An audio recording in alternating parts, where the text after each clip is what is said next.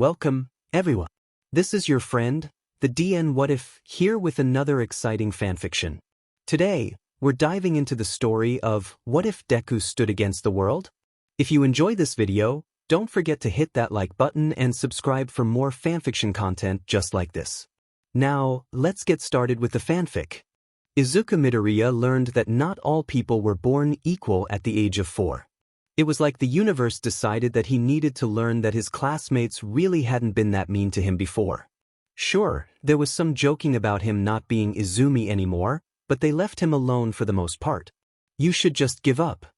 It's almost funny how 5 words could completely destroy him. You see, Izuku lives in a world where 80% of the population have superpowers. At least, that's what they want you to believe. That percentage is much more misleading than most people realize. To begin with, that 80% of quirked individuals is the percentage for the entire world. The density of quirk users varies from country to country, and Japan has one of the highest numbers of quirked individuals. Considering that the first quirked baby was born in China, it's not surprising that most countries in Asia have more quirk users than the rest of the world. However, that means that only 5% of Japan's population is quirkless. Of that 5%, about 4.2% of Japan's quirkless population are over 70. The remaining 0.8% are mostly 30 or older. The chance of someone in Izuku's generation being born quirkless is less than 0.23%. Yet here they are. There has to be some mistake. I know that all the other kindergartners have already started showing signs, but Dr. Tsubasa cuts his mother off. Excuse me for asking, Mrs. Midoriya, but you're a 4th-generation quirk user, correct? Yes. I can pull objects towards me, and my husband can breathe fire. The doctor nods and points to an X-ray on his board.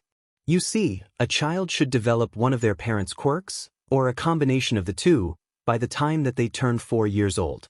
However, quirk research has discovered that those who have quirks only have one joint in their pinky toe.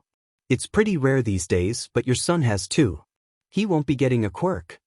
Izuku spent the rest of his day in a daze. When they both got home, Izuku watched All Might's debut video on loop.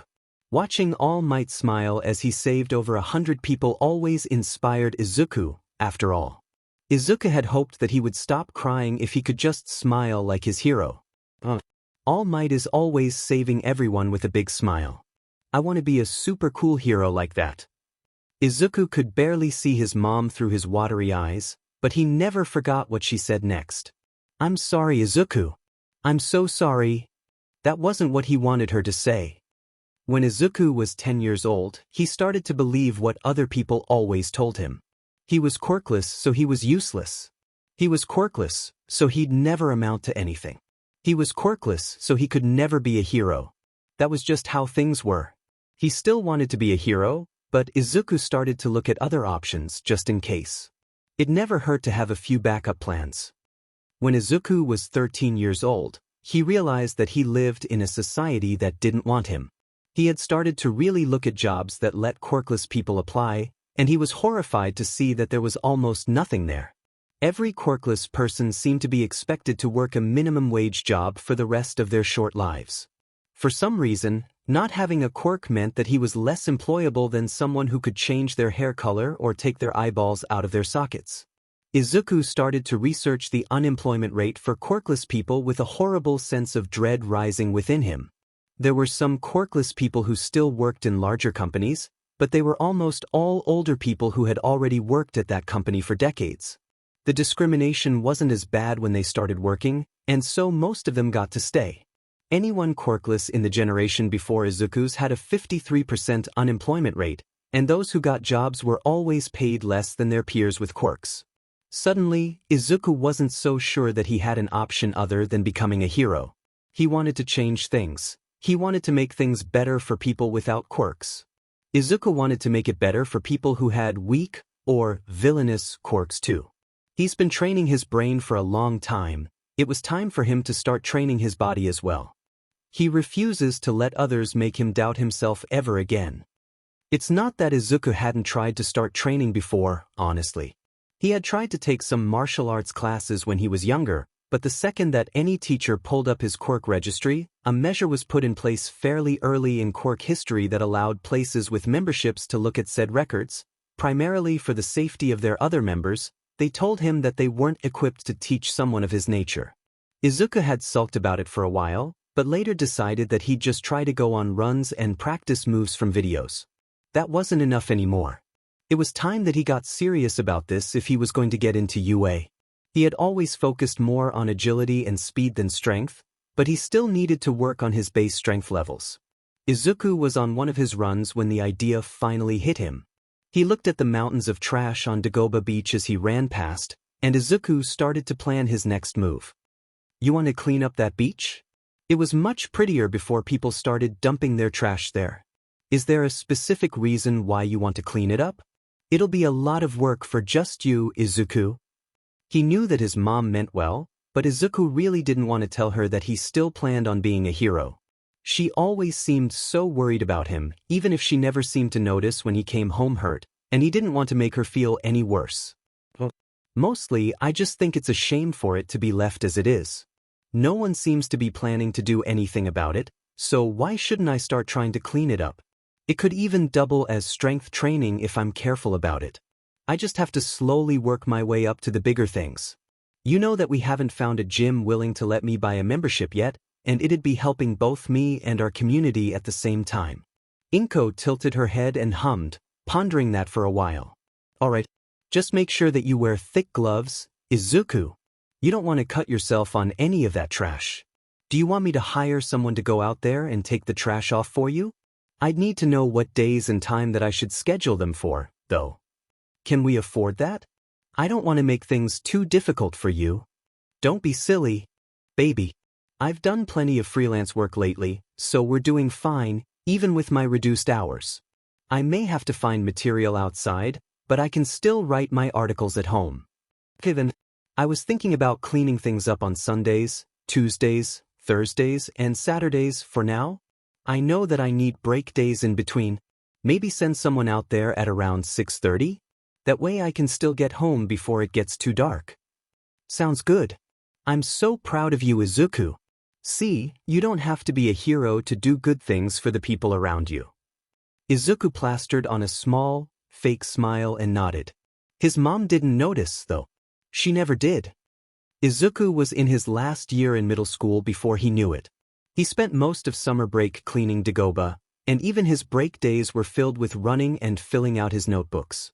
Izuku had already managed to clean about half of the beach, and while he wasn't insanely buff, he never really would be until he was old enough to take TS turn. He did have more muscle on him.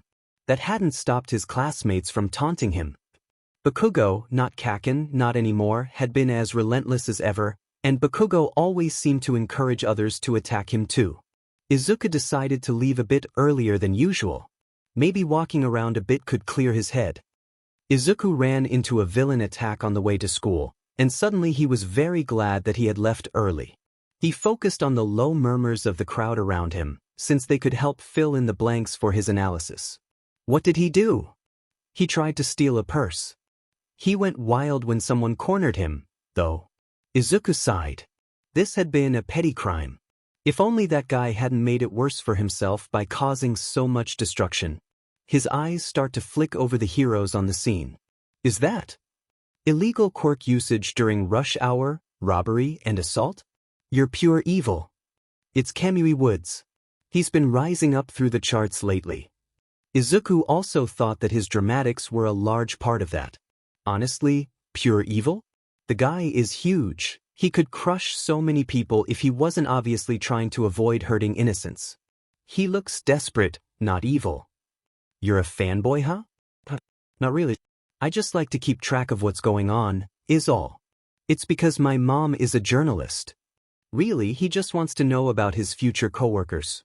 How many of them will hear the word Quirkless and think that he's worthless? Most of them. He'll change that. Lacquered chain prison. Canyon cannon. Izuku really wishes he could that say he was surprised. Did she really just kick that guy when he was about to be bound? That caused excessive damage both to him and the train tracks. Today's my debut. I'm pleased to make your butt acquaintance. Izuku wants to die, just a little. I already can't stand her. Just why? This is how you want to debut. He takes notes on her quirk anyway, but Izuku jolts when he looks at the time on his phone. Crap. I'm going to be late for school at this rate. Izuku takes off in a run, mentally noting that MT Lady was another hero who would probably never be on his side. Phew, I made it just in time. Izuku slides into his seat, and moments later their teacher walks in the room holding several papers. You guys are all third years now, so it's time to start thinking seriously about your futures. I would hand out these career forms, but I know you all want to be heroes. He then proceeds to throw the forms everywhere, barely bothering to scold the class for the mass outburst of illegal quirk usage. Honestly, how irresponsible can you be? Most of my classmates would have to work a lot harder than they have to become heroes, and they at least have the option of making a backup plan. It's not wrong to encourage them, but they need to apply to more than just hero schools. Don't lump me in with these losers. Bakugo is the same as ever. Izuku honestly can't believe that he used to look up to the guy. Bakugo. I know that you're aiming for UA. Izuku tries his hardest to tune Bakugo out as he stands up on his desk and screeches about being the best, or whatever. So noisy. You're going for UA too, aren't you, Midoriya? He wanted to cry. Why would you do this to me, sensei? The entire class burst into laughter. Midoriya in you? Good grades alone can't get you into the hero course. Deflect. Deflect, Izuku. I never said that I was trying for the hero course. UA is still the best school in the county. Their general department is great too. Izuku was also applying for general education, to be fair, but that was just because he knew that he could transfer into the hero course if he did well enough in the sports festival. Most people didn't know about that, but Izuku practically stalked the underground hero forums for any information on Eraserhead. His quirk only evened the playing field after all, so he was an inspiration to him. Izuku had found an old recording of the sports festival during Eraserhead's first year. He had been a general education student, and it didn't take much effort to put two and two together. His deflecting didn't deter Bakugo, sadly. Izuku is lucky that the explosion that charred his desk missed him.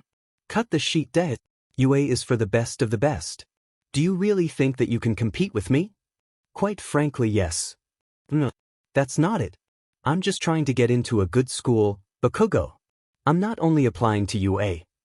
That was also true, though getting into UA would be the best-case scenario. He needed that sort of prestige if he was going to get anywhere as a quirkless hero. He could always go underground, but then he wouldn't be able to make any of the big changes that he wanted to. Izuku wanted to inspire people like him. They had to see him for that to happen. You're pathetic, Deku. What can you even do? You won't waste their time with you. The rest of the school day went by quickly, and Izuku wanted to get out of there as soon as possible. He had already packed everything up, but Bakugo stopped him before he could get out of the door. I'm not finished with you, Deku. Izuku hunches over, making himself look as small as possible. This does not look good. What do you need, Bakugo? The best heroes out there all showed signs of greatness from a young age. I can't have someone like you ruining my perfect origin story. Don't bother trying for you, Deku. You're too worthless to make the cut, even in the general program. He tries to stop it, but Izuku still feels tears welling up in his eyes.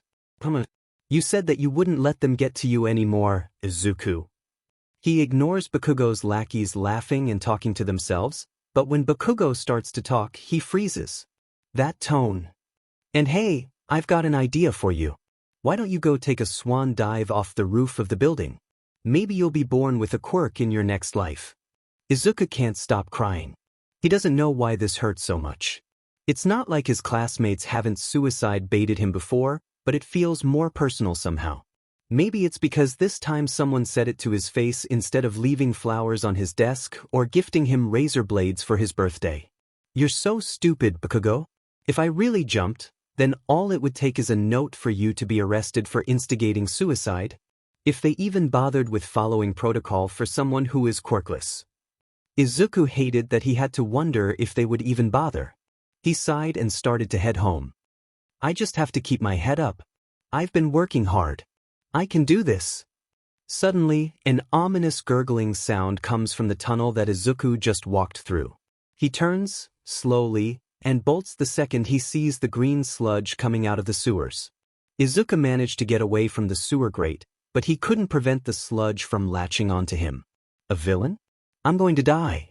I can't do this. Calm down. I'm just going to hijack your body. It'll only be 45 seconds, and then it'll all be over. Think. This person isn't solid, so I can't hit them or anything. Their eyes aren't made of sludge. I never thought that he would show up in town. You're my hero, kid. Izuku frantically pushed his arm upwards through the sludge, slowly moving towards those giant eyes. Black spots started to dance in his vision, but Izuku managed to get a jab in at one of the sludge villain's eyes. It was only one finger, but it earned him a few precious seconds of air. Why you dash? Fear not, kid. I'm here. Texas smash. Izuku hits the ground. On the positive side, I can breathe again. That really hurt though.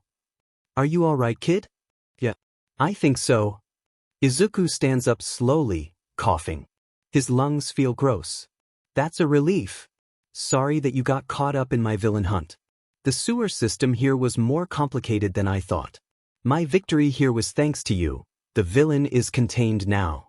Izuku couldn't believe that he was really in front of All Might right now. Did he put them in soda bottles? I guess that's one way of doing it. An autograph. My notebook fell out. Izuku picked it up and looked at the pages it was open to. He already? Thank you so much. This will be a family heirloom. I'll go turn this guy into the police. You can catch more of me on TV. Wait. A pro battles both villains and time. Thanks for your support. I need to ask him. Izuku is about to do something very stupid, but deep down he still wants just one person to believe in him. Suddenly he's flying through the air and holding on to All Might's leg like his life depends on it. Mostly because it does. Hey now. You need to let go, kid. This is a bit much. If I let go right now, then I'll die. I'll land somewhere, then. Izuku was practically hyperventilating on the roof of this building. I've had far too many close calls with death for one day. What was I thinking? The people in this building should let you down. I don't have the time for this, really. Wait. I won't. Izuku closes his eyes and yells out, too afraid to see if All Might would actually listen. Can I still be a hero without a quirk? I've always been bullied because I'm quirkless, and no one has ever believed in me. I want to help people, and I want to make it so that no one has to go through the things that I have ever again. I want to save them with a smile, just like you. When he opens his eyes again, Izuku sees a skeletal man standing where All Might was. His hair, his eyes, his height too. What happened to him? All Might? Are you okay? Izuku sees blood start leaking from his mouth and almost screams. He's definitely not okay. So, you've seen the real me? Don't go posting about it on the internet, kid. All Might sighs and sits down. Then he lifts his shirt up to expose one of the worst scars that Izuku has ever seen, and that's saying something considering how many scars that he has. An enemy did this to me 5 years ago.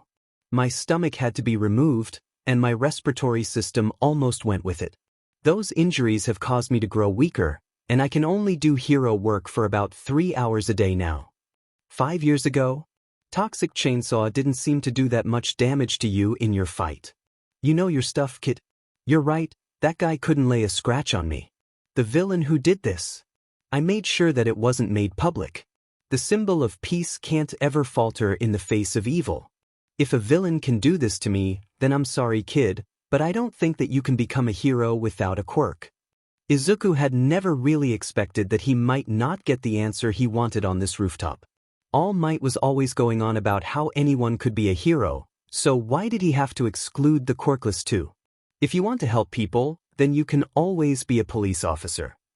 No, I can't. Quirkless people are barred from the police force. Our so-called disability makes us a liability on the field, apparently. You're the #1 hero. You should know that quirk discrimination laws don't cover the people that don't have one. They may be mocked, but they still do admirable work.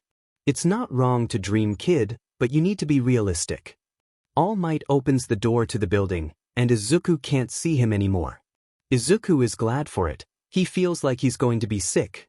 For just a moment, Izuku stands on the rooftop, alone, and he considers jumping. He turns around and goes down the stairs. Izuku just wants to go home after such a horrible day, and when he snaps out of his dejected daze, he is furious. Fine then. If All Might is just another a-hole that I have to prove wrong, then so be it. He starts to move with more purpose when he hears it. Explosions. Another villain fight? Maybe getting some new notes will improve my mood. Izuku starts to gravitate towards the crowd and freezes in horror. The slime villain? That means All Might dropped them because of me. And he's out of time too because I wasted it. Why aren't the other heroes doing anything though? Backdraft could hose down the villain now that the civilians are away from the fires. He'd be able to put them out afterwards. The villain's eyes are obvious weak spots too. When the sludge villain turns towards the crowd, Izuku sees horrifyingly familiar red eyes. He may be awful, but he doesn't deserve this. Izuku rummages through his backpack and pulls out a pair of scissors. Fine then. If the heroes won't do anything to help him, then I guess that I'll have to. Even if I did die, would it be much of a loss? Izuku runs forward, weaving through the crowd and heroes alike. He hears people yelling around him, but Izuku is a master of tuning people out when they start screaming at him. He gets in close, but this time the sludge villain fails to grab him. Izuku jams his scissors into one of the villain's eyes. They scream in pain, and Izuku flinches a little at the sound, but it seems to do the trick. Bakugo's next explosion knocked one of his arms out of the sludge villain's grasp, and Izuku pulled Bakugo's arm so hard that he managed to free him. Before Izuku can start running, both from the sludge villain and Bakugo if he's being honest, All Might rushes forward and hits the villain with a Detroit smash. He's still a little angry at All Might, but he can appreciate the save for what it is. This fight has decidedly not improved my mood, and now I'm being yelled at for doing their jobs for them? Everything had seemed fine at first, even if the heroes were warning him to be more careful about causing permanent harm to someone, but then Bakugo just had to go screaming about how he didn't need a quirkless loser to save him. The heroes had already been praising Bakugo's quirk, but now they were all talking about how Izuku had no reason to step in. Obviously, I did have to step in. That shut them up for a moment. It's almost like they expected him to just let them tear him a new one when they were the ones who didn't do anything at all. Death Arms just looked at Izuku and scoffed. You only got in the way, kid. 60 seconds? What? Someone can only last 60 seconds, maximum, before they drown. All of you were just standing around, doing absolutely nothing while you let a kid drown. All Might didn't show up until after I pulled Bakugo out of the sludge. Even he would have been too late without Bakugo getting air. We couldn't do anything with our quirks, kid. And I didn't have one to use at all. You're making excuses. Backdraft could have switched priorities to diluting the sludge villain with his water blasts. The risk of Bakugo drowning was already so high that the chance of getting him lose by making it harder for the villain to control their movements would have been worth it. The fires might have spread a little in the meantime, but new ones wouldn't keep popping up either. Kamui Woods could have done the same thing with his branches that I did with a pair of scissors, considering how obvious it was that the eyes were a weak point, but refused to do so out of a fear of getting burned. He could have soaked his arms with Backdraft's water too, which would have kept his arms from catching fire for long enough to get Bakugo out. What kind of hero backs away from saving someone because they risk getting hurt? There was plenty that you could have done with your quirks, you just didn't. Izuku turned around and walked away. He didn't see that a news crew had caught his entire speech on camera. On his way home, Izuku got yelled at by Bakugo some more. He just let it flow in one ear and out the other, but the gist was that the Bakugo wasn't appreciative of the fact that he saved him at all. That's fine. Heroes save people when they need to be saved, regardless of who they are and what they've done. Today proved that I'm already more of a hero than Bakugo will ever be. I am here. What? Izuku whipped around just in time to see All Might cough out blood and shrink down again. That seriously can't be healthy. There has to be something that he could do to lessen the strain. I wanted to thank you, kid. Without you, I wouldn't have found the inspiration to move past my limit. That being said, you really have to be more careful about hurting villains in the future. I know. There just wasn't anything else that I could think of that would affect them. It was too loud for me to call out strategies to the heroes, so I did what I could with what I had. You did a good job, kid. You, with no quirk at all, spurred me into action. Many of the greatest heroes show signs as children. They claim that they moved before they could think. That's exactly what happened with you, right? Not at all. I made a plan first. Running in recklessly just gets more people hurt. That's obviously not what he wants to hear, though. Yes. You can be a hero. Did I really change his mind? I believe that you're worthy of inheriting my power. What? What's with that look on your face? This is a proposal for you, my boy. I'm asking if you want to inherit my quirk. No. People speculate that my quirk is super strength of some kind, but it's nothing so simple. My quirk was passed down to me like an Olympic torch, and it's the accumulated power of 7 generations of users before me. My quirk is called One for All, and I want you to be the next wielder. I didn't change his mind at all. He still thinks that I'm not good enough as I am. Of course, it is up to you, my boy. So, what do you say? No.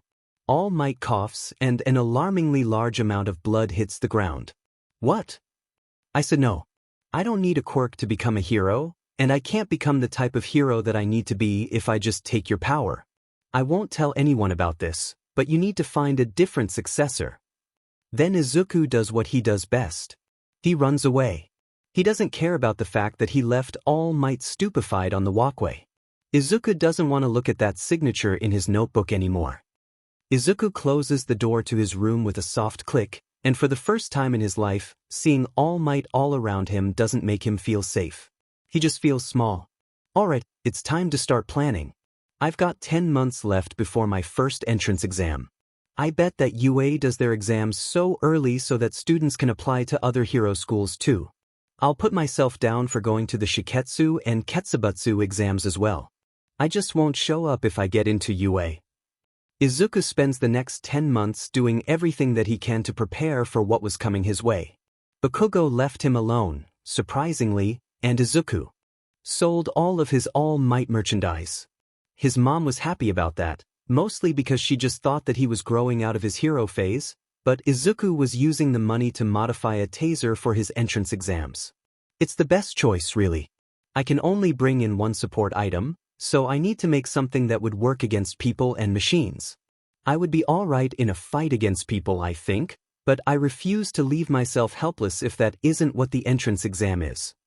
Izuku's modified taser, after a lot of painful trial and error, has 2 modes. One that lets him fight people at a low enough voltage to only risk dazing them, and another that he stopped increasing the voltage on after he accidentally knocked the power out for their entire apartment building. Izuku would practice more martial arts, mostly mixed martial arts, and start doing more parkour over the next 10 months. It only took him 5 months to finish cleaning up the beach, so Izuku started to do increasingly dangerous stunts, like running across roofs in the dark, but he learned. He twisted his ankle a time or two, but he got better. Before he knew it, it was time for Izuku to take UA's entrance exam. Let's do this. I can be a hero. The morning of the UA entrance exam dawned just like any other, if Izuku didn't count the fact that his anxiety was even worse than usual. He meticulously checked his backpack for the 3rd time to make sure that he had everything that he could possibly need.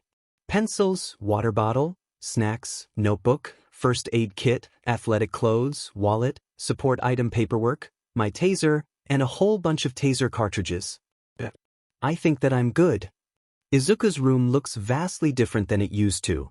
His desk has become an amalgamation of a writing and tinkering station. Izuku would do anything to ensure that he had every advantage in the field that he could make for himself. He also had far less hero merchandise than he used to. Izuku already sold the merchandise from any heroes that he had found issue with for his taser modifications. And taser cartridges. He's bought a lot of taser cartridges. It's amazing what someone can teach themselves in a few months, through videos and books alone, when they have no social life to maintain. Izuku's collection of books had expanded over the past 10 months too, primarily consisting of engineering how-to guides and social commentary. Izuku takes a deep breath and steps out of his room.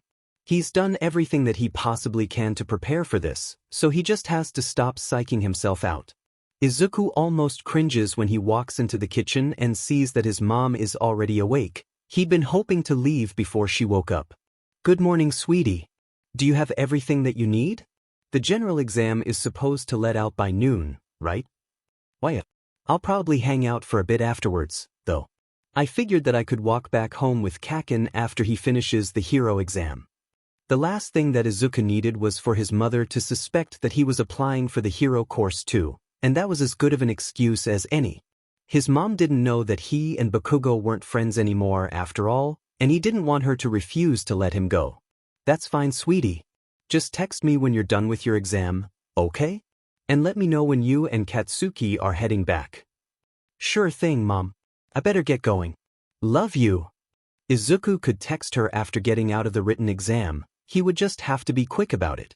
As Izuku closed the door behind him and jogged toward the train station, he couldn't keep the smile off of his face. Today was the day that his life would change. UA is even bigger than I imagined it would be. This is so surreal. Izuku takes a deep breath and steps forward, determination fueling him. He was going to do this. He would prove everyone wrong. "Get out of my way, Deku." I guess it was too much to hope to avoid Bakugo here, of all places. At least he thinks that I'm only going for general education. Izuku steps to the side and allows Bakugo to stomp his way forward. Honestly, no one is going to feel safe when he comes to save them. He needs to at least pretend to have some people's skills. Izuku strolled forward with a small smile on his face. Bakugo is going to be so set off if I actually manage to do this.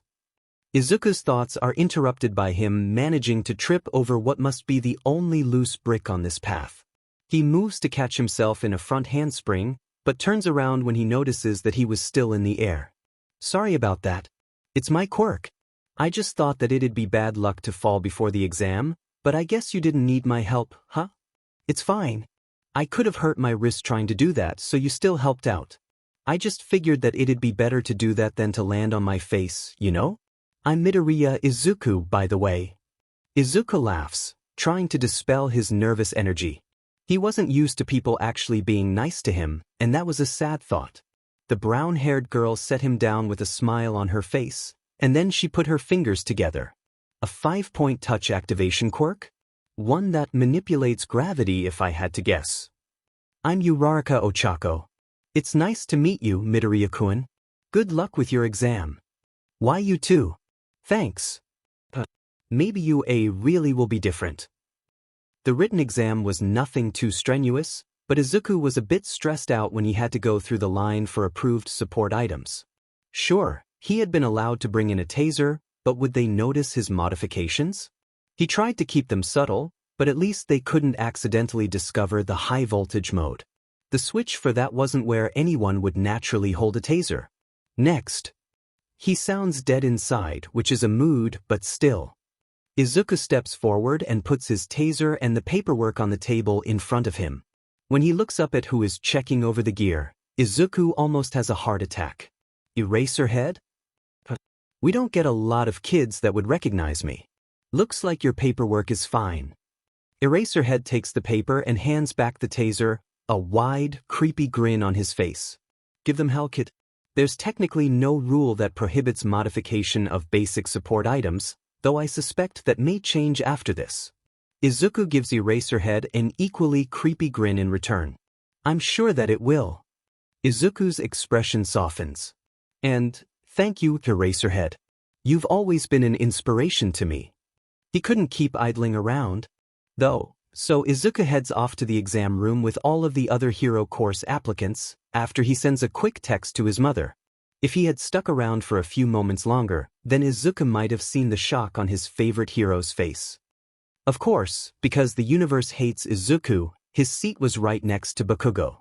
"What are you doing here, you shitty Deku? It's bad enough that you're trying to get into UA at all." I never said that I wasn't going to try for the hero course. I just never said that I was either.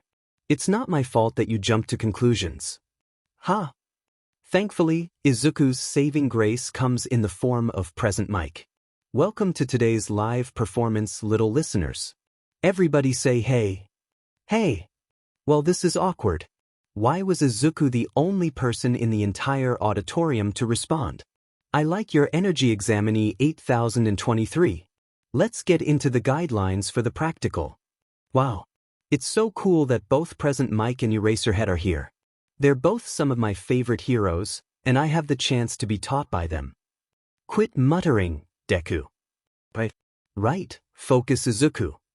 This test will be a 10-minute-long cityscape battle. Any items that got through the check can be brought with you. It looks like Bakugo is in a different testing arena from me. It's probably to try to make cooperation harder, but they really saved me with this. Each city is filled with 3 different types of robots.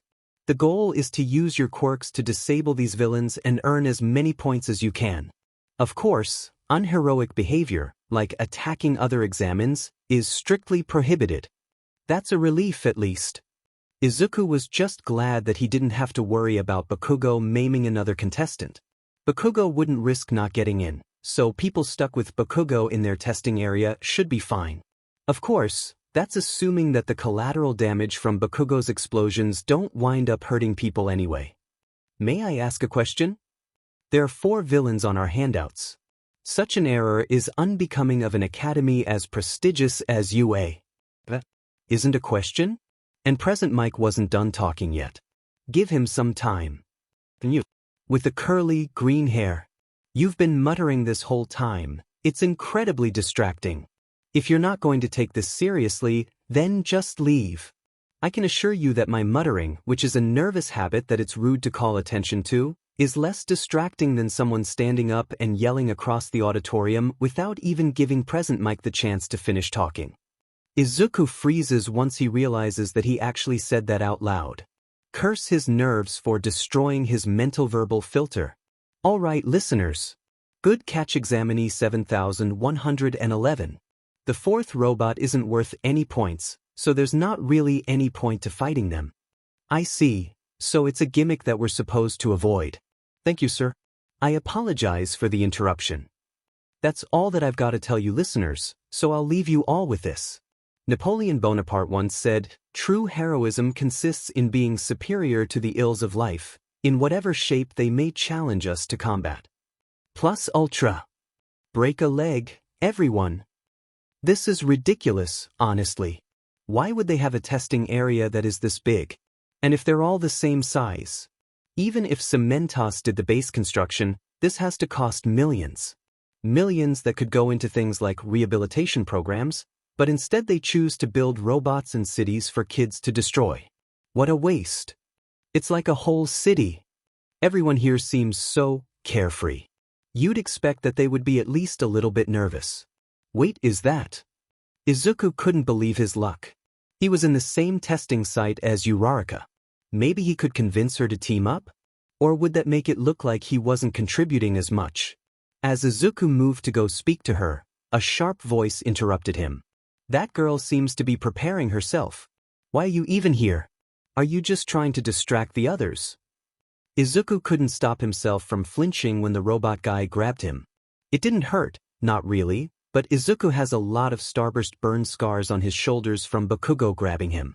Being touched out of nowhere was bringing up bad memories.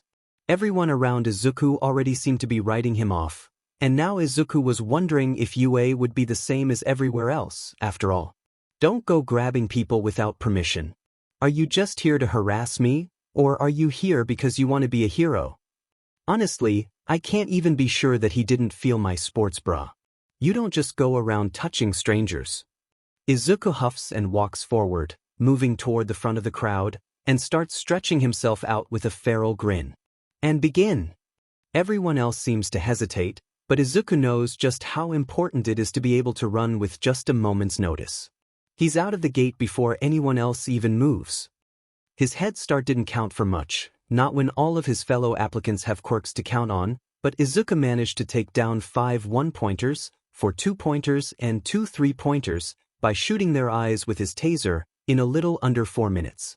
Alright, 19 points isn't a bad start, but I've got to get some more points. I'm glad that I chose a taser, honestly.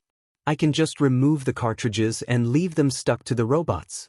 Then it's just a matter of dodging until I can get another cartridge in. Izuku's strategy of keeping 1 cartridge each in the zipped pockets of his pants and restocking them from his backpack every time that he can seems to be working well so far. I haven't even had to use the higher voltage option yet. These robots are really made to be easily breakable, huh? 6 minutes left, listeners.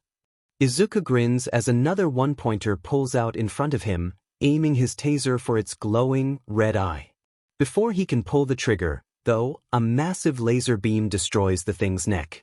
That would have been fine. Izuku could just find another one, but the rubble was falling towards the guy who had just destroyed it. Watch out! The blonde who shot the laser managed to back away in time, thankfully. Merci. I appreciate the assist. I think that I might be seeing you again after all. Izuku thinks he understands the point of having 0 pointers, even if he hasn't seen any yet, in the exam now. After all, heroes are meant to save others above all else, right? Izuku manages to take a few more robots down, a 1-pointer, 3 2-pointers, and 2 more 3-pointers to be specific, and he seems to be fairly on par with the other scores that he hears being called out. I can't be sure that the 3 people that I've helped count for anything. I know that I have 32 points, but is that enough? Suddenly, the ground starts to shake. Izuku looks around and feels his jaw drop at the sight of the 0-pointer. I guess I understand why I didn't see any before. Everyone in the arena turned around and started to run away. Izuku moved to do the same, but he froze when he heard something. More specifically, he heard someone. Ow! Uraraka was trapped underneath the rubble. There was no way that she'd be able to get out alone, and Izuku couldn't count on the teachers being able to stop the 0-pointer in time. He moved. The concrete moved beneath Izuku's feet at a pace faster than he thought himself capable of running. There was no way that he could manage to get the targeting system down with this robot. Its eyes were too high up for him to shoot. Izuku hit the switch, installed on the back of the handle, 3 times with 5-second intervals between, and he started to run towards the robot. I've just got to get close enough to... Now! Izuku fires the cartridge at one of the joints in the 0-pointer's leg, but he has to move quickly. The robot is sputtering, frozen except for some twitching, but he wouldn't bet on it staying that way for long. Izuku drops the cartridge from his taser and runs back to Uraraka, using an uprooted street sign to help him lift the rubble. Can you crawl forward for me, Uraraka-san? I should be able to grab you and help you out with one of my hands if you can get a bit closer. Why? I think so. She moved forward, bit by bit, until Izuku could grab her hand. He pulled her out and to her feet, supporting her when she couldn't stand on her left ankle properly. Let's get you away from that thing before it dash. And then the worst thing that could possibly happen did. The 0-pointer began to move again, and there was no way that Izuku could get Uraraka away before it got to them. He opened his left pocket and pulled out another taser cartridge, loading it. He put a couple more from his backpack into his pockets, just in case. Uraraka-san, can you use your quirk on me? Sure, but what are you going to do? I'm going to taste that thing in the eyes. That's been the weak point for every robot so far, and I can't get you away before it'll get to us. It's our best shot. On it. As Uraraka touched his arm, Izuku jumped, and then he flew. He was heading toward the 0-pointer's face with his taser aimed forward at an alarmingly quick speed, but at least it couldn't swing an arm at him fast enough to actually hit him. Izuku got closer and closer, and finally he pulled the trigger. This time he managed to hit the 0-pointer right in the middle of the glowing, red eye that wasn't connected to the others in an X. It was risky to go for that one first. The others were all obviously on the same circuit, but it wound up being the best decision that Izuku could have made. The entire robot shut down, eyes dulling. Yes. I picked the right eye, thank you, Racerhead. Wait. How do I stop moving? He didn't. Izuku wound up smacking into the, now dead, 0-pointer, and leveraging his way down the giant thing. Once he got closer to the ground, he called out to Uraraka. Can you cancel your quirk now, please? Uraraka did so, but she doubled over immediately after. Izuku moves to help her stand up again, but by the time he got over to her, "Oh, thank goodness. I thought that I was going to be SI-. She threw up all over him. Izuku sighs. "I'm so sorry. Oh gosh, I'm so sorry." "It's okay. I'm just glad that you're fine. I'll just go take a shower before I head home. Keep your weight off your ankle, it looks like it's at least sprained." Before Izuku could even begin to lead Uraraka away from all the rubble, a loud voice called out to all the applicants. "Time's up." Izuku chuckled. "What? At least I'll get to go take that shower now. We should get you medical attention first, though." "Wait. Sorry, Midoriya-kun." The two walk forward a bit, Uraraka leaning on Izuku, but he stops them both when he sees Recovery Girl. "Have we got any injuries in this testing area?" "Over here, Recovery Girl. Uraraka-san hurt her ankle. It's only sprained, I think, but I tried to keep her off of it." It was super fascinating to see how Recovery Girl's quirk worked up close. Izuku wondered if she caused the boost in healing by massively accelerating cell repair, or if there was another natural process that she sped up. "And what happened to you, dearie?" Uraraka groaned miserably before she answered for him. "I used my quirk too much. He helped me stand up and was supporting me so that I could walk. I wound up getting sick on him." "I see. Don't feel so embarrassed about it. This sort of thing happens all the time. Is anyone else hurt?" Izuku waved a farewell to Uraraka before going to get cleaned up, suddenly very thankful that he had to come in ordinary clothes to keep his mom from being suspicious. At least he had something that he could change into. Izuku sent a quick text to his mother and started to make his way home. Up in the teacher's observation room, All Might had never felt more certain that Midoriya Izuku was meant to be his successor. A week passes, and Izuku is a bundle of nervous energy. He knows that his letter should be here either today or tomorrow, but, knowing his luck, it'll arrive today. He doesn't want to have to open it in front of his mother. Izuku knows that he has to be absolutely sure that he got into the hero course before he shows it to her. "It's here, Izuku." His mom holds out the letter, and Izuku takes it with shaking hands. Is it okay if I open it in my room? I'd rather be able to tell you if it's good or bad news after I know for sure." "If you're sure, baby, but you are pretty smart. I'd be more surprised if you didn't make it into the general program." Izuku doesn't doubt that he managed to pass the written exam. He didn't make a perfect score, but he wouldn't bet on making less than a 90 either. "I know. It's silly, but I really would prefer to open it alone." "Go ahead, dear. I'll wait here for you." Izuku closes the door to his room with a shuddery sigh. "I guess it's time to find out if I need to buy more taser cartridges." He sits down at his desk and opens the envelope, surprised to see a metal disc fall onto his desk alongside the standard letter. This is it. Projection. All Might? Why would he record discs for UA? "It's been a while, young Midoriya. You see, I've come to town for one reason. To teach at UA. Why does the world hate me? You scored remarkably well on the written exam, making a 92. But we have to take the practical into account as well. Now, the 32 combat points that you received would have been enough for you to just barely squeak through, but that's not all there was to the practical. I knew that there had to be another element. Either way, it seems like he passed. Izuku can tolerate having to learn from All Might. He's just glad that he's made it. Look at the screen for a moment."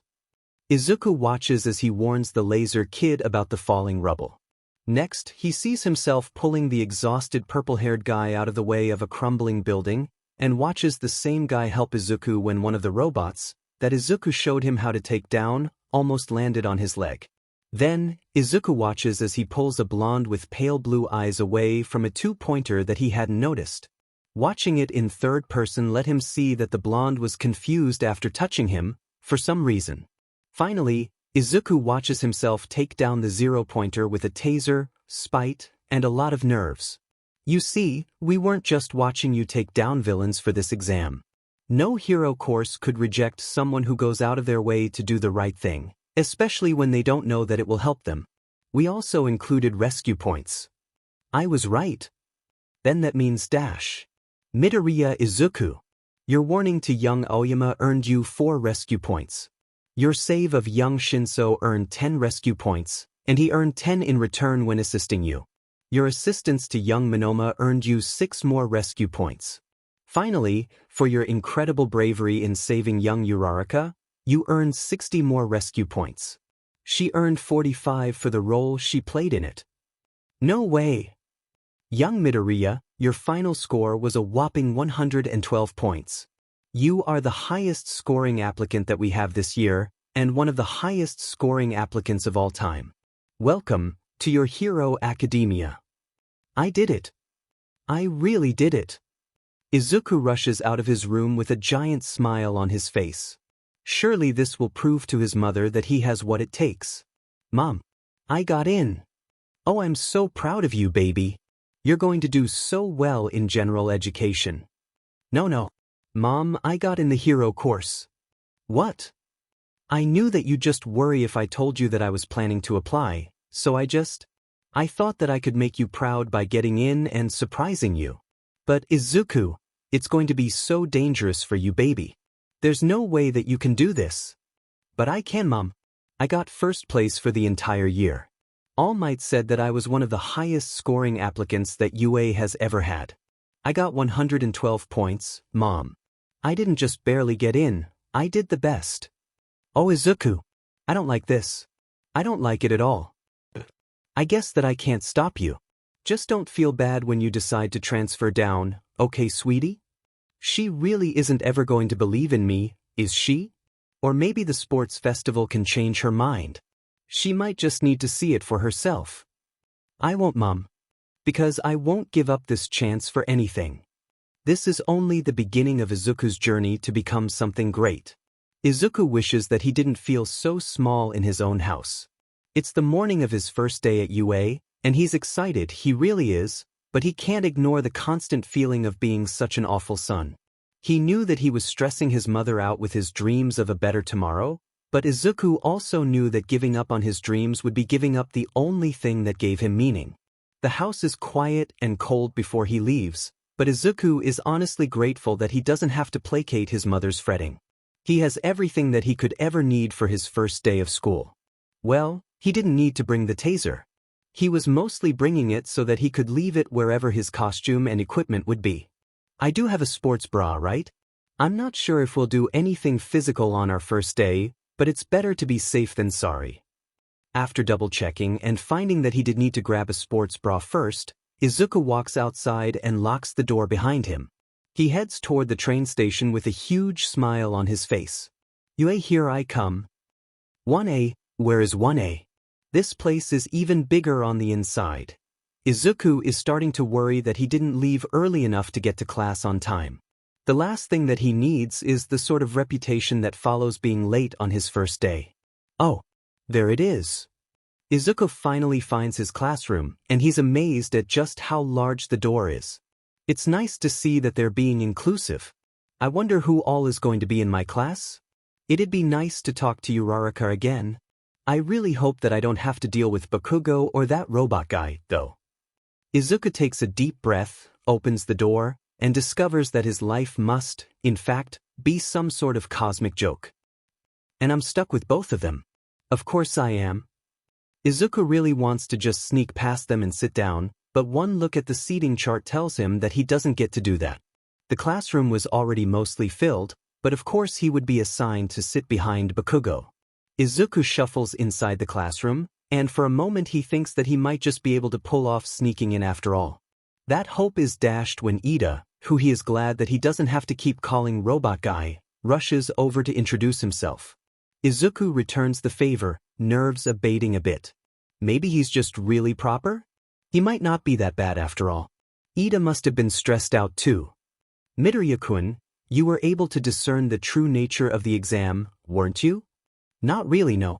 I guess that something else was going on, but I still wasn't sure if helping others would have any effect on my score. I just couldn't stand by and not help, I guess. Now that Ida wasn't blocking the way to his desk, Izuku went to sit down. He pulled out a notebook and pencil, and tried not to think about the fact that he was sitting behind someone who was furious when he discovered that Izuku had gotten into UA. At the very least, it doesn't seem like UA let other students know who got what place. Bakugo might have actually killed Izuku if he knew that he was the one that got first. Oh, Midoriya-kun. I'm glad that you got in. I figured that you would after. You saved me. I'm glad that we're in the same class, Uraraka-san. Me too. We've got the entrance ceremony and guidance sessions today, right? I wonder who our teacher will be. Izuku fidgets, watching Ida and Uraraka stand around. He wished that he could have that kind of confidence. Izuku is used to sitting down and making himself small the instant that he enters any classroom, but his inherent alertness did pay off this time. Is that a sleeping bag? If you're just here to socialize, then leave. Eraserhead. This is the best possible outcome. I'll take dealing with Bakugo in exchange for being taught by Eraserhead any day. At least I know that he wants to give me a chance. It took 8 seconds for you to quiet down. Time is a precious resource for heroes. We'll work on that. I'm your homeroom teacher, Aizawa Shoyuda. I get to add Eraserhead's civilian name to my notebooks. This is the best day. Suddenly, Eraserhead pulls out an athletic uniform from his sleeping bag. Uraraka takes it, looking perplexed. Change into your gym uniforms and head out to the grounds. You have 10 minutes. Izuku doesn't hesitate, grabbing a uniform and rushing down to grab a stall in the locker rooms. I'm so glad that I went back to get a sports bra. That could have been a disaster. We're going to be doing the standard gym test today, but you'll be using quirks. We need to establish a baseline today. Is he leaving that loophole open on purpose? He didn't specify that we had to use our own. But what about the entrance ceremony? And the guidance sessions? The entrance ceremony is nothing important, and we don't have the time to waste on it. We'll set up guidance sessions later.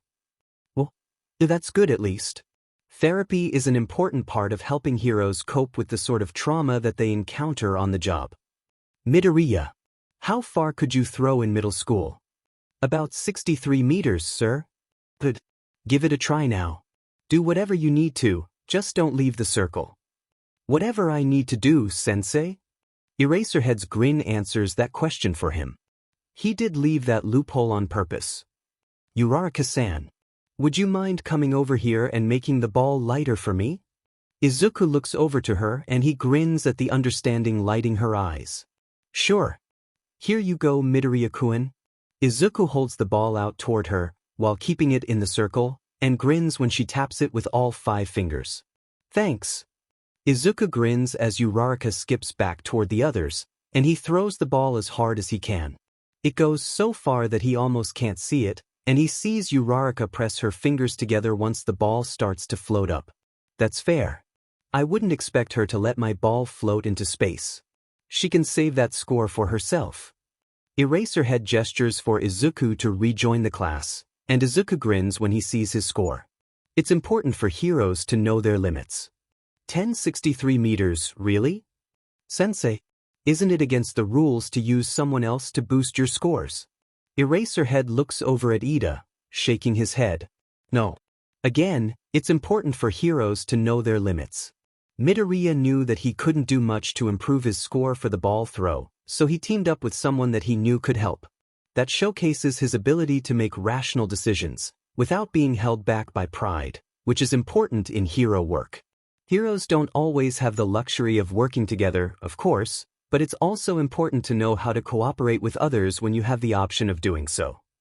Wow, this is going to be so much fun. Izuku cringes when he hears the pink girl say that.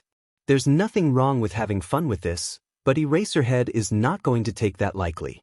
Being a hero is too much hard work to let comments like that slide. Fun, you say? Oh no. Yeah, I don't like that tone. UA's job is to turn our students into professional heroes in only 3 years.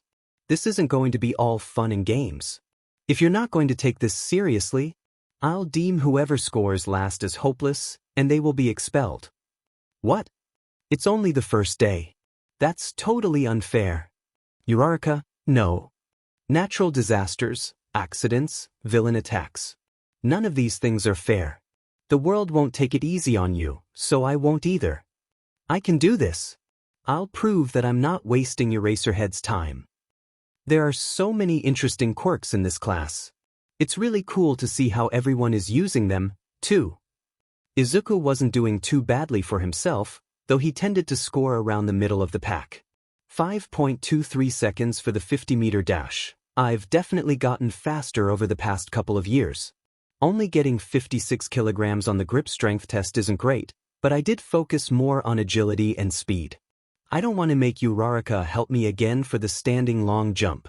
Izuku wound up jumping as high as he could and doing a couple of front flips to push his forward momentum for distance.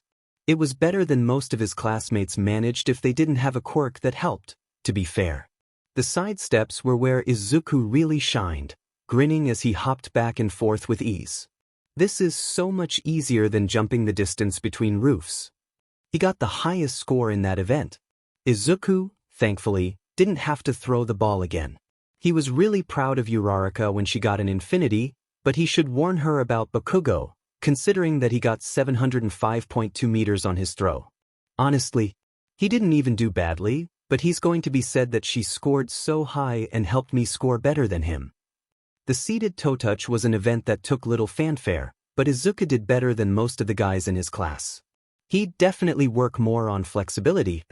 Izuku didn't do very well on the upper body test. He was better at dragging things than lifting himself up, but he made up for it with his endurance running score.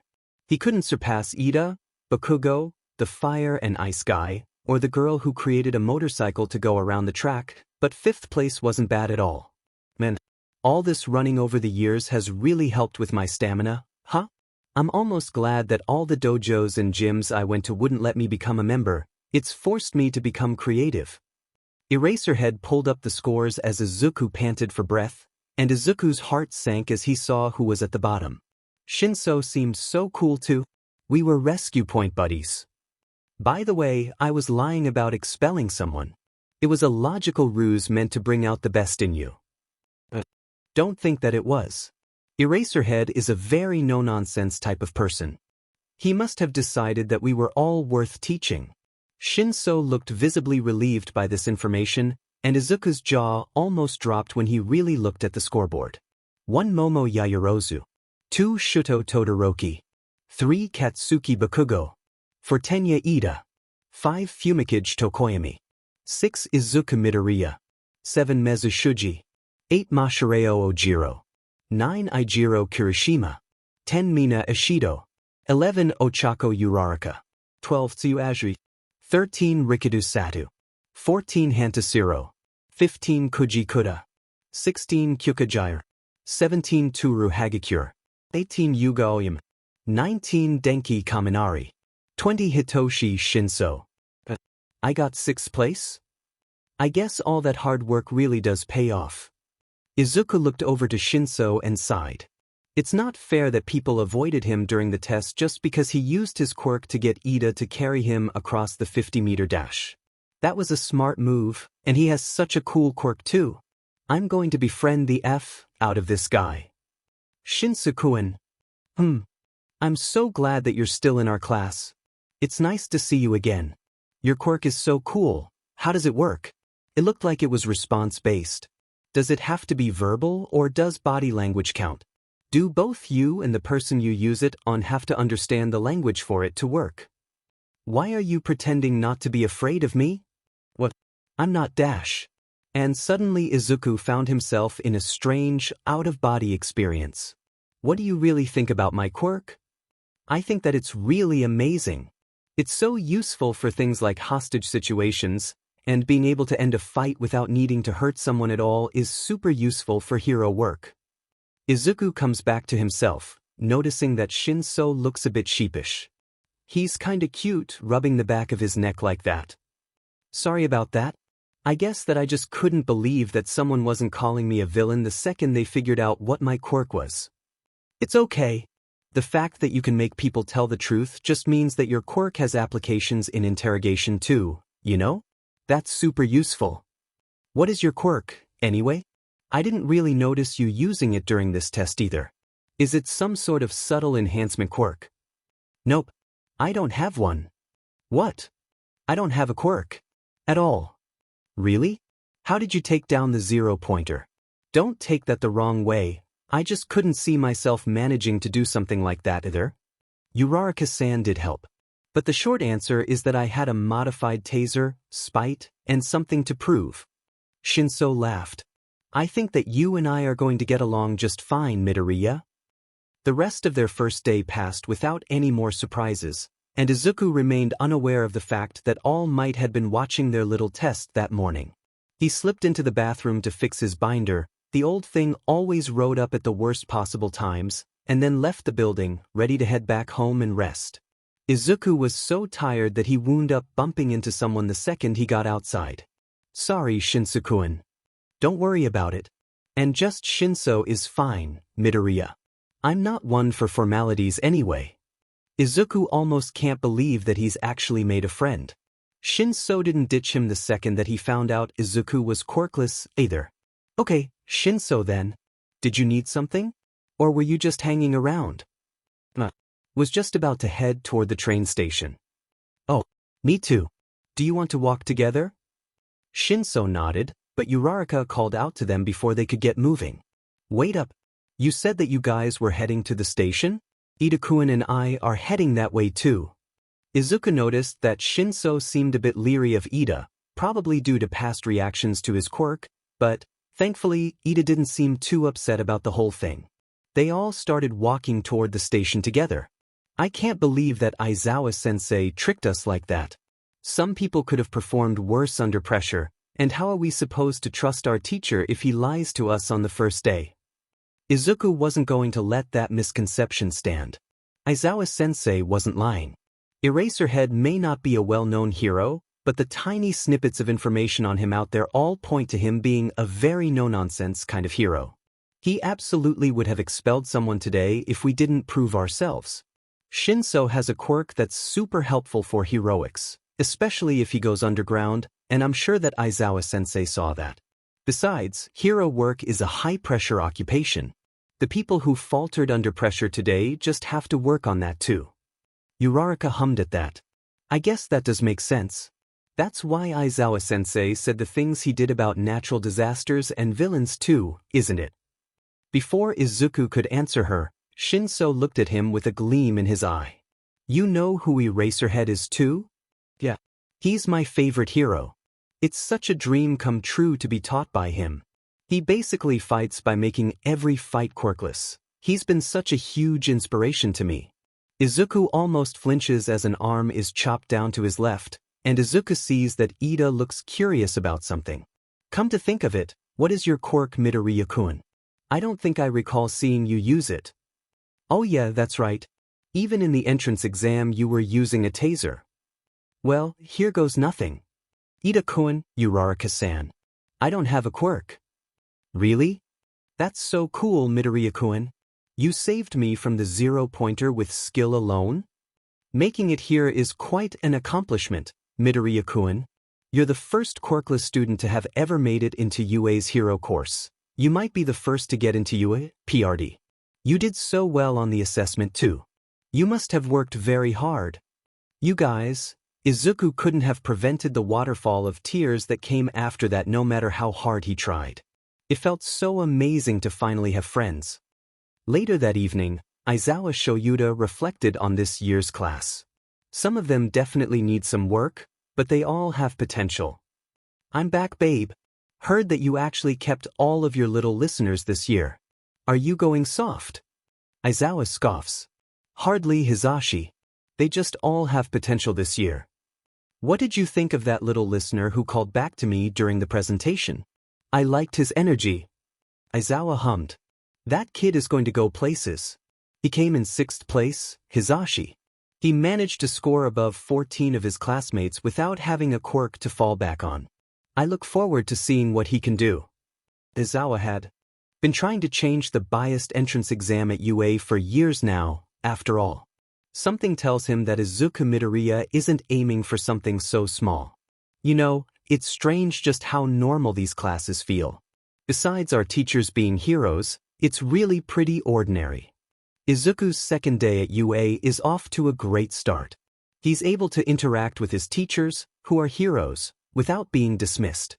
He gets to eat lunch rush's food, which is even better than he could have imagined, while sitting and talking with friends. What Izuku is really looking forward to, though, is their first heroics class. Izuku is vibrating in anticipation, wondering who would be teaching this class. I wonder why they wouldn't put the teacher's name on our schedule. Does it alternate depending on the focus of the class, or is it because I am dash. F dash. Izuku's head hits his desk, coming through the door like a normal person. The class around him explodes into excited murmurs, most expressing surprise that the symbol of peace really is teaching their class. Shinso pps an eyebrow at him. Are you good? Izuku grumbles. I just don't like All Might. It's personal, don't worry about it. No time to waste. Today we're doing battle training. I'm not so sure that I trust him to supervise that. And for that you'll need these. And with that, costume cases came out of the wall. Like that's a perfectly normal place for costume cases to be.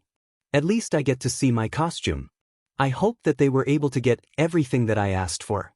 I know that it'll change over time, but I think that I made a pretty good base. After you all change, join me on ground beta. Izuku smiles as he puts on the last piece of his costume, a metal mouthpiece designed to shield his jaw and ears, filter out gases, and act as a communications hub. Izuku hits the switch on the side of his mouthpiece and grins when he feels the fans were to life against his face. Looks like the cooling system works. It's not totally fireproof, but the heat shouldn't fry my systems, at least. When he steps out of his stall, Izuku almost wants to cry a little at the costumes he can see. They look cool, sure, but a lot of these don't look very protective. Please tell me that they thought to make the costumes out of Kevlar, at least. Hey Midobro. You look pretty cool, almost like a spy, you know? Izuku turns to Kirishima and blue screens for a moment. I get that his whole thing is hardening his body, but why would you leave your chest, and therefore your vital organs, exposed? What if you don't react in time? Thanks, Kirishima-kun. You too. Izuku wasn't rude, so he'd try to encourage Kirishima to wear a shirt at a later time.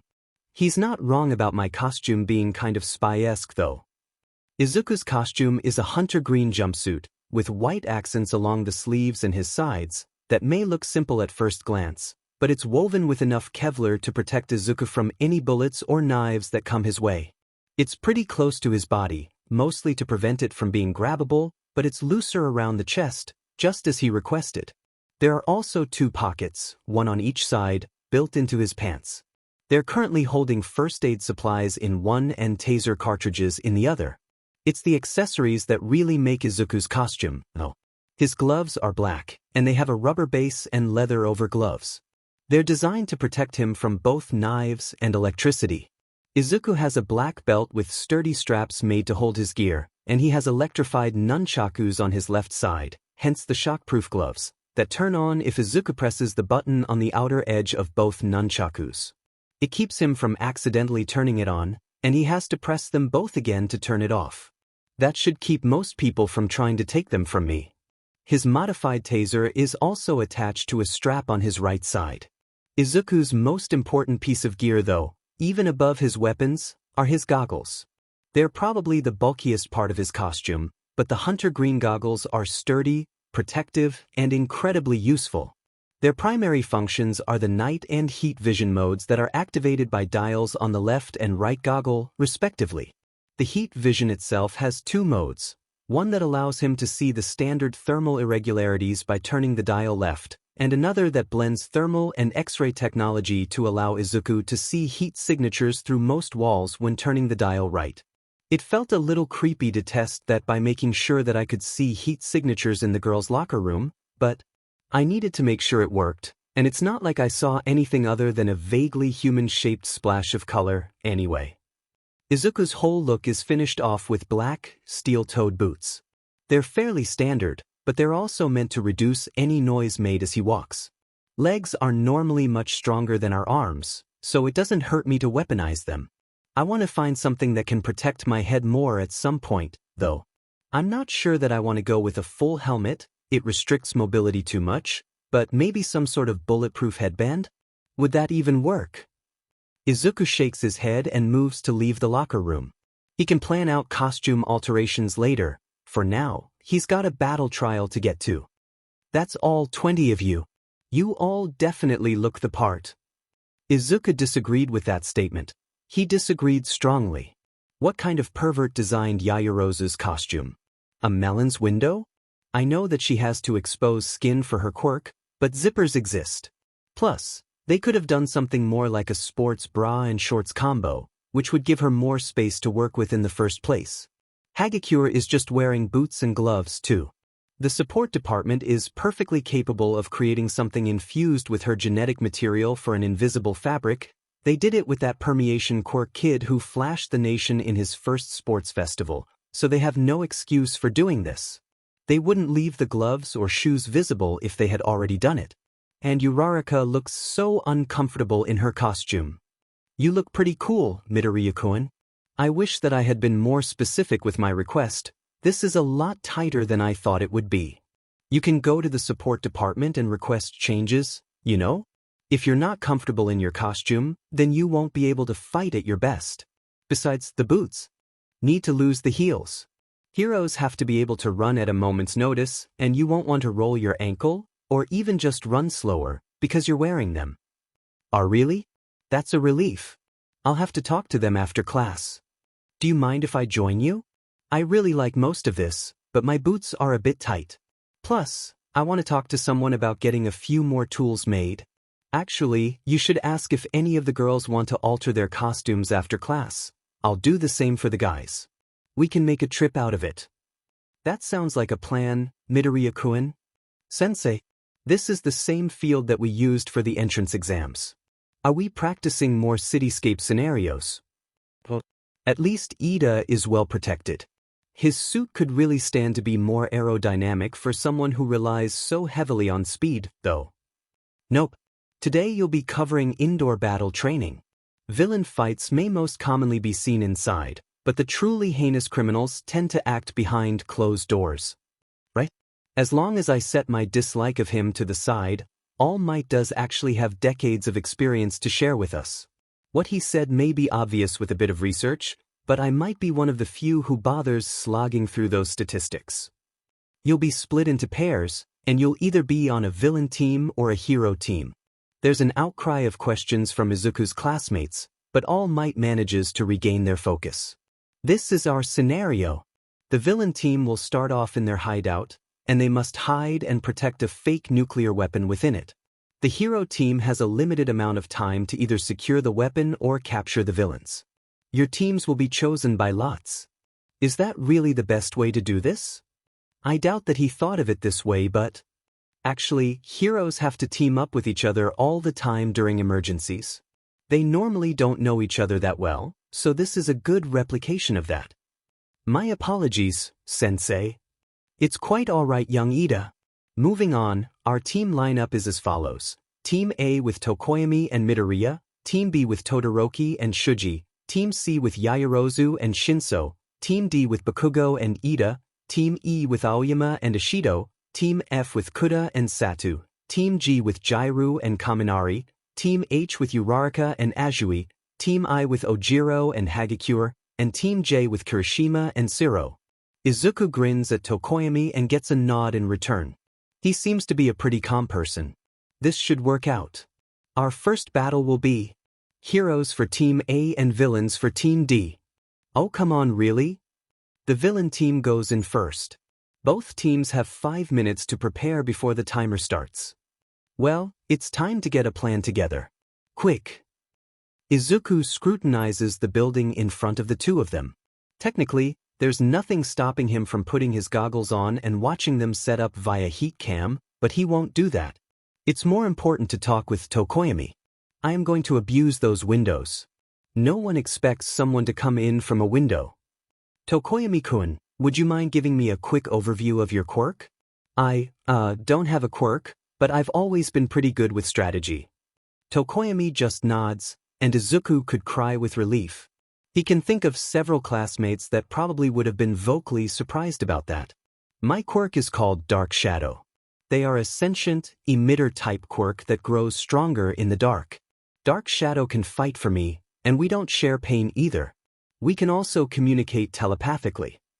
Tokoyami allows Dark Shadow to come out, and Izuku can feel the grin rising on his face. That is so versatile. I have so many ideas. Dark Shadow, do you have a limit to the weight you can lift? He's talking to me directly. I like this one fumigage. I don't think that I can lift a building, but I can do something like a car without any problems. That is more than enough, then. We won't have to worry too much about the building blueprints, thankfully. My goggles have heat vision, so we'll be able to tell where they are right away. Well, it's not just normal heat vision, to be fair. The heat vision has both a standard mode and an X-ray mode, depending on which way I turn my dial. Normal thermal vision wouldn't work through walls. He was rambling, and Tokoyami probably didn't know enough about thermal technology to have needed that reassurance, but Izuku was a bit nervous about going against Bakugo. Cut him some slack. Oh, your forethought is most fortunate, Midoriya-kun. Exactly. Now, I have the advantage of knowing Bakugo and his behavior. He's going to be dead set on fighting me, so he'll probably wind up running off as soon as the time starts. That'll leave Ida stuck guarding the bomb, so I just have to direct us to the heat signature that's staying within a small area. That's where you and Dark Shadow come in. What do you need Fumikage and I to do, Midoriya? Battle training. Start. Back in the monitor room, Hitoshi watched the screens with an intense focus. He might not know Midoriya very well yet, but he doubts that someone with his perspective would be as direct as walking through the door. All Might-sensei, are you sure that all the cameras are working? They did hear the start signal, right? Shinso glanced over at Uraraka as she wrung her hands. Everything is in working order, young Uraraka. I'm sure that they just decided to finish hashing out their plan with part of their time. Now, Hitoshi wasn't sure why his friend didn't like All Might, but he was never above proving someone wrong. That's not it at all. What was that, young Shinso? Midoriya thinks on his feet, so there's no way that he didn't already have a plan before time was called. Oh, then what do you think that they're doing? Shinso looks at the screen where Ida is guarding the bomb and grins. He points at the screen just as Dark Shadow slinks back down from cracking open a window. The sentient quirk even made sure to choose one behind Ida and out of his line of sight. Ida didn't seem to realize that he needed to watch the windows as well. It looks like they know where the bomb is. The class, and All Might, all turn towards the screen where Ida and the bomb are displayed, gaping as they see Dark Shadow lift Izuku up onto the windowsill of the slightly opened window. While no one but All Might can hear what's going on, Hitoshi can tell that Midoriya is being very careful here. Midoriya slides the window open slowly, lowers himself to the ground, and creeps forward, completely unnoticed by Ida. Hitoshi sees the grin on Midoriya's face as he lightly touches the fake bomb, and he can't keep himself from thinking about how adorably smug Midoriya looks right now. Focusing on stealth in a combat exercise, he was super quick and efficient about it too. Truly, a man after my own heart. H-Hero team wins. Hitoshi cackled as he watched Bakugo literally start blowing up on screen. Izuku was not about to stick around, especially considering that he could hear just how angry his stunt made Bakugo, so he quickly turned on his mic. Hey Tokoyami-kun? Would you mind asking Dark Shadow for an evac? I really don't want to be in this room once Bakugo gets here. Izuku is just glad that they got micro-transceivers, considering that he seemed to be the only one that already had a communication system in his costume.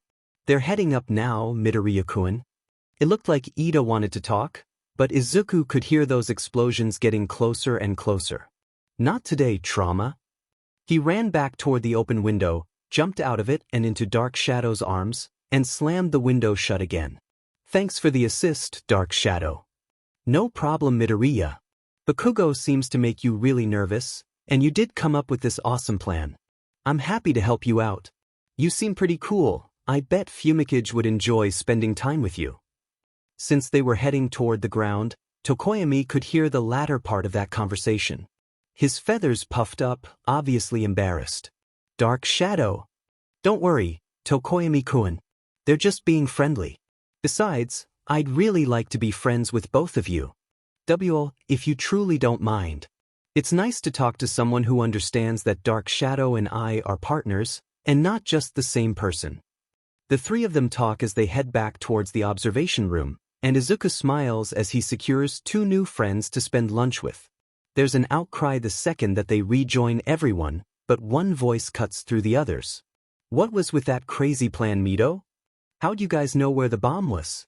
Is that your quirk? Some kind of X-ray vision? Ashido-san, I was only able to find the bomb due to my goggles. There are a few modes on it, but the one I used combines thermal technology with X-ray technology to create something that lets me see heat signatures through walls. Izuku was staying in a smaller area, so we were able to deduce that the bomb would be by the stationary member. Wow. You're crazy smart, Mido. I never would have thought to ask for something like that. It's no big deal really. Wait. Where did All Might go? Izuku looked around, but sure enough, he didn't see the number 1 hero anywhere. He went to go get Bakubro. He was pretty angry that you slipped past him. Izuku sighed. That doesn't surprise me. I don't know why he's so obsessed with trying to beat me down. I'm not even trying to compete with Dash. The door slammed open as Bakugo huffed and walked into the room, Ida following at a much more reasonable pace. All Might comes in behind them, but Bakugo cuts in before he can say anything. You think that you're hot sheet, Deku? Don't let this coward's win go to your head. You're just a quirkless nobody, was silent, but Izuku still heard it in Bakugo's voice. He just wasn't stupid enough to say it out loud in front of All Might. Now, young Bakugo. One can learn just as much from defeat as they can from victory. The hero team's strategy was perfectly sound. Now I'd say that the VIP of this battle was young Midoriya. Does anyone know why? Yayorozu raises her hand. Yes, young Yayorozu? Midoriya-kun's gear was vital in the location of the bomb, and his infiltration was both silent and quick. He was also the one to come up with their plan. In a real-world scenario, this would have been an excellent strategy for subduing the villains before they even realized that heroes were on the scene. That's exactly it. Izuku wasn't going to just sit by and listen to this. I may have done my part in this, but it's not right to choose a VIP in this kind of scenario. I'm not here to compete in a numbers game, I'm here to help people. Tokoyami-kun and Dark Shadow were instrumental in our success, and we shouldn't discount them just because they played a supporting role. The room went quiet for a long, awkward moment, but Izuku could tell that Tokoyami was pleased. All Might clears his throat. Right, carrying on then. Our next match is Team B as heroes and Team I as villains. The next match is an unmitigated disaster, in Izuku's opinion. He gapes as Todoroki freezes the entire building and wins the match just as quickly as Izuku had. The difference is in how Todoroki went about it. The VIP in this match was, unquestionably, Todoroki. Izuku was about to go feral after hearing the majority of this class start murmuring in agreement. He raised his hand. Yes, young Midoriya? I strongly disagree. Todoroki looked over at him, but he mostly seemed curious. It was hard to tell with how well he controlled his facial expressions. And why is that, young Midoriya? Todoroki-kun, Shuji-kun was the one who located the bomb, right? Correct. I thought so. I'll be blunt. The only reason that you won was because this was an exercise with exploitable rules. Heroes have to avoid collateral damage the best that they can, and your attack was needlessly destructive in a team where you would have been able to hear Hagakure-sen coming. That's not the most important thing, though. If that bomb had been real, then such a sudden, drastic change in temperature would have had a really high chance of detonating it. You could have wiped out a whole city by acting so recklessly. I still think that it's a bad idea to choose VIPs in a setup like this, but it would be Shuji if there was one at all. No one seemed to have anything to say after that. Thankfully, the rest of class managed to pass by without giving Izuku any more heart attacks. Izuku followed the rest of the guys to the locker room to change, and then remembered that he needed to ask them something. Hey, do any of you guys have something that you want to change about your costume? Uraraka-san and I are going to visit the support department before heading home. I think that I'm good, Mido bro. What are you going to change though? Izuku chuckles a bit.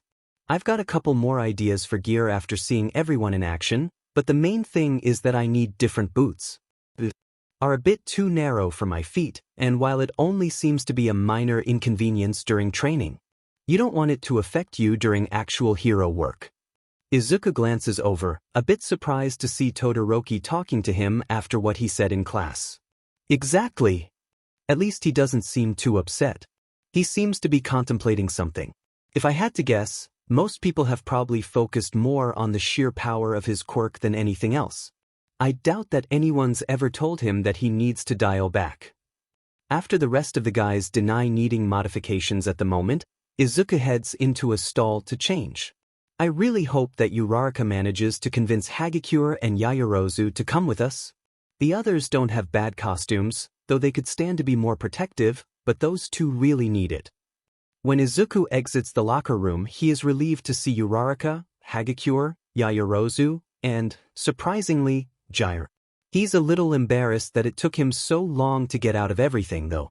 Izuku will definitely have to practice changing more quickly. It is much easier to take his binder off than it is to put it on, though, so he'll focus more on getting into his hero costume quickly for now. There you are, Midoriya-kun. Are we waiting on anyone else? Nope. The other guys don't have any changes in mind yet, though I don't doubt that they will eventually. If you don't mind my asking, what are you planning to talk to them about, Jiraiya-san? Your costume isn't as obviously flawed as the others. The group of 5 start walking toward the support department's development studio, talking along the way. I really like how my costume looks, actually. I just had an idea for getting some directional speakers, kind of like present mic, but on my hands so that I can direct my sound waves better. It's hard to control the direction they go with my boots. What are you visiting them for?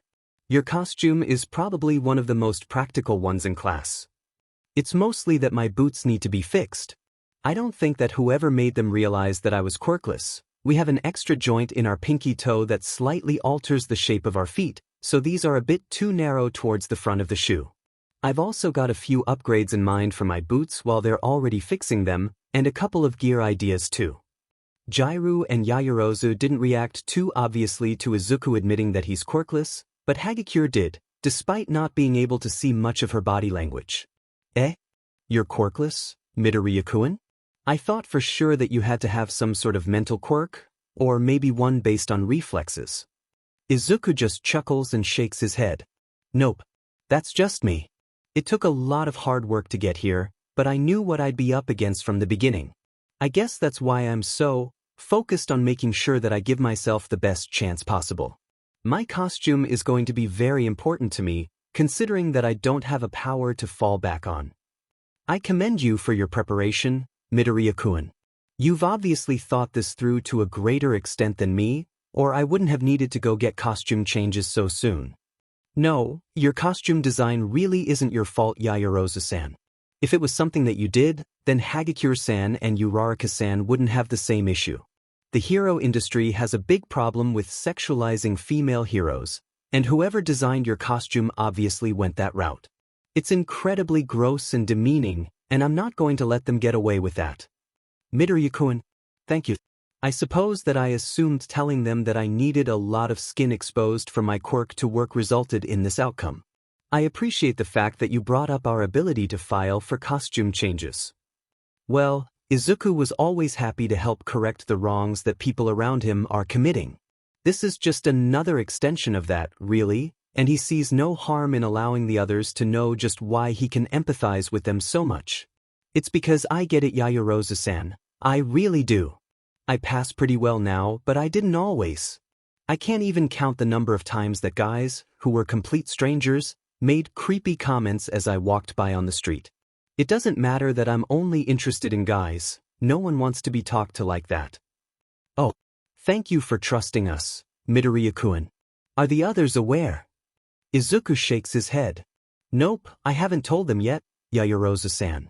I'm not exactly hiding it, and Bakugo knows since we knew each other when we were in diapers, but I've just been changing in the stalls. They probably assume that I'm shy, which also isn't wrong. I haven't made it obvious that I'm quirkless yet, either, and I'd prefer to keep it that way. Just for now. Hagakure nods, he's assuming.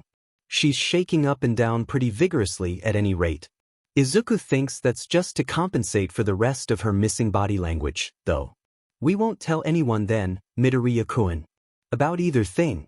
Plus, you're super sneaky and smart, so I doubt anyone would think that you're quirkless. See, that's the sort of thing that Izuku wants to change. Hagakure obviously means well, and he trusts these girls not to gossip about him, but sometimes biases are more subtle.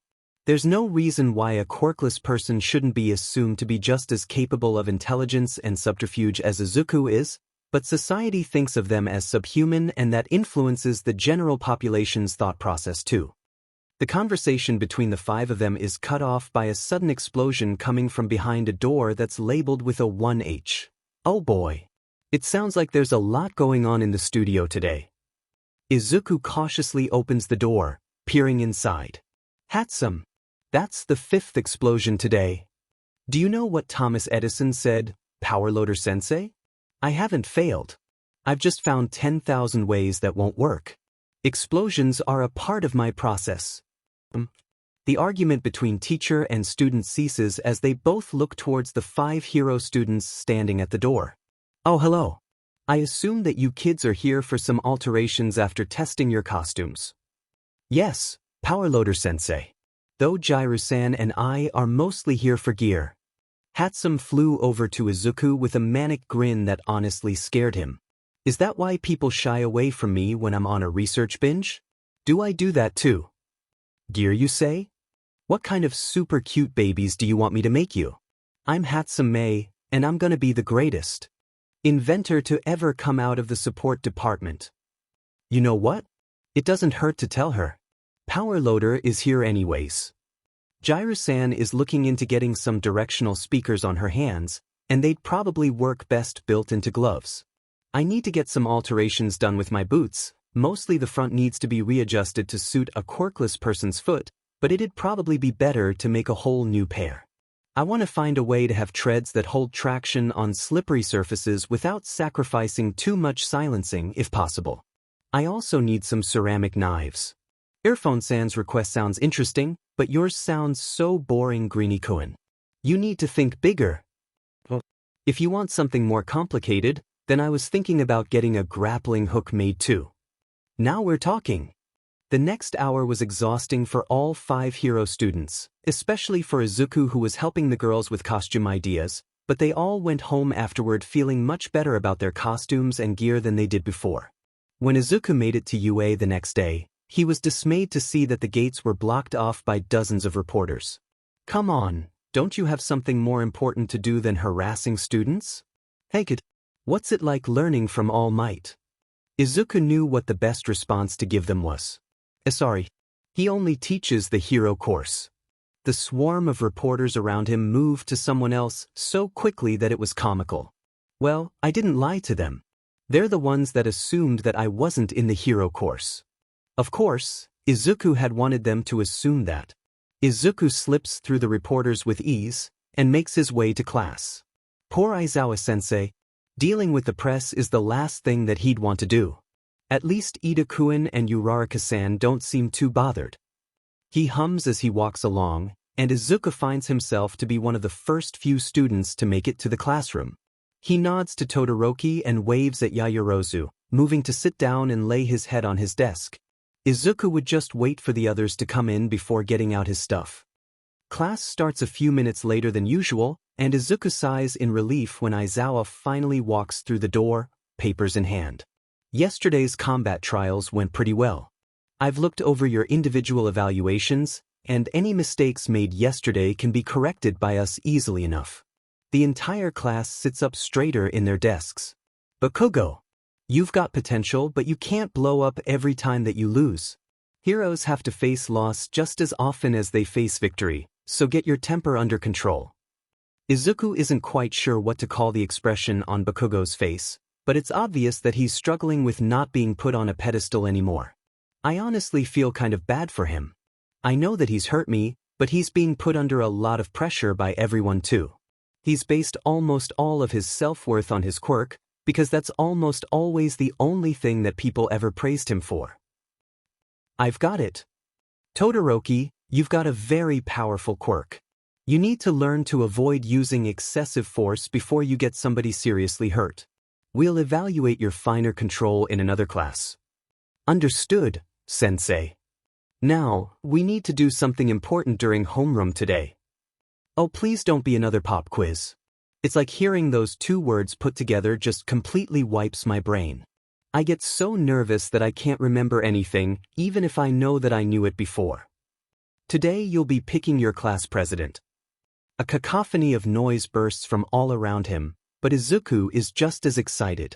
This is a great opportunity, actually. If I can manage to get class president, then I might be able to sway more of my classmates towards acknowledging the changes that need to be made to the system. Sensei, can we elect our president through votes?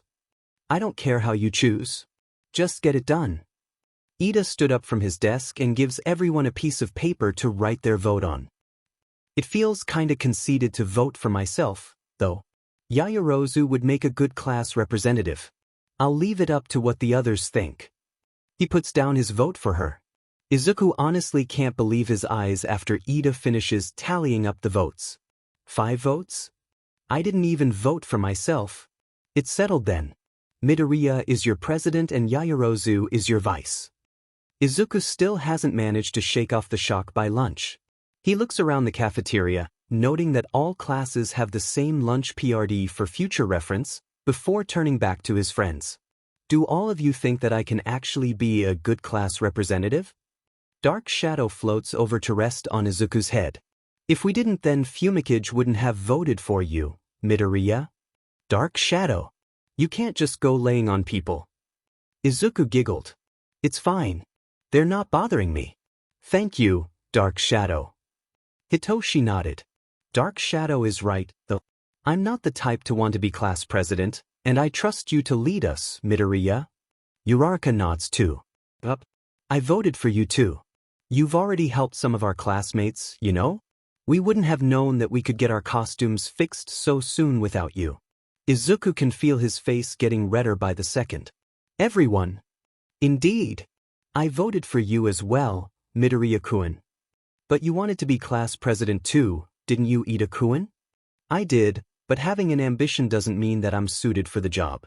I chose who I believe to be the best option. Izuku squinted at the word choice. You know, now that I think about it, Ida and Yaoyorozu both speak really properly. Uraraka wasn't afraid to voice his thoughts out loud, apparently. Ida, are you a rich kid? Well, I don't like to call attention to it, but yes, I am. I'm the second son from a hero family. Suddenly, it hits him. You're related to Ingenium, aren't you? I thought that your costume looked familiar, but I couldn't quite place it until now. Ida blinked. Indeed I am. Ingenium is my older brother. He's my inspiration for becoming a hero. That's actually kind of sweet. I wonder why everyone else decided to dash.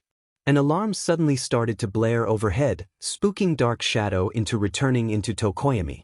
Izuku stood up and heard the crackle of the intercom system coming to life. Attention all students. Security level 3 has been breached. Please evacuate in a calm and orderly manner. Izuku stood up on his chair, trying to avoid getting trampled by all the people surging to life around him. Ida looked toward an upperclassman. What's security level 3? It means that someone has gotten past the gates. This hasn't ever happened while I was here. Izuku grit his teeth as he watched the people around him start shoving each other around. Dark Shadow slowly starts to peek back out from Tokoyami, who had gotten up on top of a table. Tokoyami is also pretty short, and he and Izuku share a moment of solidarity for trying to avoid their inevitable fate of being stepped all over. They're all panicking. This isn't going to do us any good at all. Izuku uses his vantage point to try to see what is going on, and he's ready to throw hands when he sees what's happening. Tokoyami-kun, Dark Shadow. Would you mind helping me out? It's just the press that got past the gate, and someone is going to get hurt if we don't calm everyone down. Tokoyami looked at Dark Shadow, and they both nod. I've really got to ask them about that telepathic connection sometime. Dark Shadow picks Izuku up, and Izuku knows that he probably shouldn't enjoy the feeling of being carried like this as much as he does. He definitely liked it though, it was like he was flying. I've got you, Midoriya. Where do you want me to take you? You see the exit over there? Everyone is surging in that direction, so that's probably the best place. On it. The two of them soar over the other students, catching the dumbstruck attention of several students along the way. Izuku clears his throat. Everyone! It's only the press, please calm down. Take a deep breath and slow down. If anyone needs medical attention, then please come see me. I can either help you or help you get to recovery, girl. Thank you.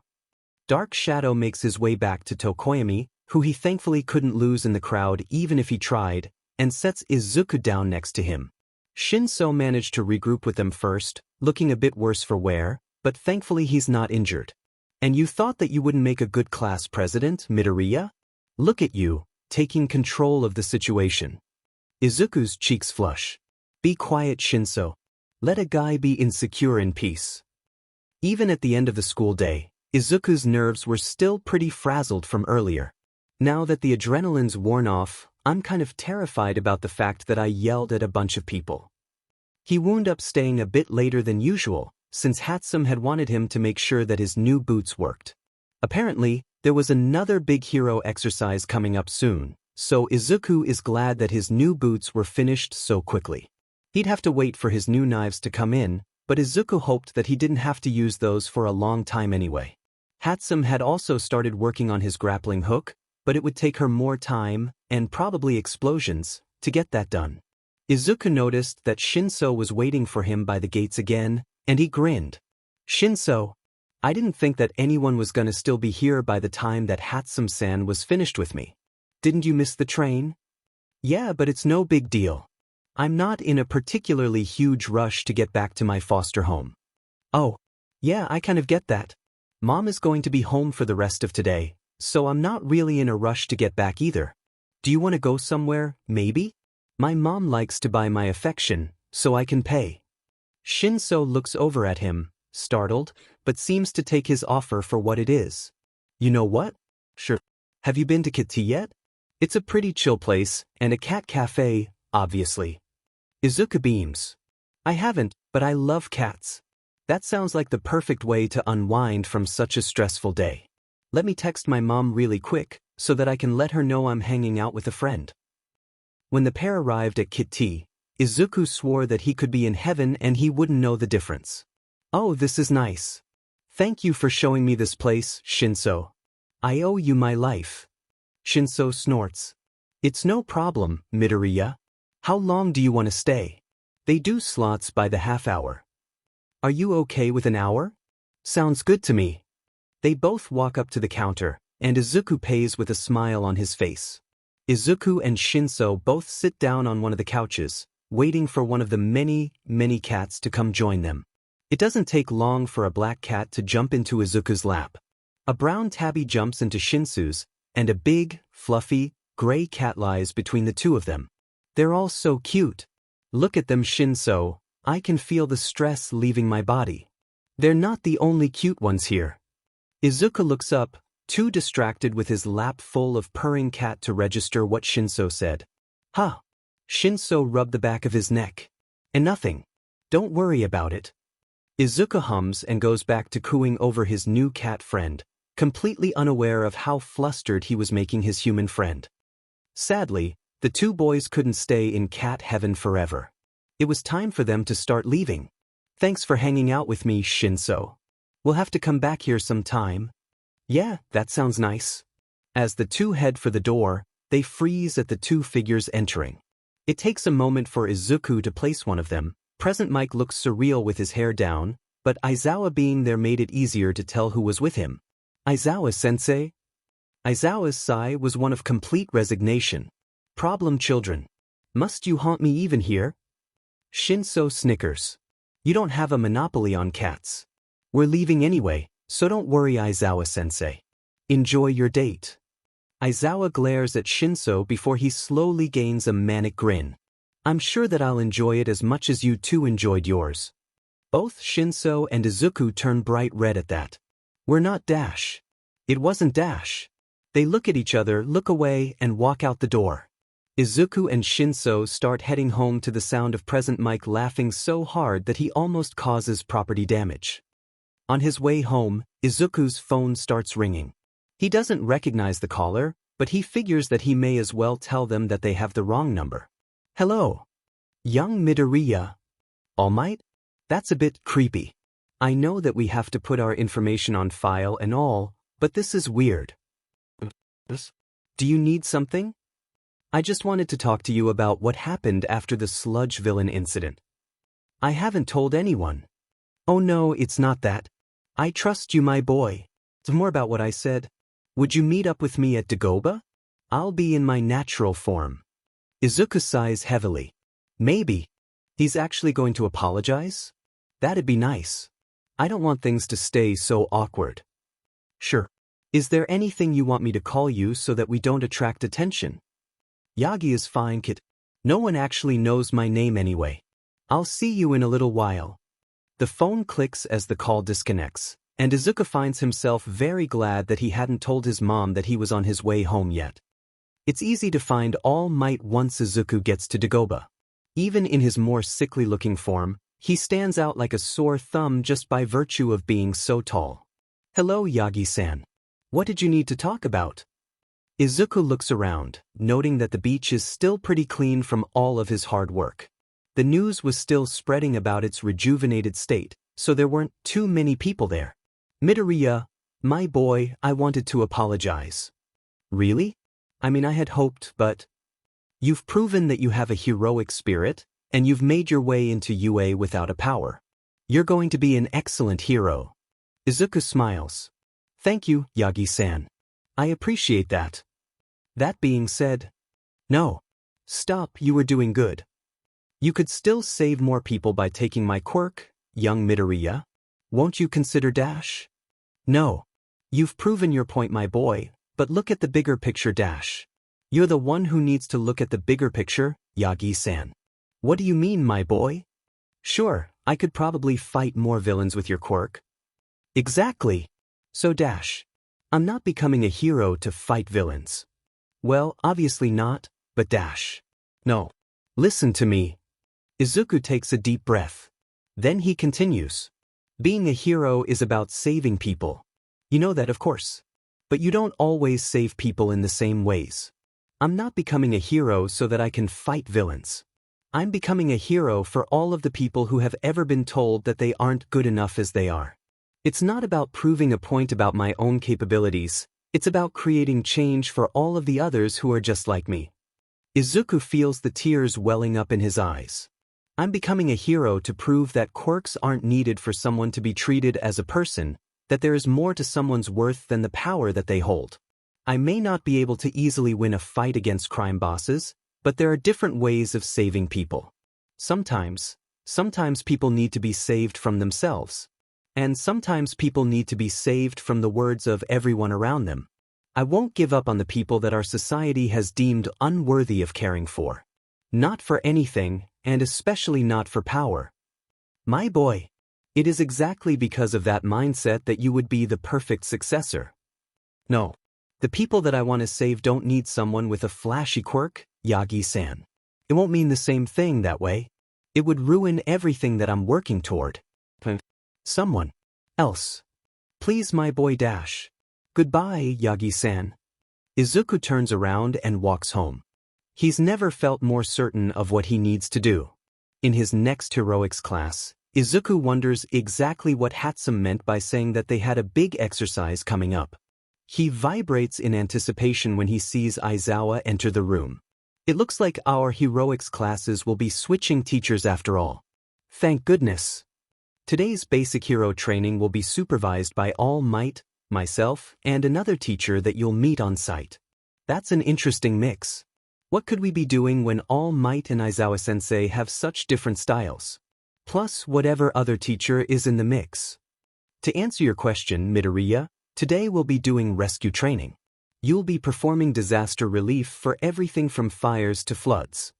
Shoot, I was muttering again. I need to get a handle on that before someone exploits it. At least you're self-aware, problem child. Izuku covers his mouth with his hands and sinks into his chair, whining in embarrassment. Of course, it's up to you to decide whether you'll be wearing your costumes or a gym uniform. Some of your costumes may not be suited to rescue activities yet. I hope that everyone wears their costumes if they can. This is probably the best way to test whether or not something about our costumes needs to be fixed. Our training area is pretty isolated, so we'll be taking the bus. That's it. Everyone, go get changed. When Izuku finally joins the others by the bus, he takes note of the fact that both Yaoyorozu and Hagakure are wearing gym uniforms. I guess that their costumes aren't ready yet. It'd be a bit much to expect an entirely new design to be done in 2 days, so I'm not surprised. I guess Uraraka-san decided to tolerate her costume for now. It's probably easier since she knows that she'll get a new one soon. Oh, hey, Midoriya-kun. It looks like you've got new boots too, huh? Izuku turns to Uraraka and smiles. I'm glad to see that they've made you new ones too. Uraraka beams at him. They're so much easier to walk around in. Thank you for suggesting that I change them, Midoriya-kun. It was nothing, don't worry about it. Everyone slowly begins to make their way onto the bus, talking among one another as they sit down. Izuku finds himself sitting in between Azui and Satu. Midoriya, I tend to be pretty blunt. Oh, what is it, Azui-san? Just call me Tsuyu. She looks over at Izuku. What is your quirk, exactly? I don't think any of us have seen you use it, yet. That's because Kirishima suddenly seems much more interested in their conversation. Yeah, I guess we haven't. I'm betting that you have something that isn't super flashy, kind of like my hardening. It's useful for fights, but it doesn't exactly draw attention. Don't sell yourself short, Kirishima-kun. Hardening is a super useful quirk, and there's a lot that you can do with it. That's when Ishido chimes in. That's true, but heroes do have to worry about their popularity rankings. Oyama sparkles, somehow. My naval laser is both strong and flashy. It's perfect for a pro. Ishido lightly elbows him. Sure, as long as you don't destroy your own stomach. Aoyama sulks after that, but Ishido barrels forward. If you want to talk about a perfect blend of flash and power, then you have to talk about Bakugo and Todoroki. Azui hums. Sure, but Bakugo is so aggressive that he won't ever be popular. What did you say about me, Frogface? See? Kaminari laughs. Yeah, Bakugo. We don't know each other well yet, but you've made it abundantly clear that your personality is composed of a turd steeped in sewage. Oh yeah, mister. Dictionary? You wanna go? Izuku can't prevent himself from giggling. I can't believe that Bakugo is actually being teased. At least the conversation got off of the topic of my quirk really quickly. I'm not ready for everyone to know quite yet, and Bakugo probably is too busy focusing on how stupid people are for not realizing it to actually say anything. The rest of the bus ride passed by quickly, filled with conversations and laughter.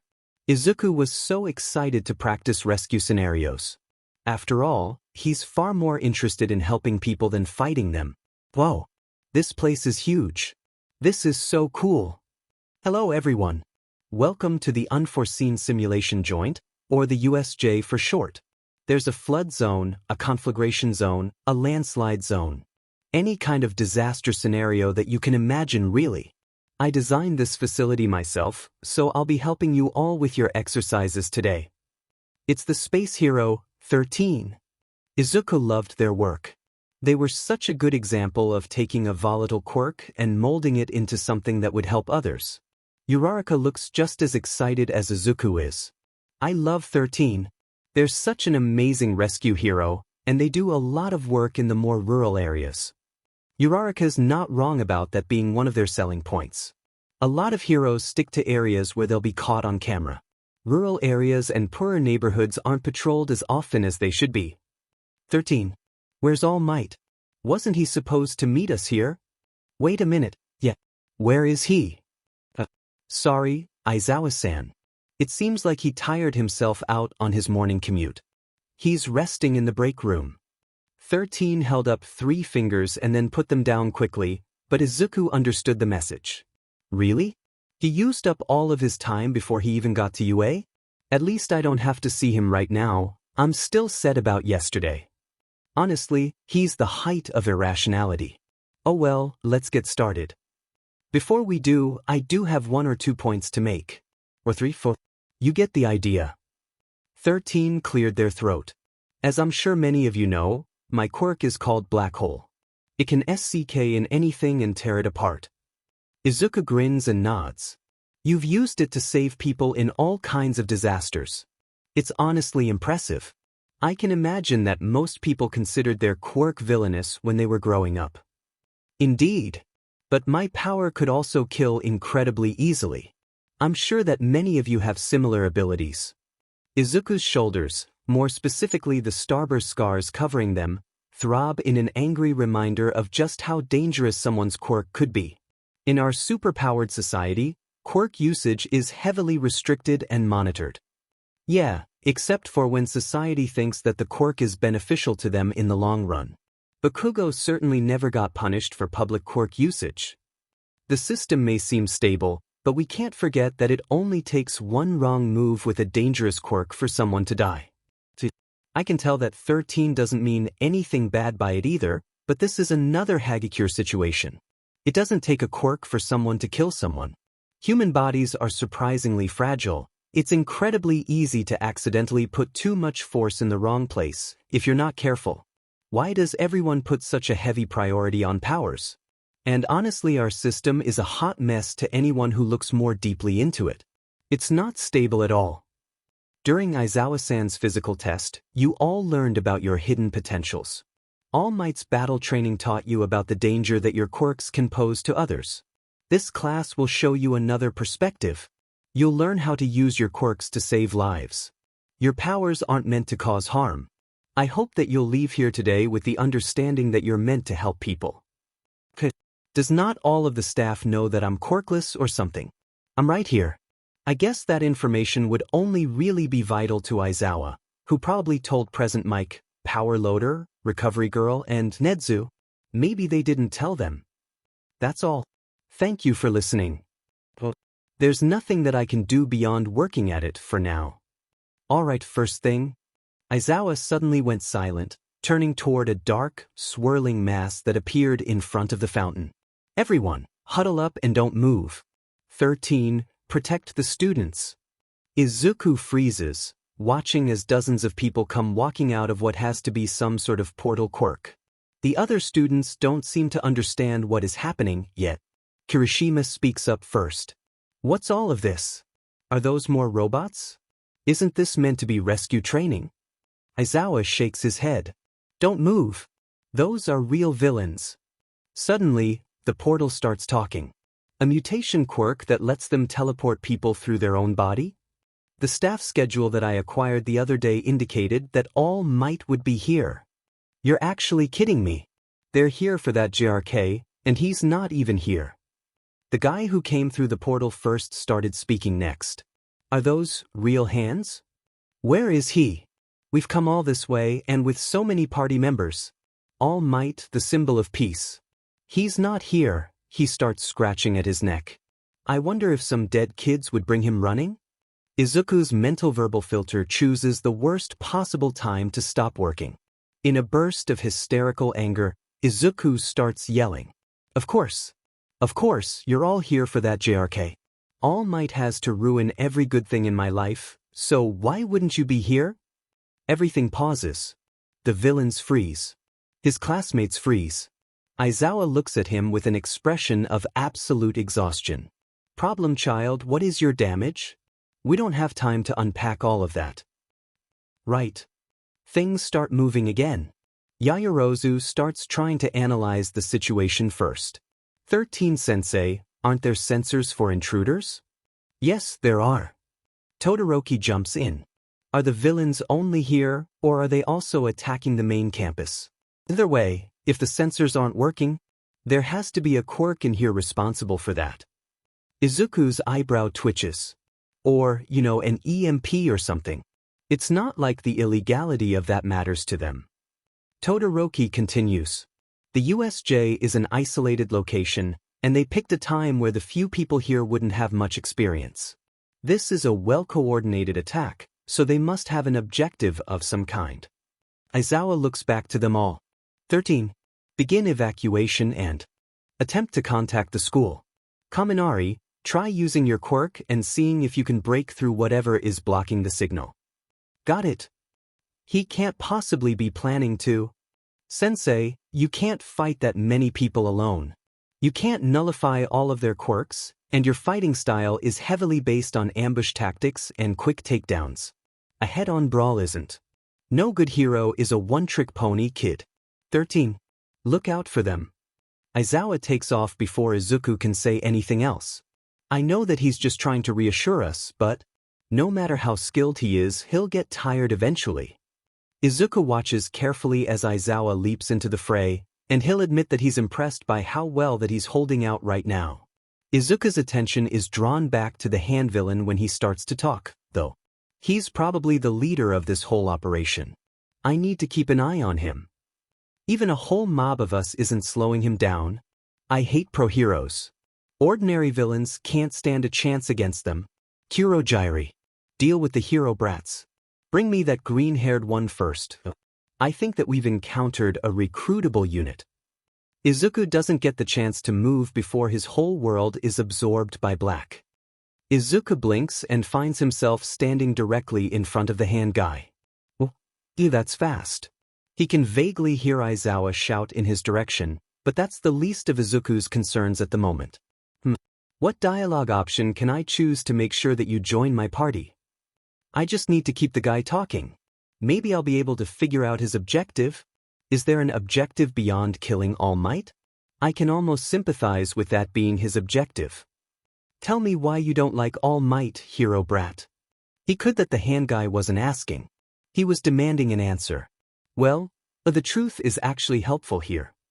The short story is that he saved my life, told me that I could never be a hero, and then left me, alone, on the rooftop of a very tall building after trying to crush my dreams. The other man froze at that, slowly turning to look at him. Izuku could sort of see a red eye peeking out from behind the hand on his face. What the F dash? That's so effed up. Izuku huffed. Tell me about it. What's your name, by the way? Or, just something to call you if you don't want to tell me. It feels weird calling you hand guy in my head. The man snorts. Shigaraki is fine. So, do you want to join us then? Izuku paused, trying to think of a way to not get himself into unnecessary danger. I can't just say yes either. I don't think that I'd be very useful to you. Any hero brat defecting would be useful. What do you mean? Because society would just sweep it under the rug. If something happened to me, then they'd just say that it was inevitable for the Quirkless student to fail before accomplishing anything. They wouldn't care, Shigaraki-san. Quirkless, I'm just hearing more reasons for you to come with me here. Don't you want to make them care? Don't you want to make yourself their problem? Oh, absolutely. I want to change the system. Then join me. Izuku sighs. Well, there goes not refusing outright. I can't. Izuku watches, wary, as Shigaraki's hand twitches, jerking forward a bit before he clearly reins in his temper. Why not? I can't accomplish what I need to do through violence, at least, not quite yet. I could never hope to change the Hero Public Safety Commission's mind about what they're doing. I know that they don't care about the average person. That's not what I'm trying to do as a hero, though. So you're just going to let them get away with treating you like this? Izuku chuckles, and there's something dark in it. Absolutely not. I'm saying that I'm not naive enough to believe that I can change the minds of the people who are responsible for making society into the shitshow that it is today. But I don't have to change the mind of the commission. I don't even have to change the minds of many heroes. Oh. If I become a hero, then civilians will believe in me and trust me. You get that, right? Even the heroes who absolutely don't deserve it wind up earning the trust of civilians. Obviously. It's part of what I hate about this broken system. Heroes can't save everyone, but civilians are convinced that they don't have to do anything so long as heroes are around. Exactly. It's a big issue, but it's also something that I can exploit. What do you dash? What do you think would happen if civilians were shown, by a hero that they trust, the ugly parts of hero society that they aren't aware of? The parts that I know will be told to ignore as we work toward our licenses. They might start questioning things? Exactly. They'd have less trust in the overall system. I'd start off with something small, you know? Maybe show the absurd level of property damage that heroes cause in fights against villains that cause objectively less harm. Like the whole incident with Mount Lady and the purse snatcher with a gigantification quirk. Millions of yen in damage over a purse that probably had, what, a few thousand yen at most? People get upset over the government wasting their tax money. Then what? Then I bring up abuses of power. Endeavor has a record of regularly using excessive force, even killing minor criminals, but the media doesn't cover that. He's hardly the only hero to behave that way. There are statistics out there that prove it, and they're publicly accessible to those who know where to look for them. Which starts to show that heroes and villains aren't so different after all, beyond who is funded by the government. Izuku's eyes gleam with manic determination. That's exactly it. I don't have to convince the people in power that their system is broken. I just have to convince the general populace that the system is broken. It is broken. I just have to motivate them to start fighting it. Protests will start, studies will show the dire need for rehabilitation centers, and I'll make people look at the ugly truth that is found in the statistics of Japan's quirkless population. I can't start a physical war against this system. I'll be denounced as a villain, and nothing that I do will mean anything once I, inevitably, am captured or killed. I have to start a war of public opinion, instead. I'm not here to submit to the system. I'm here to play the system against itself. I'm going to abuse the F out of the celebrity aspect of our society's police state. Shigaraki pauses, looking directly into Izuku's eyes. I think that. I like you, hero brat. What's your name? Izuku grins. You can call me Dikairu. I'll be the hero that tells everyone that they can do it. Shigaraki's grin is, somehow, even creepier than Aizawa's. I look forward to seeing what you can do, Dikairu. Back at UA, Yagi can't shake the feeling of something being wrong. I haven't been able to contact 13 or Aizawa. Even if it was for a good reason, it was foolish of me to put hero work before my teaching. What am I supposed to say when I show up at the end? Yagi lets the power of one for all flow through him, transforming. No. I'm going. Before he can leave, the door slides open. Hold on. The principal. Your coat is looking lovely today, sir. The secret is keratin. No human could hope to replicate it. But enough of that, look. Netsu holds up a tablet displaying a news article on Yagi's morning rescues. Villains certainly haven't stopped even after you've gotten in town, but running off to help anyone in trouble is very like you. You haven't changed at all. Netsu sighs. Your injury and the after effects of it have limited you as a hero. You still need to choose a successor as well. People will start to notice that you aren't as active as you used to be. Your role as a teacher here gives them a more palatable reason for that, so try to start taking it easy every now and again. Yagi sighs and deflates. Even if you did go to the USJ today, you'd only be able to stay for a portion of the class. I know that I offered you this position here, but please try to prioritize your role as a teacher in the future. This city has plenty of hero agencies that can deal with the petty villains here. I know. That's why I was just going to head to the USJ. You'd have to leave pretty quickly, wouldn't you? That would only raise more questions than you would by not showing up at all. Just sit and have some tea with me. Let's talk about some of my theories on education. It really worries me that I couldn't even get through to their voicemails. But there's no stopping Netsu once he started talking. He really hasn't changed either. I'm sure that they'll be fine. Back at the entrance of the USJ, things were decidedly not fine. Kurogiri had scattered everyone while Shigaraki and Izuku were talking, and Shuji's quirk was the only reason that they knew that their classmates were still in the building. 13 turns to him. Ida, your job is to run back to the main campus and alert them to what's happening. The alarms haven't sounded, and our phones aren't working. Whoever is doing it must be hidden well if Eraserhead still hasn't deactivated their quirk. Sending someone back is our best option. Ida couldn't believe what he was hearing. I can't just abandon my classmates. Sada looks to him with a grim expression. They said to go, Ida. There are alarms outside, so the villains have to only be causing trouble in here. Shiro nods. If you make it out, then they won't be able to follow you. Use your speed to outmaneuver the mist guy. 13 is standing in front of him, in front of all of them. Please. Use your quirk and save us all. I can't let them down. If this is the way that I can help them most. The mist man chuckles. Beyond the fact that you have no hope of escaping me, what sort of fools discusses their plans where their enemy can hear? 13 opens the finger cap on their suit. It doesn't matter that you overheard. You can't stop us. Ida freezes in horror as the mist villain warps 13's own attack to their back, completely disintegrating the back of their suit before they can stop their quirk. Looks like a rescue hero can't measure up to the standards of even the most ordinary heroes. Now you lie prone, defeated by your own power. Sada looks at him. Ida, you have to run. He dashes forward, only to nearly be caught by one of the mist villain's portals. Shuji manages to block the mist villain from Ida, and Shiro wraps his neck brace in tape and jazz him to the side. One of the mouths on Shuji's arm opens up and yells, "Go! The whole class is counting on me. Everyone, just hold on a little longer." Ida makes it out of the USJ, but he fears that death may be nipping at his heels. In the flood zone, Hitoshi is having a very bad day.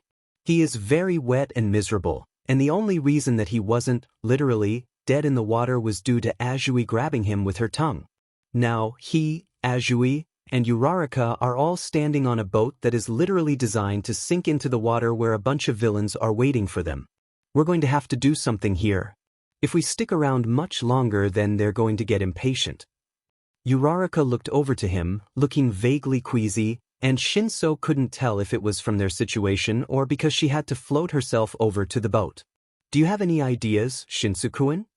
Hitoshi rubbed the back of his neck. I think that I do, but it'll depend on if you can still use your quirk right now. Yeah, I can. What do you need me to do? First, I'm gonna try to put as many of the villains under my control as possible. I'll tell them to fight one another, and while they'll break out of my control the second that they get hit. These guys aren't a tight-knit group. It won't be hard to turn them against one another. While they're distracted, Uraraka, you'll need to lighten both me and yourself. Azui, with our weight reduced, you should hopefully be able to hold on to both Uraraka and I, one with your tongue and the other with your hands. It'd be preferable for you to hold Uraraka close to you, so that she can cancel gravity on you if we don't get far enough with momentum alone. That sounds like a plan, Karo. Yup, sounds good. Hitoshi steeled himself. All right. Does picking on school children make you feel strong? Are your egos that fragile? He can feel the headache building after snagging several people, and when Hitoshi wipes his nose, he finds blood on his hands. Attack the villains near you that aren't under my control. Chaos erupts in the water, and Shinso grins as his nose stops bleeding. The fight continues even as he loses his control over more and more people. Let's get out of here. And the three of them fly over the water before the villains even notice that they're gone. Izuku looks up as the portal villain returns to the center, and he's getting nervous about how close Aizawa is getting to them. I'm not so sure that I'd be able to convince Shigaraki not to hurt him. Shigaraki Tamura. Thank you for the full name, missed person. Kurojairi. Is 13 dead? I immobilized them, but I couldn't warp away all of the students, and one managed to escape. Shigaraki starts scratching at his neck. Kurojairi, I'd turn you to dust if you weren't our ticket out of here. Turn him to dust? He has a quirk? Then why is he wearing that brand of shoes? They only make them for people who have the extra toe joint. My apologies, Shigaraki Tamura. How goes your attempt to recruit this student? Shigaraki lets out a raspy chuckle. He won't be joining us, but I'm interested in seeing exactly what Dikairu here can do. We'd better get out of here. We won't stand a chance against the dozens of pros that will come back with that kid. He looks over to Izuku. How fond are you of your classmates, Dikairu? I think that I'll be able to convince most, if not all, of them to stand with me. Please don't hurt them. A few even know that I'm quirkless, and they haven't treated me any differently. Shigaraki hums. Fine, little hero. We can come back for All Might another time. Kurojairi? Don't bother with the small fry here. Let's save our Nomu for when All Might is actually present. Nomu, we're leaving. Izuku lets out a sigh of relief as Kurogyari, Shigaraki, and the thing that they called a Nomu left the USJ. He clutches a hand to his chest, heaving. Holy crap, did that just work? How did that work? Did I really just stall a villain and convince him to leave? Izuku takes a deep breath and prepares to help Aizawa fight the remaining villains, but before he can leap into action, Izuku locks eyes with Shinso. Guess he got out of the flood zone? Just fine. What Shinso says next is said softly, but with feeling. Midoriya, what the actual F-dash? Everything else is pretty anticlimactic, after all of that drama. All Might shows up shortly after Shigaraki and his more important members leave, and he defeats all of the villains in the main plaza before setting off for the zones that still contain students. As soon as he does, Aizawa runs up to him. Problem child, are you alright? Why? There are residual nerves, but I'm fine. I managed to keep him talking, since I figured distracting the leader would make it easier for everyone else. I was already there, so I just had to amuse him. I think that I have some information that could be helpful for the future investigation too. Don't worry about that right now, Midoriya. I'm just glad that you're safe. Suddenly, a thought hit him. Izuku gasped. Wait, before they left, Kurogyari, the portal guy, said that he had turned 13 Sensei's quirk against them. They're going to need medical attention. Aizawa's eyes widened. Thank you for telling me, kid. I'm sure that medics will be on their way with the rest of the staff, but I'll go see what I can do. I should come with you. I basically have a whole first aid kit in my left pocket. It should help. Aizawa sighs. Fine. Come on, problem child. At least you're well prepared. Thanks, it's the trauma. By the time that they make it to the main plaza, the rest of the teachers have arrived. Shoulda. Are you okay? Izuku snorts when Aizawa uses his quirk to cut off present Mick's screaming. I'm fine, Hisashi. Izuku peers around them and sighs in relief when he sees 13 being loaded onto a stretcher. It looks like they're in good hands. He glances back to the plaza and sees that All Might has brought the rest of his classmates back as well. This definitely could have gone a lot worse. The ambulance carrying 13 leaves, and the police arrive about 15 minutes after their teachers had shown up. 17, 18, 19, it looks like none of the kids were hurt, thankfully. Izuku's eyes whip over to the plain-looking man. We're gonna get you kids back to your classroom for now. This is no time to take your statements. I can't risk that. I might forget something. Detective-san? The man looks over to Izuku, tilting his head. Yes. Is it all right if I choose to give my statement now? I can wait for a little bit, but I don't want to risk forgetting anything. I suppose that there's no problem with that. The detective was talking with All Might earlier. I wonder if he knows. I think that it'll be important for Nedzu-san and Yagi-san to know this information as well. A gleam of recognition enters the detective's eyes, and Izuku is now certain that he does, in fact, know. Alright, we'll get you all back on campus, and then we can take your statement. Thank you, sir. Izuku fidgets nervously as he sits in what appears to be a teacher conference room. Nedzu, Yagi, and the detective are all in the room with him. Alright. Now, my name is Tsukachi Naomesa, and I'm legally obliged to inform you about my quirk before we take your statement. It's called Lie Detector, and what it does is fairly self-explanatory. Do you consent to giving your statement under my quirk? Yes, sir. Good. Will you tell me what happened, from your perspective, then? It happened right after 13 Sensei gave their speech. A dark, shadowy portal came in front of the water fountain. His name is Kurogyari, and the leader, Shigaraki, stepped out first, with a creature that he called a Nomu. A bunch of villains followed him out of the portal after that. You know their names? How did you find out? Shigaraki told me his, and he said Kurogyari's name when referring to him. Kurogyari called the leader Shigaraki Tamura, so I assume that Tamura is his first name. And how did you get close enough for them to talk to you? Izuku flushes red. Well, they showed up very suddenly, and when they announced that they were there to kill Yagi-san, I may have expressed my distaste for Yagi-san. Out loud. I was a little freaked out, and my mental verbal filter was shot. Tsukachi looks a bit confused at that. You don't like Tashinori? Wait, never mind. That's not an important question. He clears his throat. Do you remember what you said? I think it was something along the lines of course they were there for that since All Might has to ruin every good thing in my life. Yagi coughs, startled. It's hard to tell what Nedzu is thinking, but he doesn't look angry, at least. Tsukachi soldiers on, even though it's obvious that he has many questions about that statement. And how did you get close enough to talk to Shigaraki? He asked Kurogyari to teleport me to him. Shigaraki talked in a lot of video game lingo. He called me a recruitable unit. The first thing he asked me was why I didn't like All Might. And what did you tell him? The truth. That Yagi-san looked me in the eye, said that I could never be a hero, and then left me on the rooftop of a very tall building, alone. Izuku can't keep the spite out of his voice, and something in him is ferally satisfied by the dark look in Nedzu's eyes. Tsukachi looks thunderstruck. Alright, what all did you and Shigaraki talk about? Mostly I was just trying to stall him. He wanted to recruit me, and I didn't want to outright refuse him if I could avoid it. I tried to deflect his interest by telling him that I wouldn't be of use to him, as someone who is quirkless. Funnily enough, especially considering that it's never happened until I got into UA, Shigaraki didn't seem to particularly care about that revelation. And then what happened? He said that he was just hearing more reasons why I should join him. You know, as one of society's outcasts.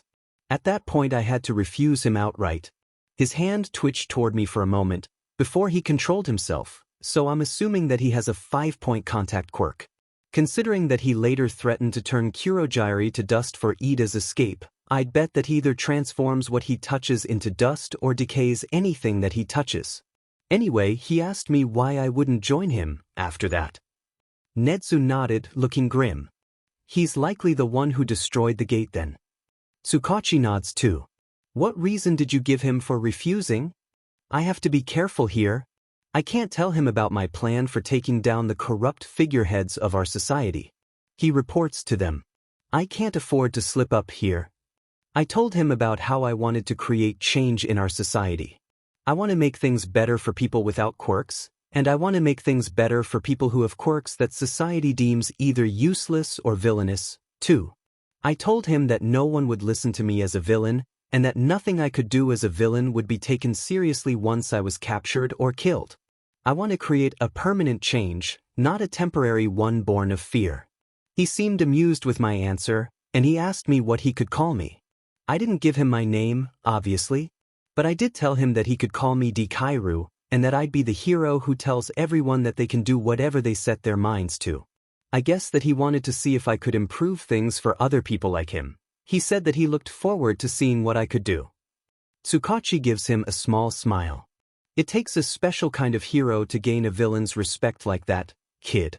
It's dangerous, but that was also probably the best thing that you could have done in that situation. What happened after that? They were already gone by the time that Tashinori got there. Kurogyari showed up pretty shortly after that. They had a conversation about how 13-sensei couldn't move and how Ida got out. Before they left, Shigaraki asked me how fond I was of my classmates. I told him that I believed that they would stand with me and advocate for change, and that the ones who know that I'm quirkless haven't treated me any differently for it. When I asked him not to hurt them, he listened. He told Kurogyari to leave all the small fry villains behind, and told the Nomu that they were leaving. They all left, and things were pretty much over after that. Tsukachi nods. Thank you, kid. This is a lot of valuable information. You should probably head home and get some rest. Izuku nods and starts heading toward the door, but he pauses before he can leave. He looks back at Yagi, Tsukachi, and Nedzu. One last thing. I'm not sure if this will help you any, but Shigaraki was wearing the shoes designed by Prim Company. They're the only company that makes shoes for quirkless people. I don't know how Shigaraki got his quirk, but I don't think that he was born with it. Then, Izuku leaves. He never looks back to see the absolutely stricken faces of the people in the room behind him. When Izuku wakes up the next morning, he looks at his digital clock and panics for a moment. He jumps out of bed. It's already 8:30? I'm going to be late for Dash. Then he remembers that classes had been cancelled today. UA was focused on improving their security, in general but mostly against Kurogiri's quirk, so all of the students, not just Class 1A, were given the day off. I guess that we get a long weekend. Everyone will have until Monday to collect themselves, and the school has a few days to buff up security. Izuku checks his phone as it buzzes, surprised at what he sees. He puts the contact information into his phone. Aizawa-sensei. Problem child. You're the class rep, so I'm sending you the contact info for the other students. Attachment. Contact list, 20 items. The different number under my name is for emergencies. Make sure that you distribute both numbers and explain which is which. Got it, sense. Izuku hums. I'm not so sure that I want to risk my mom finding me talking to my classmates when she looks through my message history. She still gets so upset whenever I talk about being a hero. If she knew that I had friends who were encouraging my delusions. How much money do I have left from selling my merch?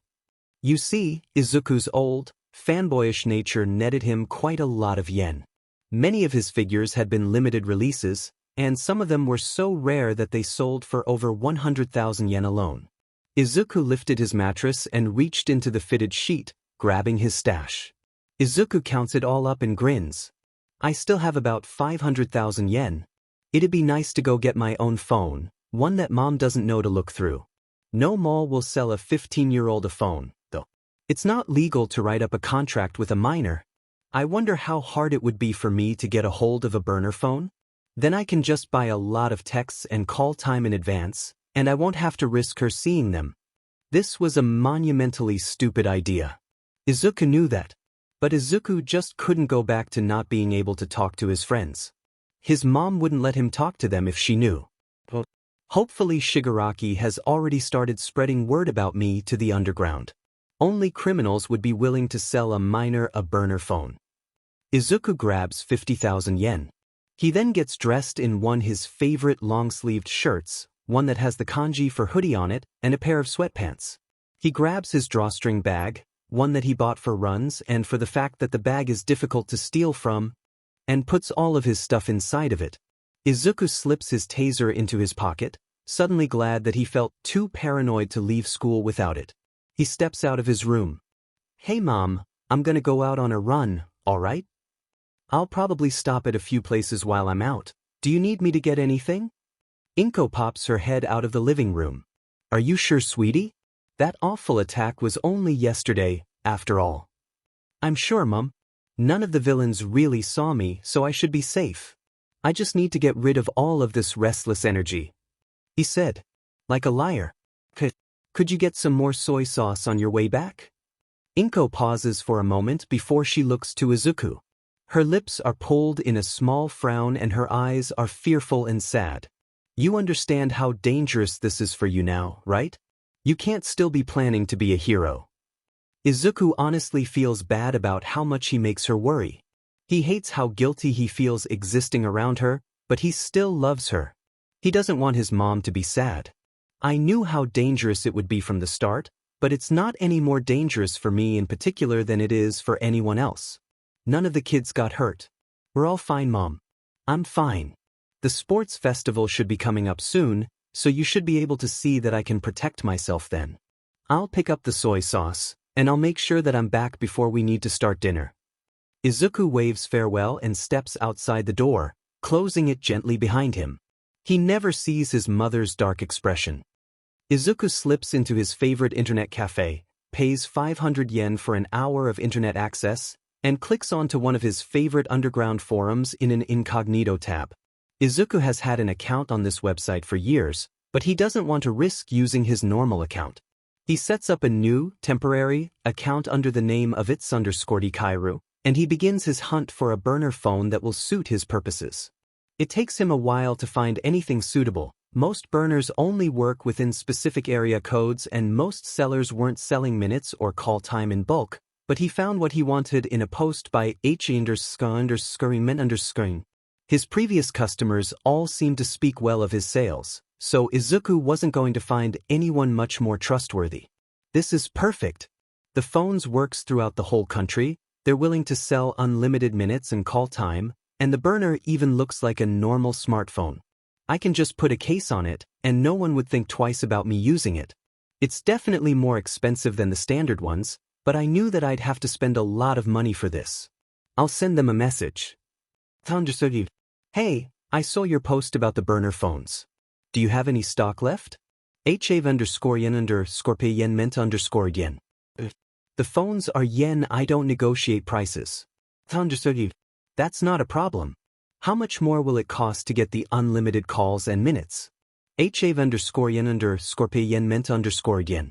It'll run you another yen it's _dikire. I can do that. When's the soonest that you can meet up? HAV_yen_payment_yen. Can you meet me in the Kamino Ward Station in Yokohama in an hour? I'll see you there. Izuku quickly got up, heading out from the cafe early. The train station was only a couple of minutes away from here, and thankfully it only takes 40 minutes by train to get to Kamino, but he needed to be quick if he wanted to catch the next train. He shoots his mom a quick text, telling her that his phone was low on battery and that he'd be putting it on airplane mode to preserve power. She'd yell at him for it later, but he couldn't have her watching his location and asking why he went all the way to Yokohama. An hour later, Izuku is sitting on a bench in the Kamino train station. He has earbuds in, but he's not actually playing any music from his phone.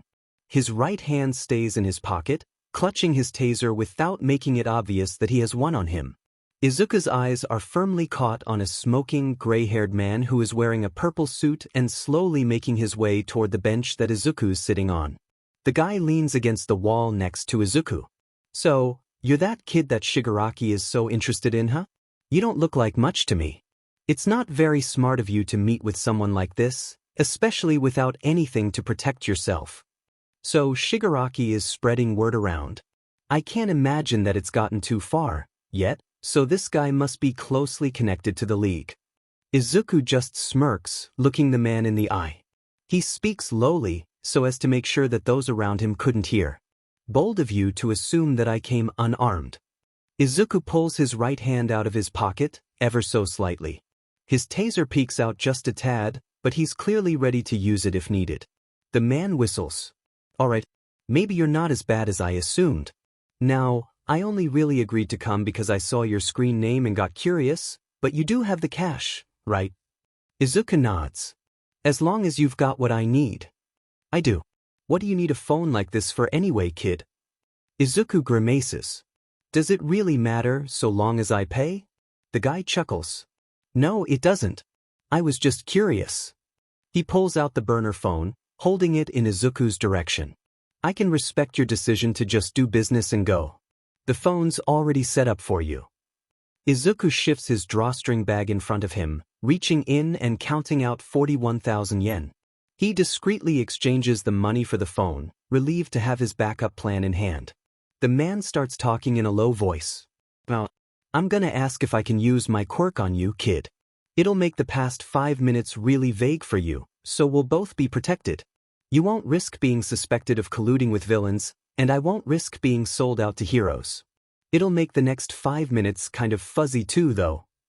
Izuku knows better than to think that this guy wouldn't do it anyway, but it is a good deal.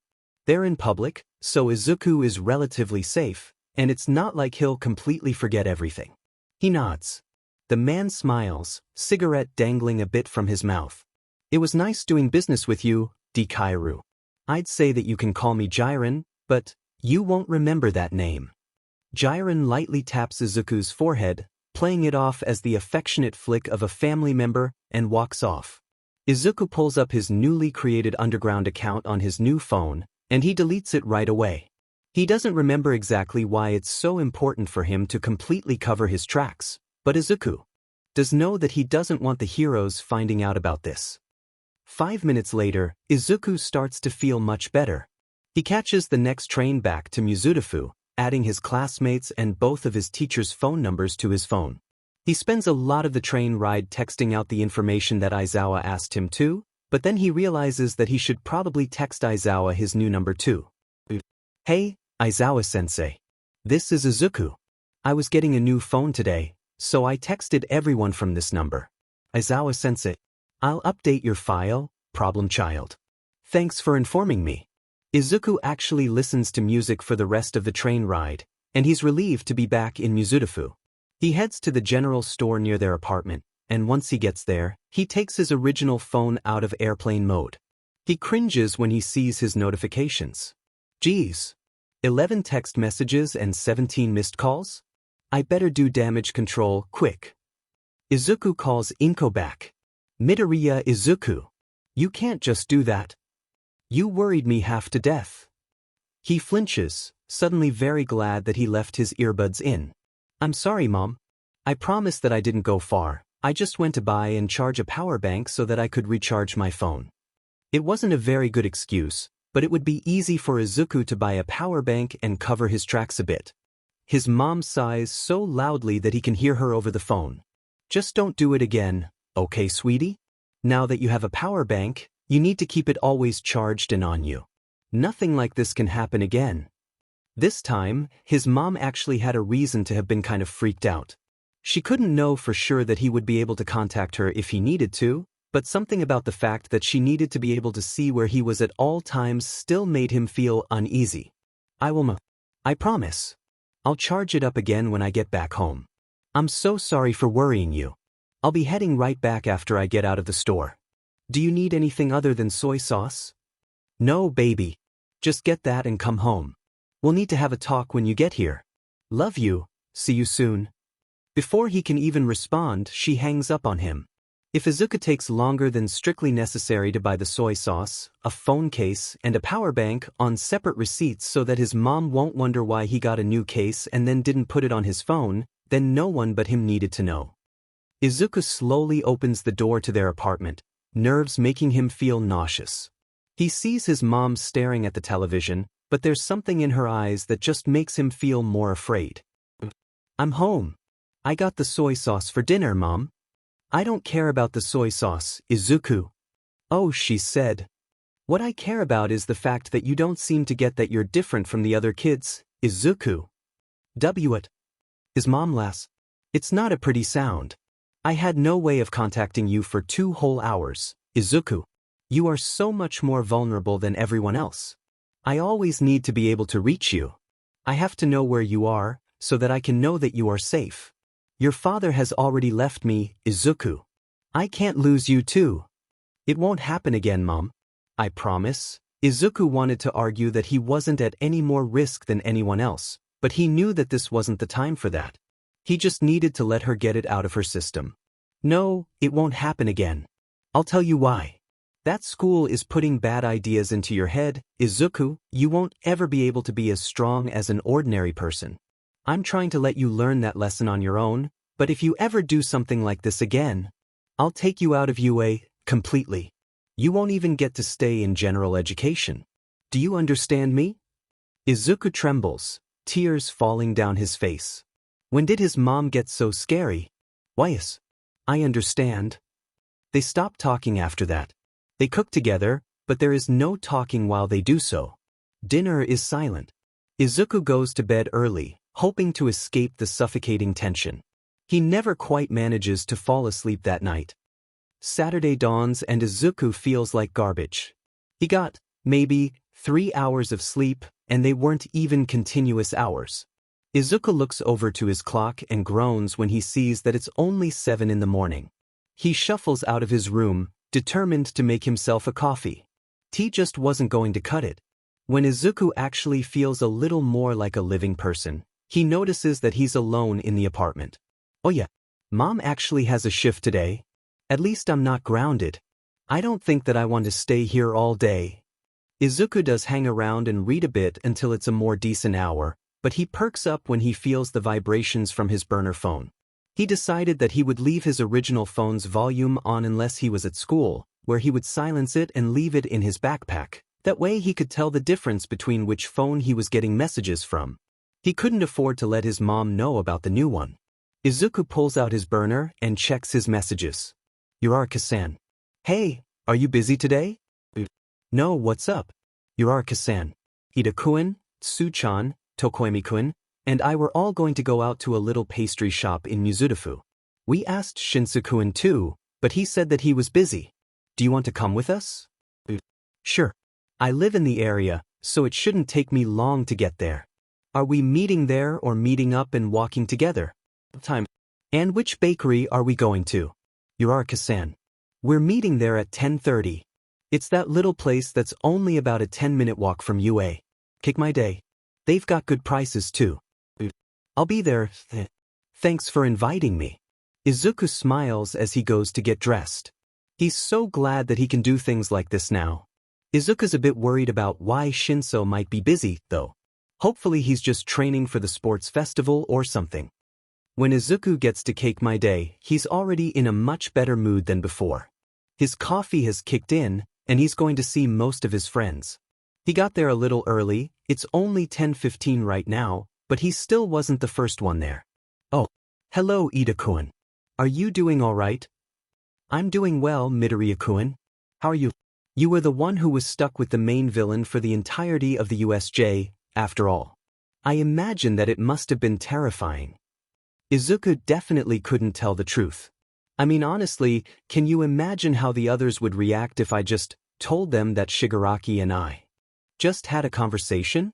He never even tried to hurt me, really. Just was tempted to one time. A literal villain had more restraint than over half of my middle school classmates did. Honestly, I just get more talkative when I'm nervous. I was able to keep him distracted well enough. It wasn't really scary until after he'd already left.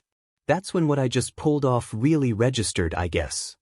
Izuku shakes his head. But enough about that. We're here to relax. I'm gonna go order something. Izuku gets himself a lemon loaf and his second coffee for the morning. By the time that he goes to sit back down, Azui had already shown up too. Hello Azui-san. Just call me Tsuyu, Midoriya-kun. Izuku flushes. Oh right. Sorry Tsuyu-san. It's fine. I'm just more used to hearing my first name. I have a pretty big family. Izuku hums. Ah, that makes sense. It'd get pretty confusing if dash. Izuku is cut off when the bell attached to the bakery's door rings. Hey Midoriya-kun, Ida-kun, Tsu-chan. Uraraka waves a hello, and everyone returns her greetings. Tokoyami winds up arriving a few minutes past their meeting time. My apologies for my tardiness. Dark Shadow was in a most egregious mood this morning. Izuku just giggles. Don't worry Tokoyami-kun. You're fine. The group of 5 makes small talk for a while, simply relieved to be in the presence of other members of their class after the USJ scare. Eventually, they wind up on the topic of why they all decided to become heroes. Izuku is the one who started that conversation. You know, we know that Ida-kun decided to become a hero because of his brother, but what about the rest of you? You don't have to say anything if it's too personal, but I was wondering. Uraraka answers him first. If I'm completely honest, I'm doing it for money. It's not nearly as noble as Ida-kun's reasoning. I know how bad it sounds, but my parents own a construction company that's almost bankrupted. We're dirt poor, but they still work so hard to support me in my dreams. They even told me to go after what I wanted instead of letting me stay to help reduce costs at the company. I want to be able to pay them back, you know? They shouldn't have to struggle so much. Uraraka-san really is a good person. Your reason is plenty noble, Uraraka-san. There's nothing wrong with wanting to provide for yourself, and taking care of your parents is admirable. Izuku nods. Yeah. Besides, there are plenty of jobs that you could have taken for the sake of making money. You chose to do something that would also help people, even though it would be a harder job than most other jobs that you could have chosen. Don't sell yourself short. Fumikage also agrees. Indeed.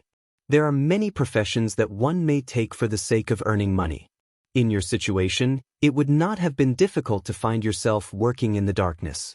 You are the one who chose to strive for the light. Azui seems to be the most interested in her story. I have similar reasons, Karo. Well, at least in that I chose to become a hero for my family. About 5 years ago, my little brother, Sammy Dare, was caught up in a villain attack. It was terrifying, Karo. My brother got saved by Fat Gum, in the end, but I never wanted to fear for my siblings like that again. I decided that I'd become a hero so that I could keep them safe, and so that I could help reassure other people like Fat Gum did for my family. Uraraka's eyes were wide, and her face was slightly pinker than usual. That's so cute, Tsuchan. It's like you're aiming to be everyone's protective big sister. I'm glad that your brother was okay. Fumikage nods. You learned to shine in a moment of darkness, and that is to be commended.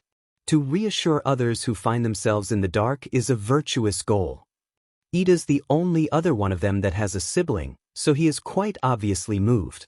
You sound like my brother, Tsuyu-san. It may just be a quality that older siblings share. Regardless, your motives are quite touching. Izuku smiles at her. She may be relatively new to their friend group, but it was obvious that Azui would fit in well. I can understand taking one of your life's most painful moments and striving to ensure that it doesn't happen again, Tsuyu-san. Azui tilts her head. What do you mean, Midoriya-kun? His smile is slightly shakier this time.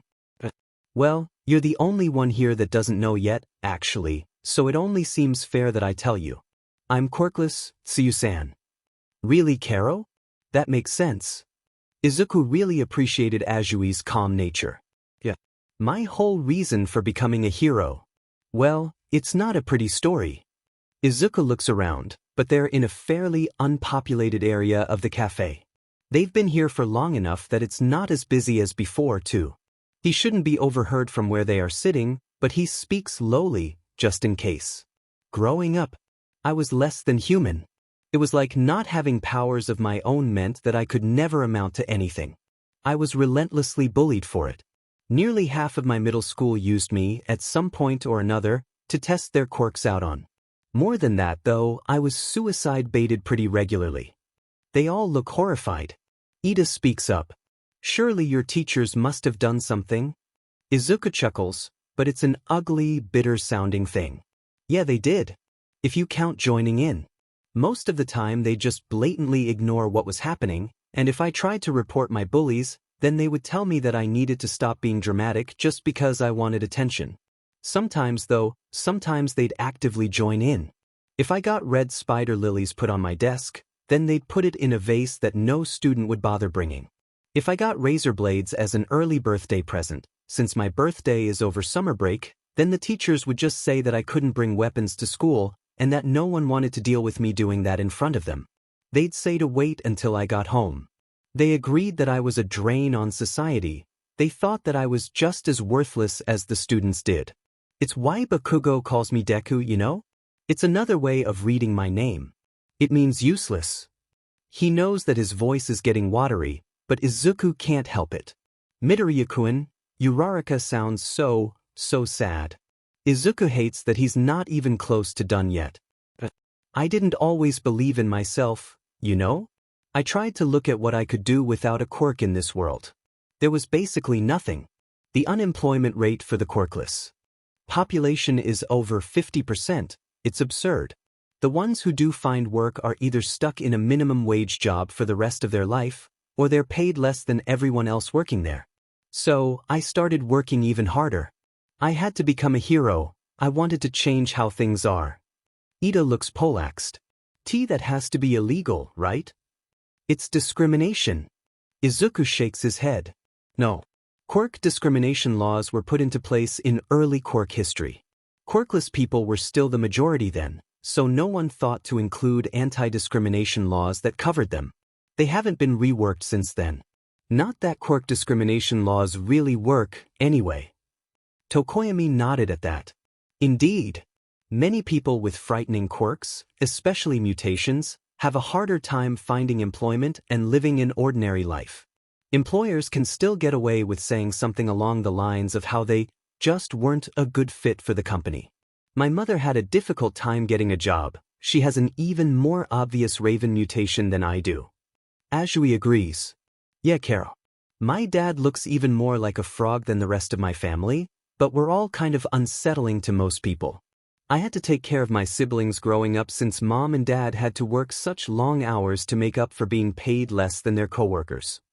Izuku's face is grim. It's exactly that sort of thing that I'm fighting to change.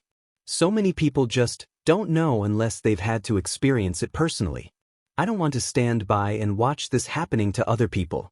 I want to become a hero so that I could physically save people, sure, but more than that, I want to become a hero so that I can use my platform as a way of spreading awareness, and through that awareness I want to create change. I want to see a world where being powerless doesn't mean that you're worthless. I want to see a world where there's no such thing as a weak or villainous quirk. I want to see a world where someone's power, or lack of one, isn't their defining characteristic. I want to see a world where people ask if someone has a quirk instead of asking what their quirk is. I want to see a better world than the one that we live in. Most people just don't care. So, I decided that if I ever wanted to see that world, then I'd have to fight for it myself. And I will. Even if he never believes that I can do it. Azui tilts her head. I hear a story in that last part. You don't have to tell us, of course, but... Izuku flushes. Honestly, I didn't mean to say that out loud, but...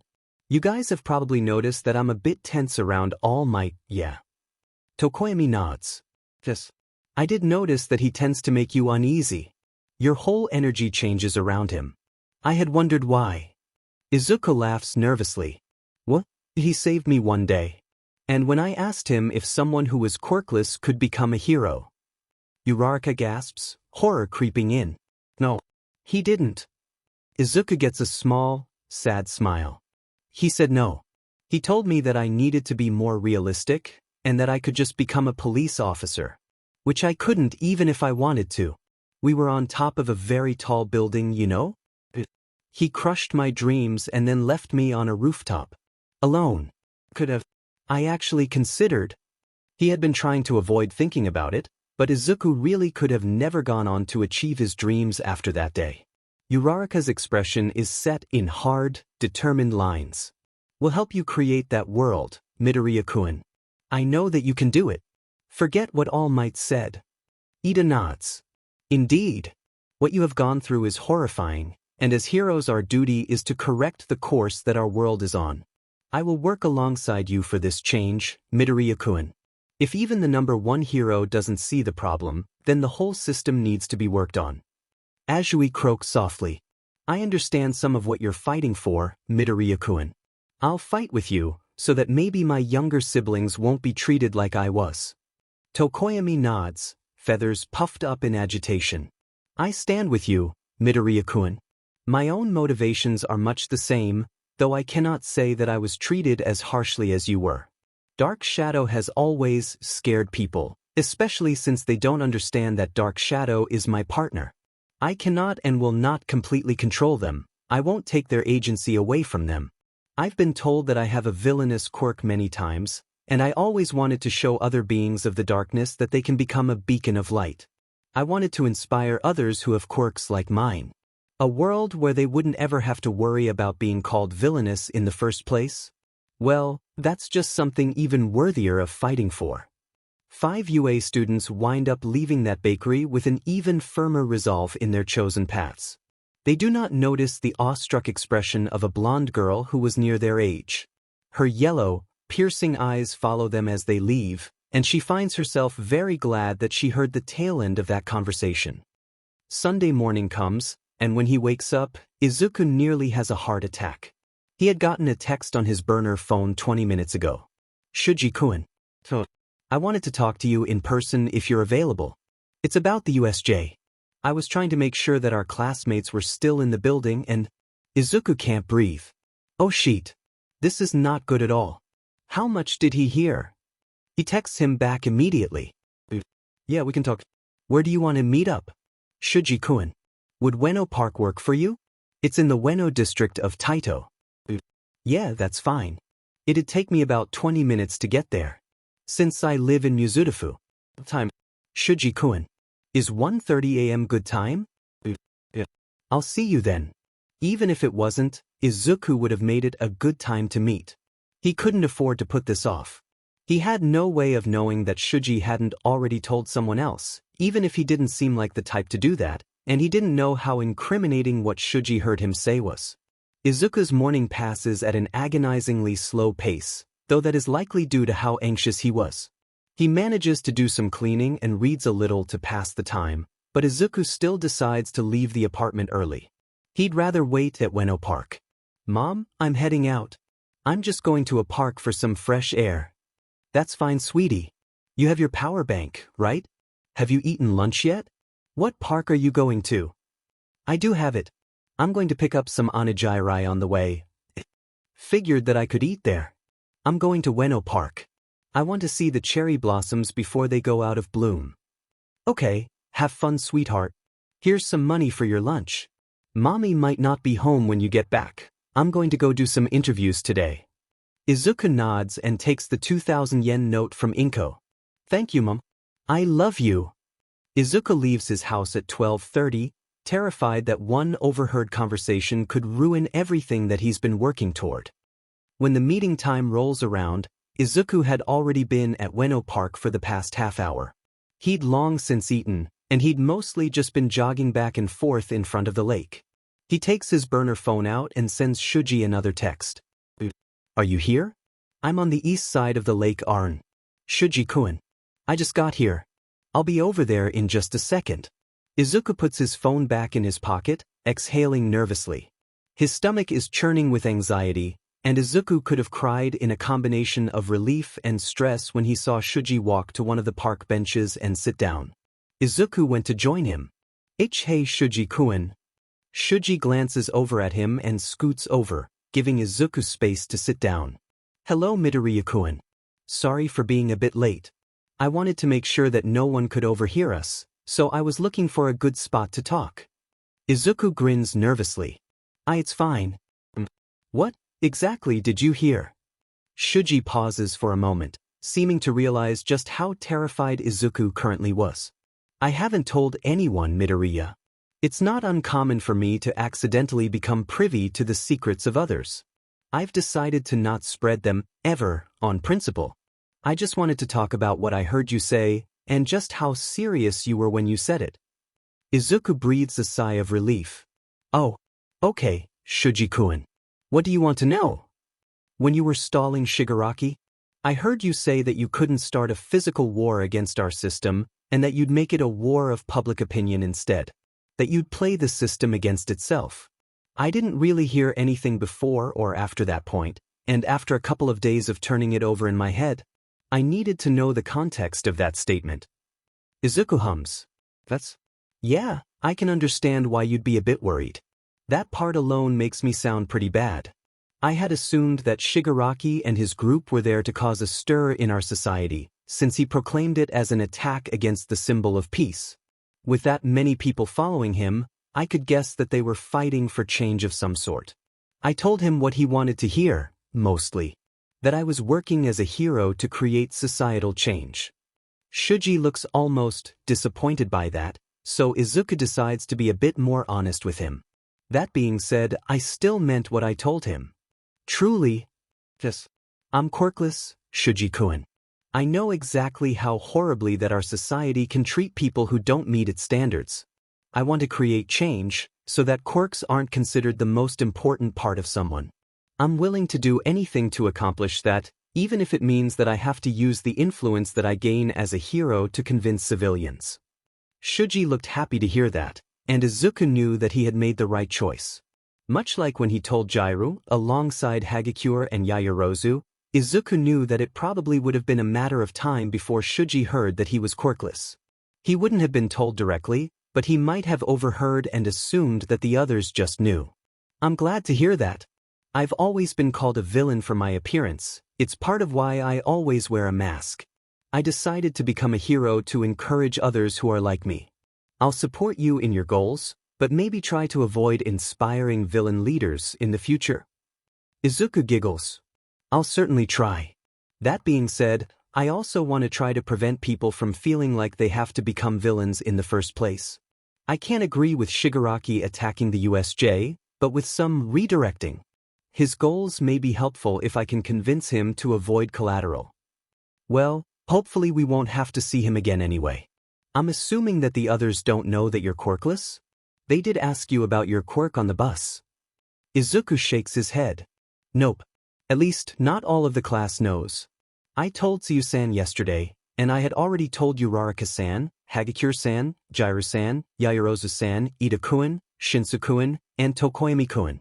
So with you, and Bakugo who grew up with me, that's half of the class. The rest of them? They'll find out at the sports festival. I have a plan for that. The two talk for a while, moving on to much lighter topics, and Izuku goes home feeling like he's made another friend. He's just glad that Shuji wanted things to change just as much as he did. Izuku is going to need to be more careful about how freely he speaks in the future. He can't ever be sure just who all is listening in.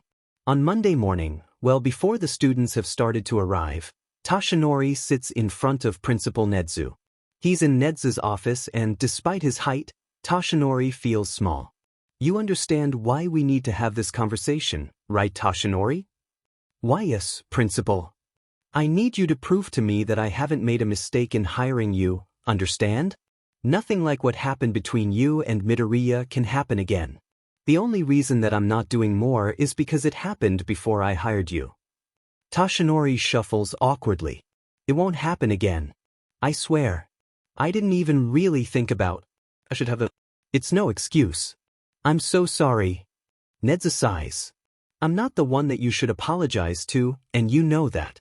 Apologize to Midoriya, soon. After that, try not to do anything else that will give him reason to distrust you. Give him time. Tashinori would say that he had apologized for what happened back then, but that obviously hadn't gone very well. And he hadn't understood just how seriously he had misstepped either. I'll just apologize. Then I can ask him why he said no to my offer, instead of making the offer again. He seems very passionate about becoming his kind of hero. I want to understand why. I never could have become what I am without One for All, after all. I will, Principal Nedzu. Good. Get back to work, Tashinori. You'll have to work to regain my trust too. You understood? Tashinori had made a lot of mistakes that he needed to correct. Izuku sits in homeroom and finds himself relieved to be back at UA again. Honestly, my weekend was entirely too stressful for time that I was meant to spend relaxing. The entire class sits up straighter when they see Aizawa enter the room. They all knew that he hadn't gotten seriously hurt, just some scrapes here and there from the horde of villains he was fighting, but it was still a relief to know that he was fine. Morning. I'm glad to see that you all chose to remain with us. If any of you decide that you want to talk to Hound Dog after this, then let me know.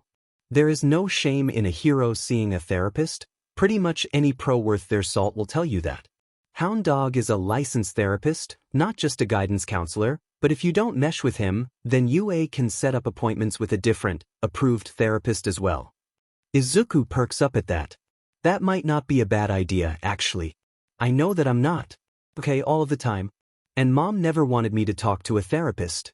Granted, most of them might have treated me badly because I'm quirkless, but that hopefully shouldn't be an issue here.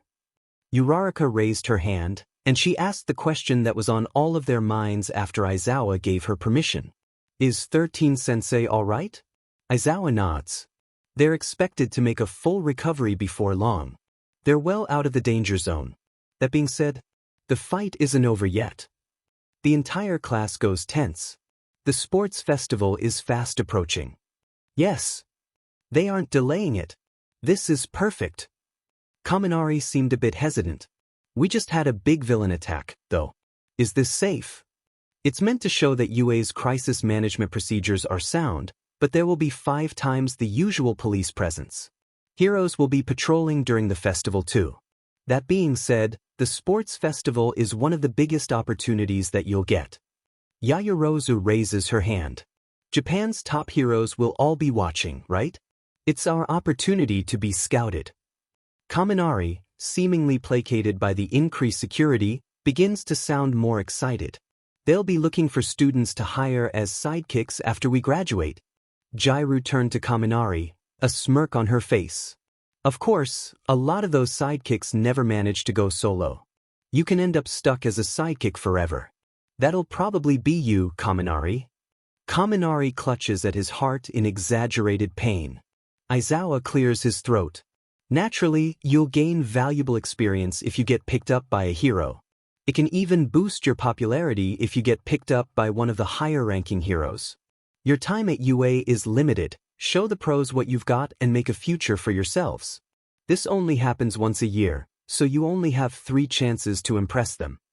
The entire class looks determined after that, and Izuku is practically vibrating out of his seat. When the bell that ends homeroom rings, Aizawa says one last thing before they leave. Oh, by the way, the top scorer on the entrance exam will be making a speech before the sports festival. You know who you are. The majority of the class seems curious after that statement, but Izuku keeps a carefully blank expression.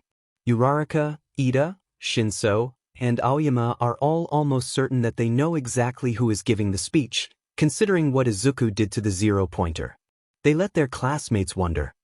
After their modern literature class, the students really get pumped up about the upcoming festivities. Uraraka is the one that seems the most fiercely competitive about it, surprisingly enough. Midoriya-kun, Ida-kun. Let's do our best. Her face right now reminds Izuku of the one that she made after he told her about All Might. Ashido seems surprised by her expression. You're not looking like yourself, Uraraka-chan. Is this her determined face? She can be pretty fierce when she wants to be. I'm gonna crush this, everyone. Izuku and his friend group all start walking toward the cafeteria. Suddenly, All Might comes out from around the corner. Everyone that was at the bakery tenses, though Ida and Azui were better at hiding it, and Shinso goes tense when he notices the reactions of those around him. Young Midoriya, would you mind eating lunch with me? Uraraka bristles. He doesn't have to do anything with you. All Might initially looks surprised at her aggression, but then he starts to look sheepish. Ah, I see. I promise you, young Uraraka, that I actually wanted to apologize to him. You can say no, though, young Midoriya. Izuku tilts his head and hums. He seems to be genuine. It doesn't hurt to hear him out, I guess. Fine. You guys go eat lunch. I'll either see you toward the end of it or in the next class. There was some grumbling from Uraraka and Dark Shadow, who had come out when Tokoyami got so tense, but they do leave. Alright, All Might.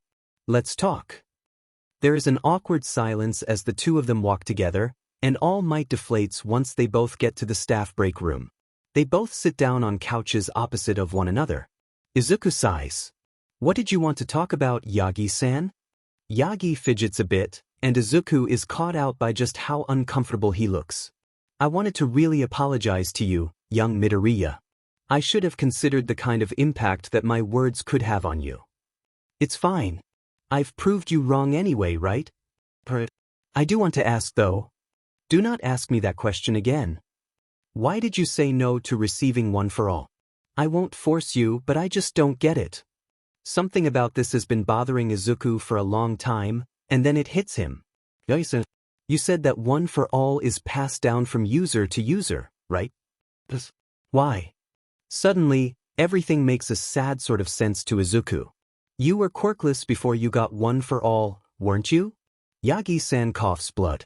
Whyus? How did you dash? It was the way that you talked. Like you just couldn't comprehend not wanting some sort of power, and that's more akin to the mindset of those who are quirkless than anyone else. Most people can't imagine being without a power, but you spoke with a tone that suggested you had experience with the suffering caused by it. I do. Everyone always laughed when I said that I wanted to be a hero. The idea of a quirkless hero was completely unfathomable. I just couldn't have done it without being given this quirk. I genuinely planned to go into the police force before it was given to me. Izuku gives Yagi a sad smile. But you could have done it without a quirk. It may not have been quite the same, but I'm standing here, aren't I? Yagi's eyes look suspiciously wet. Izuku continues. You want to know why I'm so determined to be a quirkless hero, right? I'll explain it to you. Discrimination against the quirkless has only gotten worse with every generation, Yagi-san. The unemployment rate of the generation before me has over half of the quirkless people in Japan without any form of income. I couldn't work in any field outside of the really basic stuff, Yagi-san.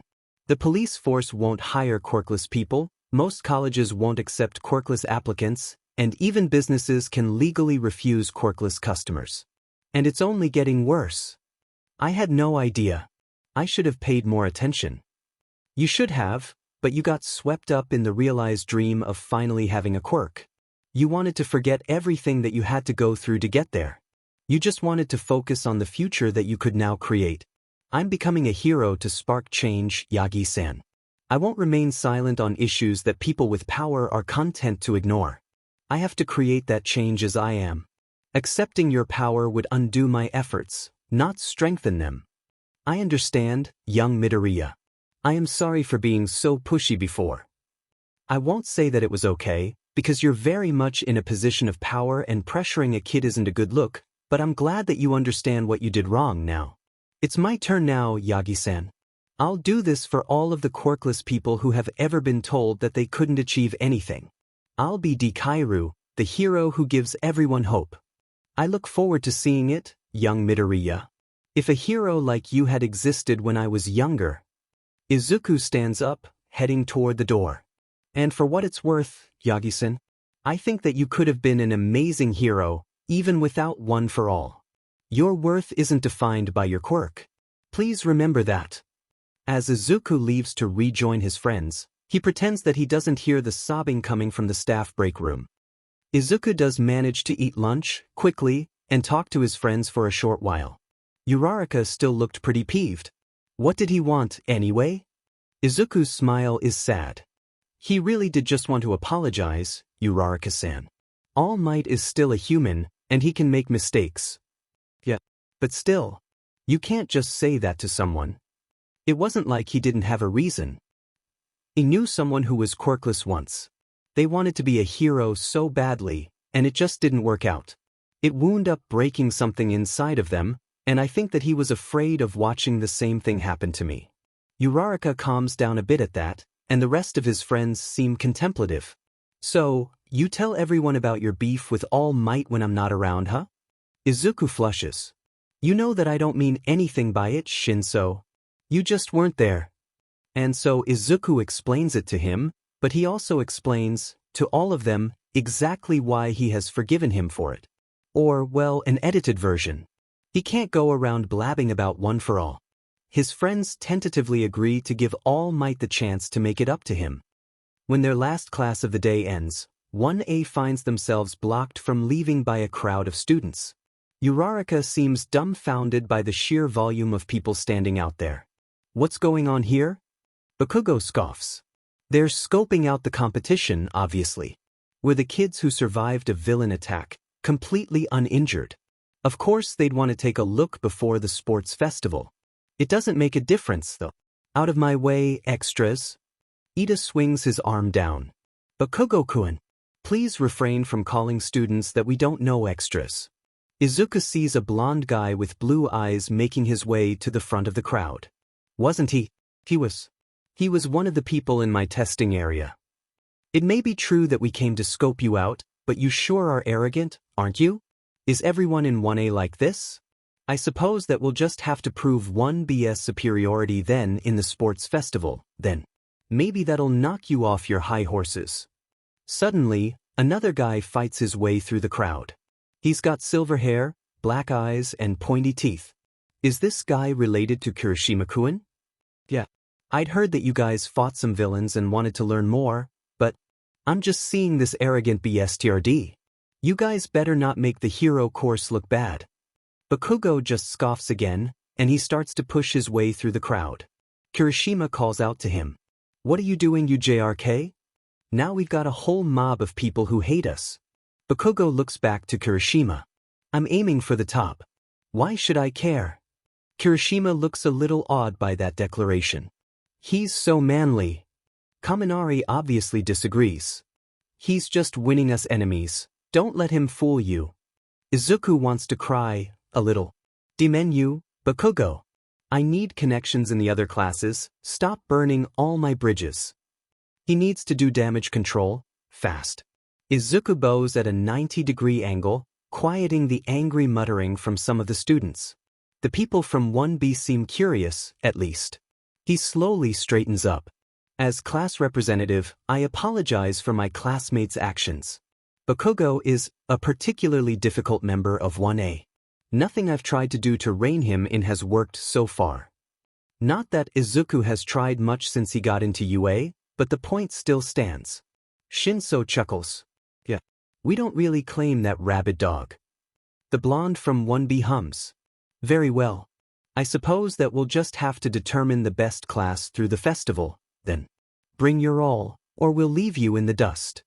Then the crowd started to disperse. After that whole debacle, Izuku flags down his friends before they can leave. Hey, do you guys want to train for the sports festival together?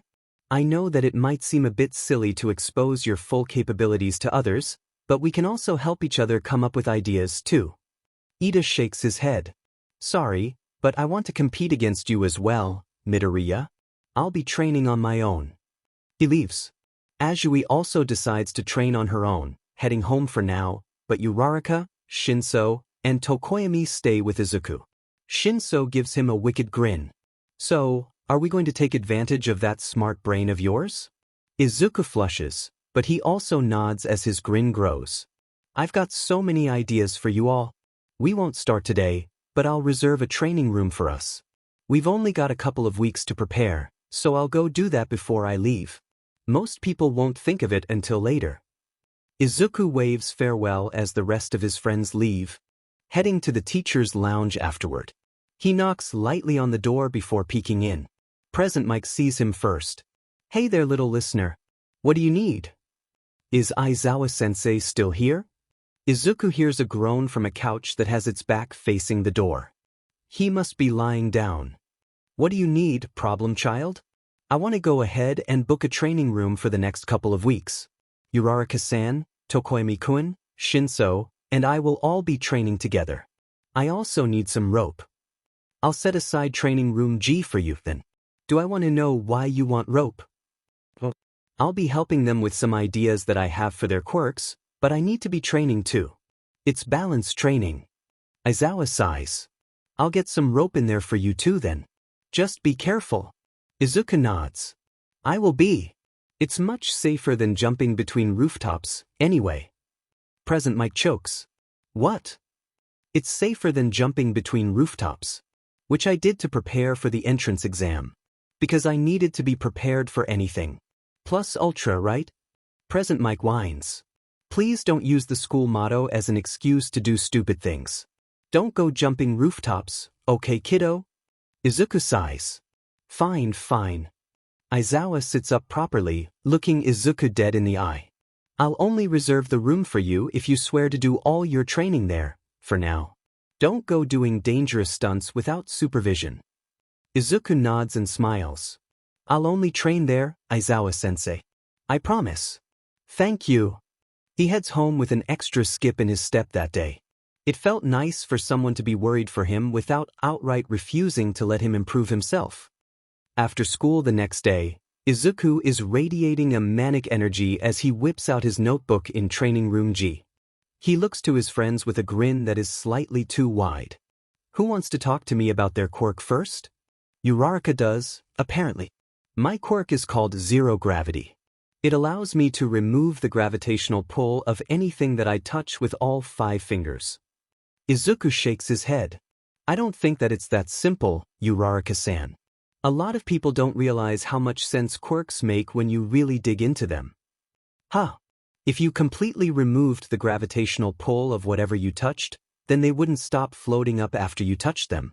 During the entrance exam, I saw that you had several robots floating at the same level, and they weren't going up to space while you touched more. You dropped several robots all at once. I think that your quirk actually lets you manipulate the gravitational pull of anything that you touch. You can totally negate it and reverse it as you showed by helping me and during your own ball toss, but if it works one way, then it should work the other way as well. I want you to try to make the gravitational pull of something stronger. See if you can make something even heavier than it's supposed to be. Izuku hands her a small hand dumbbell that he bought for the sake of this test. It only weighs 5 pounds, but if she can successfully manage it, Uraraka looks vaguely skeptical, but she reaches out to take the dumbbell from him. She clenches her hand, obviously focusing. She startles as her arm jerks downward, but she manages to lift the weight back up. How? I can, but? Izuku grins from ear to ear. I knew it. It just didn't make sense for you to be able to float objects without sending them out of the atmosphere, Not unless you could control the effect of gravity on anything you touch. You must have unconsciously been increasing the gravitational pull to maintain the object's positions. This opens up so many new applications for your quirk. This is amazing, Izuku-kun. I can't believe that I never realized. Oh, there's so much that I can do with this. Uraraka's face is set into grim determination. She was obviously ready to go plus ultra. She freezes for a moment as what she said caught up to her. Oh, I'm sorry, Midoriya-kun. I was just really excited and… Izuku grinned. You can call me Izuku if you want to. I think that we're good enough friends for that. Uraraka beams at him. You'll have to call me Ochako then. Shinso and Tokoyami look at each other, nervously, suddenly concerned that their entire worldview was about to shift on its axis. As Uraraka goes off to train, Izuku heads over to them. He's literally vibrating with anticipation. Shinso and Tokoyami look a little afraid. Shinso, I've got a lot of things that I want to test with your quirk, but we've got a fairly good idea of how it works. Would you mind if I test a theory with Tokoyami-kun first? Shinso shakes his head. No, go ahead. Izuku turns to Tokoyami. Okay, so one of my questions is more important than the other. Were you born with dark shadow, or did they show up later? I was born a creature of the darkness, yes. Would you mind letting me talk to Dark Shadow about something?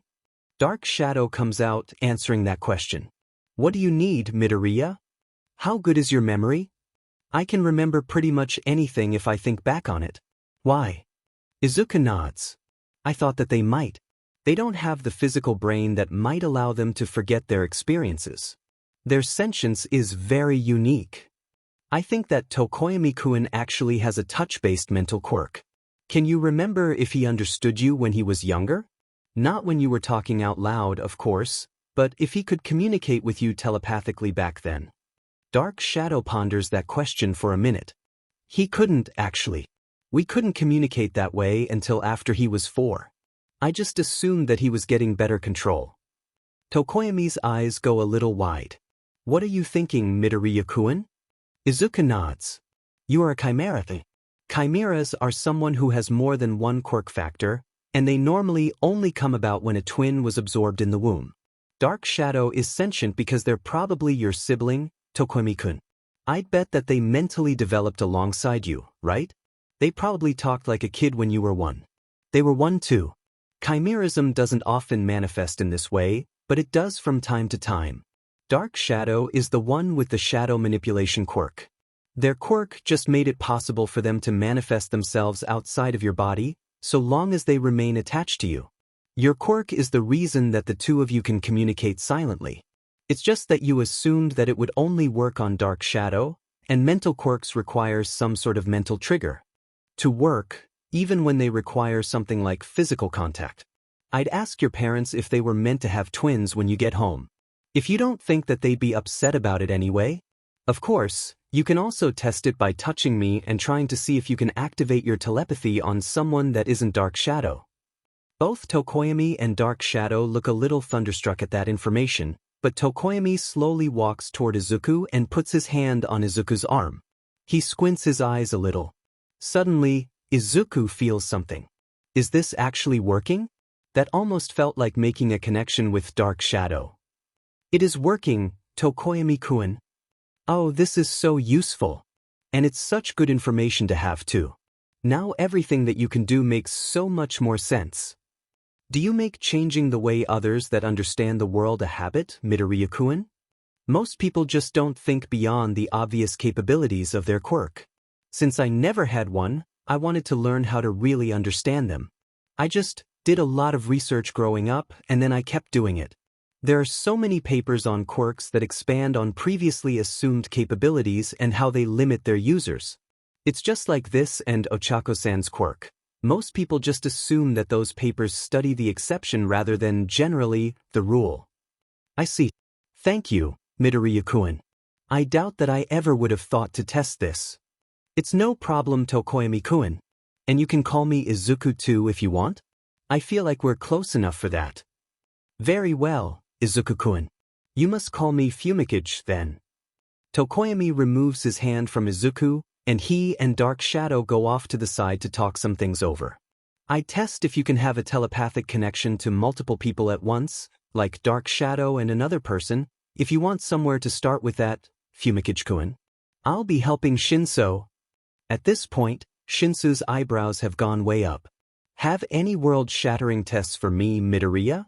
Izuku hums. I do have an idea that I want to test, and it should help you learn some of the limits of your quirk, so?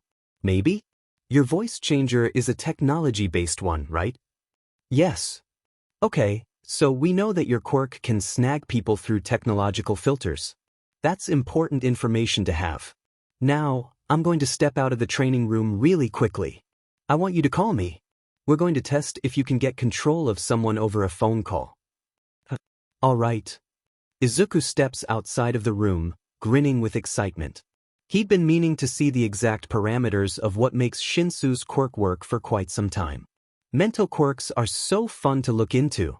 They have so many conditions to work out. Izuku's burner starts to vibrate. He answers the phone. Hey Midoriya, how are you doing? I'm doing fine. Izuku waits for a moment, but nothing happens. My theory might actually hold water here. Yeah, I've got nothing, Midoriya. Any other ideas? This was actually just a test to see if one of my theories was plausible. I'm going to try a video call this time. Izuku hangs up, and this time he's the one who makes the call. What are you testing, Midoriya? Well, you see, Izuku suddenly finds himself back in that same floaty sensation that he experienced on his first day at UA. The sensation ends as quickly as it begins, though. Why'd it work this time? Both tests were through a phone. Izuku beams. I thought that it might be something like this. Hold on, I'll come explain in person. He hangs up and runs back to training room G. Okay, so what was that all about, Midoriya? You're even more like Eraserhead than you might have thought, Shinso. Shinso's face gets red at that. Really? What do you mean? Your quirk relies on you being able to see your target. It might rely on them being able to see you, too, though there's an easy way to test that. The video call was to test if your quirk could work with sight through things like screens or goggles. You're going to want to lean even more into your mini Eraserhead aesthetic, what with your dark purple jumpsuit and a black voice changer in place of a capture weapon, and get some protective goggles. Night vision wouldn't hurt, either.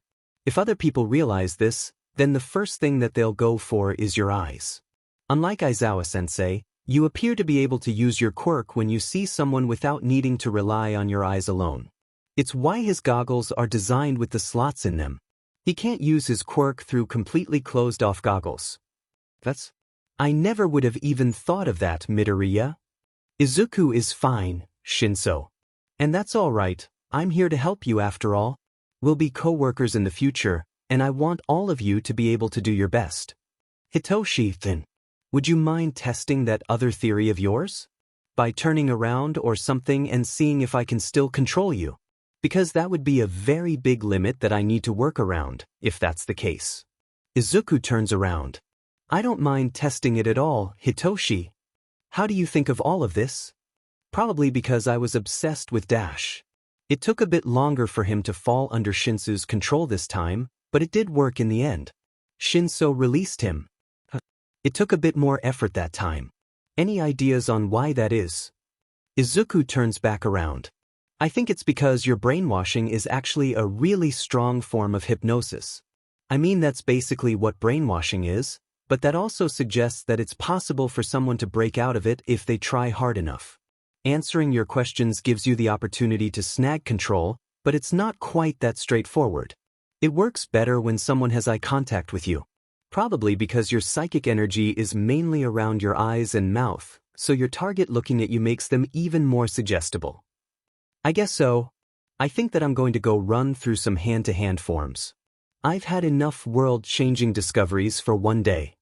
Izuku watches Shinso go with a smile on his face. Well, I guess it's time for me to start working at it. Let's start those balance exercises.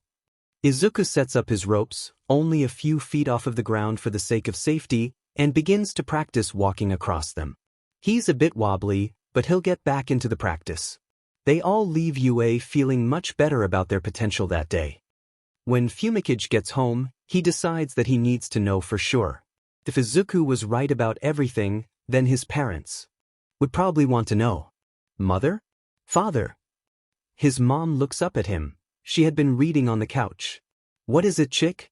His father also peeks his head out of the kitchen, where he'd been working on dinner. Do you need something, Fumikage?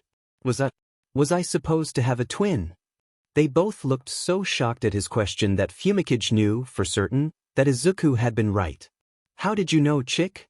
Fumikage repeats what Izuku had told him. When Dark Shadow peeks out of him afterward, his mother sounds like she might burst into tears. Dark Shadow. I'm so sorry that we didn't know sooner. I failed you. Dark Shadow shakes their head. Don't worry. I don't think that anyone but Izuku would have ever noticed, really. He's super smart. I like him. His father tilts his head. Who's Izuku? Fumikage answers for Dark Shadow. He's one of my classmates. He is helping me and a couple more of our classmates train for the sports festival. He was the one who suggested that Dark Shadow might actually have been my twin, thus making my quirk so complex through chimerism. Father's quirk explains Dark Shadow's quirk, but do we have any telepaths in the family? His mom nods. My father had a telepathy quirk, are you telling me that? Dark Shadow's own quirk is the reason that they can manifest as they can. My quirk is a form of touch-based telepathy, but I never thought of trying to activate it on anyone except Dark Shadow before. I was able to test it out a bit today. We're going to test if it can work on multiple people at once, too, but so far it looks promising. Uraraka-san and I could both communicate alongside Dark Shadow, and she could hear both my own and their thoughts. It could be useful for distributing information without risking being overheard. With Dark Shadow by my side, no one would ever expect me to actually have such a subtle quirk either. Both of his parents look surprised at that information. His father speaks up. You're going to have to let us meet this Izuku kid, son. It sounds like we need to thank him. Dark Shadow, do you want a name of your own? Beyond what you were given as a quirk name, that is. It doesn't feel right to just keep calling you that. Dark Shadow shakes their head. No. I like the name that Fumi gave me. It'd feel weird to suddenly get a new one. Fumikage and his family talk until it grows late enough for him to retire to his room. It was clear to see that his mother and father would be including Dark Shadow more in their family from now on. It made both him and Dark Shadow very happy. The preparation time very quickly ran out, and before Izuku knew it, it was the day before the sports festival. He, Shinso, Tokoyami, and Uraraka had all agreed to take the day off, mostly to save their energy for the next day, and the four of them were all meeting up at Cake My Day. Izuku was glad that Shinso got to come this time, even if Ida and Azui were busy doing their own thing. Izuku was the last one to get there, and he joined their table after getting a coffee. Hey everyone. Thanks for waiting for me. I'm sorry that it took a bit longer than I expected. Shinso waved his hand. Don't worry about it, Izuku. After all of your help, waiting an extra 5 minutes is literally the least that we can do. Izuku flushes, but Uraraka nods eagerly. Yeah, Izuku-kun. We've done so much over these past couple of weeks. I doubt that I would have thought to do more than work on my weight limit and using my quirk on myself, alone. You've helped us so much. Tokoyami nods too. Indeed. Things between Dark Shadow and I have only gotten easier, and our parents have started to treat them as the individual that they are, too. You've improved both my understanding of my quirk, well, quirks really, and our family dynamics. My parents want to meet you at some point. You're all so nice to me. Are we still going with our plan? It's understandable if you don't want to, you know. Uraraka grins, looking all fiercely determined again. I don't care about the placing, Izuku-kun. Working together will be the last thing that people expect us to do. We'll all get to the finals, since you were the one that told us about how the events are always structured, and that's when we'll start competing against one another.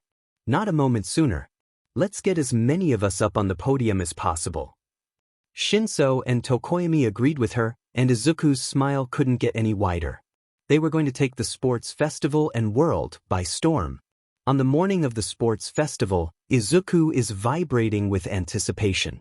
He and the rest of his classmates are in the prep room, and while he is a bit bummed that he can't wear his costume, Izuku is glad that they're allowed to wear the shoes from them. I know that the shoe rule was mostly put into place for students like Ashido-san, who have a quirk that could tear through their clothes, but if it means that I get a slight advantage, I'll take it. May had given him a little something extra for his boots. They definitely prove useful here, and they weren't modified enough for them to be considered a support item. Ida is tense with nerves. Is everyone ready? The sports festival is about to start. Thankfully, everyone seems to be. Izuku is mentally reciting his speech when Todoroki starts to walk over to him. Midoriya-kun. HM? What is it, Todoroki-kun? Objectively speaking, I'm stronger than you. If you consider the typical standard, then you and most of the class. You don't know about me yet, though. You're not wrong. All Might's watching you, isn't he? I'm not going to pry into why that is, but I'll defeat you. Todoroki-kun has really gotten the wrong idea from my interactions with All Might. Kirishima walks over to both of them, but he's focused on Todoroki. Hey man, don't go picking fights now. We're all about to go out there. I don't care. I'm not pretending to be anyone's friend here. That isolationist attitude is really going to get you into trouble here, Todoroki-kun. Todoroki-kun, I'm not sure why you felt the need to bring a declaration of war to me. Objectively, you have a lot more raw power than I do, I know that. I have technique, but without my gear I'm at a pretty distinct disadvantage. That being said, I'm not here to become the #1 hero, but I am here to spread a message today. I won't lose to you. What I need to do is far too important. Some of his classmates look confused by that, but the ones who know, they understand exactly what Izuku means. Everyone, thank you for the support that you've given me so far. To those of you who didn't know, I hope that you still have faith in your class rep after this. Izuku steals himself. His classmates all get together, and they walk out into the roaring stadium as one. It's time for the UA Sports Festival. The one time each year where our young heroes compete to prove themselves on a national stage. You can do this, Izuku. Present Mike is just hyping up the crowd. Stay calm. Stay focused. Our first class. You all know them. They're the rising stars who brushed off a villain attack like it was nothing. The Hero Course Class 1A. He's really gassing us up too much. Come on, Present Mike. Don't make the other classes hate us. Following them is the Hero Course Class 1B. Then classes 1C, 1D, and 1E for general studies. Support courses 1F, 1G, and 1H are after them, and of course there are the business course students. A little biased there, are we? Well, Present Mike probably just knows that the audience won't really care about those outside of the hero course. Well, if May sticks to her part of the plan, then they'll certainly notice her. Midnight steps out onto the stage with a crack of her whip. Okay, here it comes. Now for our opening speech. Your student representative, Midoriya Izuku from Class 1A. Izuku takes in a shaky breath, and he can see Bakugo's head whip over to stare at him, incredulously. What the F-Deku? Izuku ignores him and gets up on the stage. There are so many people here. It's honestly terrifying to think that even more are watching the live broadcast. Izuku has made it so far, though, and he's got to use this platform while he has it. Before I really get into what I want to say, I just want to let all of my fellow students, whether they're from general education, management, support, or heroics courses, know that I hope they can reach the goals that they set for themselves today. Izuku closes his eyes for a moment, but when he opens them, they are hard with determination. Well, I want to talk to all of you about something, and when I say all of you, I mean that I want to talk to my fellow students, my teachers, everyone in this stadium, and the people watching this live. If you had asked anyone who knew me before I got into UA if they thought that I could have even had a chance of standing up here today, then they would have said no. And I can see you all asking yourselves, why would they say no? I'll answer that question for you. My name is Midoriya Izuku, and I am Quirkless. There is an outburst of noise surrounding Izuku, and he can see the confusion and shock on the faces of his classmates who hadn't known before. Izuku waits for the crowds to start quieting down. When they do, he clears his throat and continues. I've been told my entire life that I could never amount to anything. I was told that I was an unwanted drain on our society's resources, and that was destined to live a life that meant nothing. I've already proven them all wrong by standing up here today. That's why, from this moment forward, everything that I accomplish here isn't for me. It's for the quirkless people who have started to believe in what everyone in this society says about them. It's for the people with quirks that society deems too weak to be of use. It's for the people with quirks that our society decided are better suited to villainy. It's even for the people who do have powerful quirks, the people that our society pressures into careers that they don't want, and all for the sake of using their power. Everything that I do from this moment forward is for the sake of creating change. For the sake of creating a world where someone's worth isn't based solely on the power that they wield. For the sake of creating heroes that care more about the people they're saving than their rank. Be the person that you want to be. Izuku raises his fist to the sky, tears pooling in his eyes. Go beyond, plus ultra. The crowd explodes. In his college dorm room, Natsuo Todoroki watches the TV with a slack jaw. He had only really tuned in to watch his baby brother compete, but this? I can't believe that someone has actually gone and done it. A kid in my baby brother's class is going to be the first quirkless hero. This is amazing. He could really change things for us. Watching that kid speak gave Natsuo a hope that he hadn't had in years. Maybe, by the time that he graduates, he won't only be allowed to attend medical school because of his last name. In an old rundown bar within the Kamino ward, Shigaraki Tamura laughs, and laughs, and laughs. He watches Dikairu, who he now knows is Midoriya Izuku, on the stage, and a grin stretches across his entire face. It looks like you really are going to be an interesting one, Midoriya Izuku. Dabi is in a small, dingy bar in Yokohama when he sees it. He had decided to go somewhere where he could watch the sports festival, probably because some small part of him wanted to see if his baby brother had managed to make it through their father's training without becoming just like Endeavor, but he's shocked into silence when the green-haired kid on the screen starts talking. A quirkless hero, huh? The old man must hate that. Stick it to the FNG system, kid. At least I know that someone is fighting how things are run. Maybe it was time for him to start fighting too. In Hosu, the hero killer, Stain stands outside of an old alleyway technology shop, frozen in front of their display television. The volume was on, likely in an attempt to draw in curious customers. He's been standing there for the past several minutes, and he continues to watch, transfixed, as Midoriya Izuku steps off the stage, crying for all the world to see. Despite his emotional state, the child clearly has determination lining every inch of his body. Stain's plans begin to, ever so slightly, shift. That kid. If I'm just slightly more selective about what heroes I target, then maybe I can help him kickstart that change. He could succeed where I failed. He could really change the system. Ingenium may have an excess of sidekicks, and while I don't think that heroes should be paid, it's not right to treat those who work just as hard to keep things running as less than the heroes that they work for. But he doesn't really keep them from going solo either. I would have left him alive anyway. Stain goes on the prowl. He knows that Native is supposed to be patrolling today. In the Hero Public Safety Commission headquarters, Benika Ahina, president of the HPSC, glared at the television screen before her. Midoriya Izuku is going to be trouble. We're going to need to keep an eye on him. That kid had all the makings of someone who could start riots, and Benika wasn't going to relinquish her power so easily. In a small, cold apartment, Inko Midoriya sees. Her child had been getting much too confident lately, that school was only going to get him hurt. I mean, look at him. He's standing up there and making these grand declarations with absolutely nothing to back it up. They're going to eat him alive.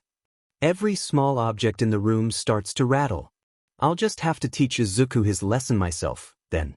That school certainly isn't going to do it. Midnight silences the crowd with another crack of the whip. Yes, that was a very rousing speech, but we don't have time for delay. It's time for the first event. Izuku, Uraraka, Tokoyami, and Shinso stay close to one another, eager to see what mass elimination event will be used this year. The qualifying round for this year is going to be an obstacle course. Yes. This is the ideal scenario. There are so many ways to cooperate with one another in an event like this. It's a race between every member of all 11 classes. The course is 4 kilometers long and loops around the stadium itself. Of course, UA is all about encouraging creative thinking. Everything is fair game so long as you remain on the course. Everyone, to their positions. Izuku is so ready for this. Uraraka and Shinso are sticking close to one another, mostly because she's planning to help him get past through the first event without making him reveal his quirk. Her weight limit has increased enough that she feels comfortable using her quirk on herself, and she won't be using her quirk to lift tons of robots like in the entrance exam. Izuku had also found that her nausea was triggered due to the sensation of lessened gravity, and if Uraraka makes herself have a stronger gravitational pull after using her quirk to lighten several things, then most of the side effects are negated. She can still overdo it, but it's much harder for her to do so now. Izuku stands next to Tokoyami, and the two nod to one another. They, alongside Dark Shadow, are going to help one another when needed. Start! Izuku darts forward, Tokoyami at his side, but the starting gate is obviously meant to be another obstacle. Suddenly, the air around them grows colder, and Izuku knows what's about to happen. He and Tokoyami look at one another, and when ice shoots out to cover the ground beneath them, they are already up in the air. A bunch of students from the other classes get caught in Todoroki's attack, but 1A was ready for him. Tokoyami is being pushed up by Dark Shadow. Izuku jumps and clicks the heels of his boots together to eject his ice spikes out of his treads, and he notices Uraraka and Shinso just barely floating above the ground before she drops them back down. Izuku's grin is feral. "You're too predictable, Todoroki-kun. You'll have to try harder than that." He really would. Looking back, Izuku can see that a fair few made it past Todoroki's attack with little problem. Izuku turns the corner with the group of students who made it through, and he would have frozen if he wasn't so used to being in terrifying situations. Present Mix's voice cuts through the entire stadium. It wouldn't be an obstacle course without the obstacles. First up is the Robo Inferno. The 0-pointers, seriously? I never wanted to see one of those ugly things again. It's not like Izuku had access to his taser here. This was a bit excessive. Then again, excessive is practically UA's motto. Izuku almost chokes when he sees Todoroki just casually freeze himself a pathway between the robots. He really does have a mind for strategy though. The way that they're frozen is dash. The robots crash down behind Todoroki. One, as Todoroki just rushes through. And sabotaging the others at the same time. This guy is ice cold. Izuku is immensely relieved to see that the only students who had gotten buried by the fallen robots could both withstand that hit. Seriously, they have similar teeth and quirks? I was mostly joking before, but is Kirishima-kun really related to that guy? Bakugo blasts his way over the top of the arena, and Izuku can see that Tokoyami and Dark Shadow have an idea.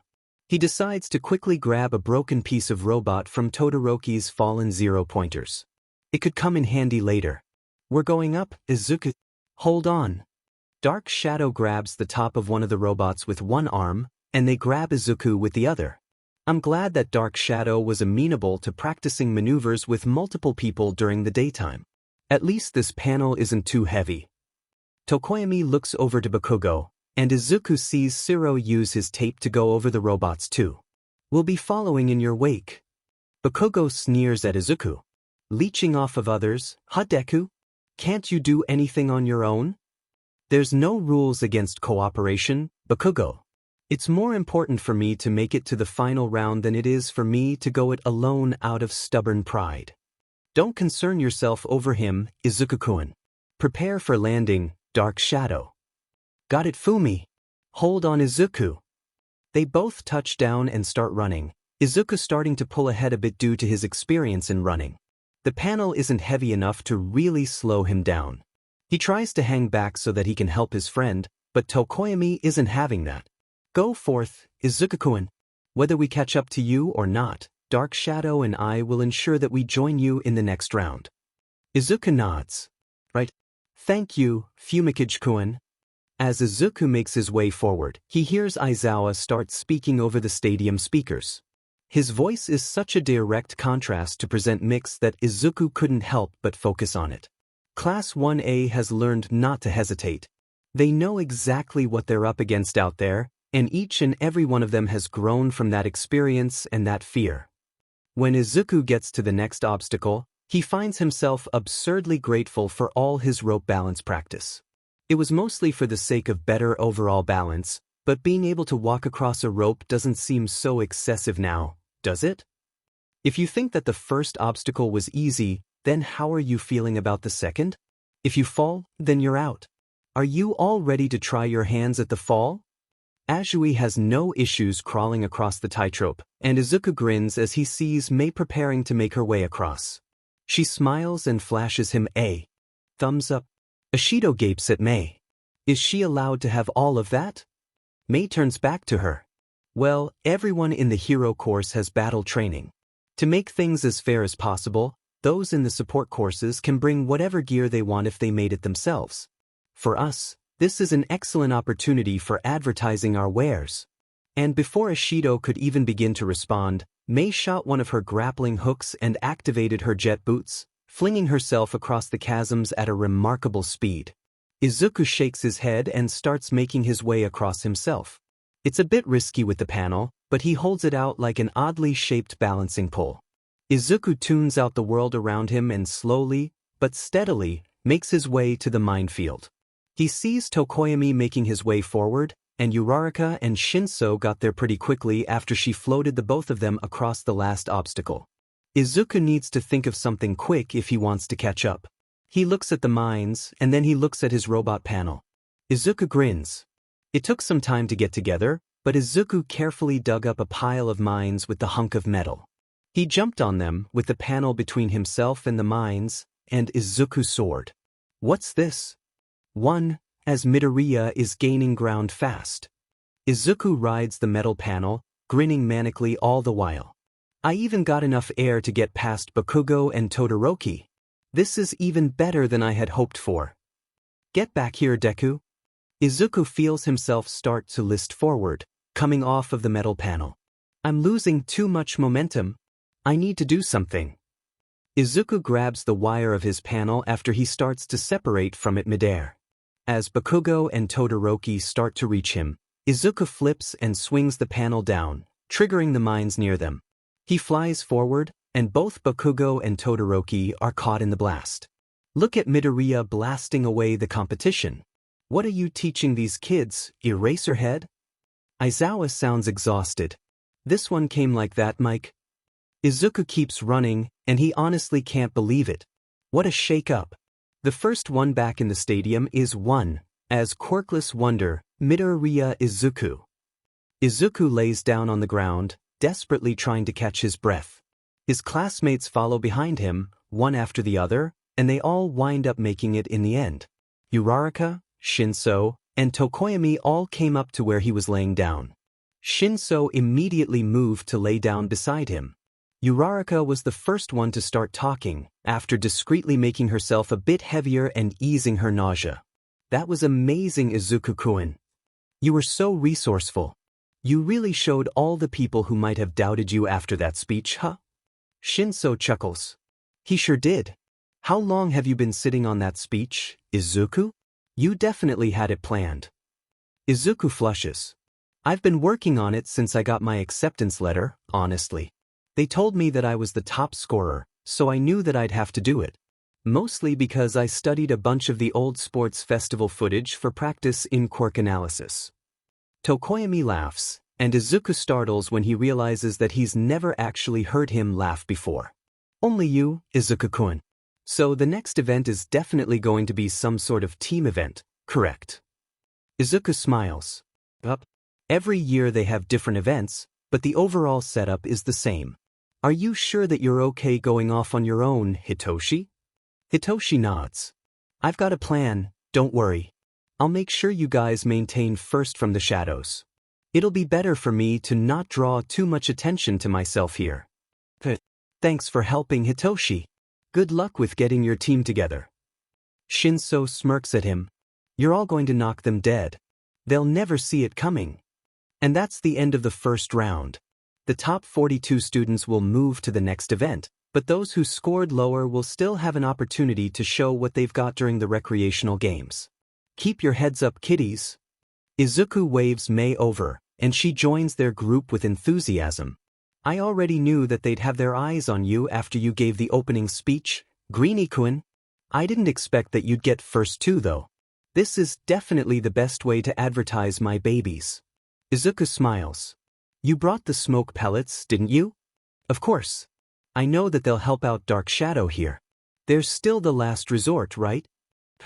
We want to give your inventions time to shine too, Hatsum-san. Plus, it's a good plan for if we get cornered. We don't want to waste the element of surprise. Midnight cracks her whip again. Now, we're moving on to the second event. It's going to be a cavalry battle. Azui tilts her head. So we're teaming up? How? They always allow teams of up to 4 or 5 in events like this, so I can guess. The participants will form teams of 2 to 4 people, and they'll get into a horse and rider formation. The rules aren't much different from an ordinary cavalry battle. You need to take your opponent's headbands while protecting your own. However, each of you have a point value assigned to you depending on how you placed in the last event. 42nd place gets 5 points, 41st gets 10, and so on. Of course, first place is worth 10 million points. Izuku only squares his shoulders after hearing that.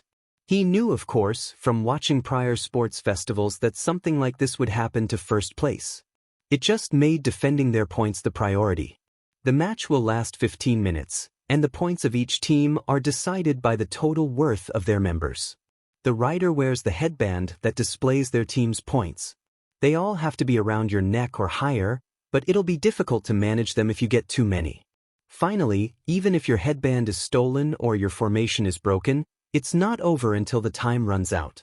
Well, we won't have to worry about having too many headbands at least. We just need to try to keep the other teams away. It's too big of a risk to try going after others with my points. Quirks are allowed, so this is going to be brutal.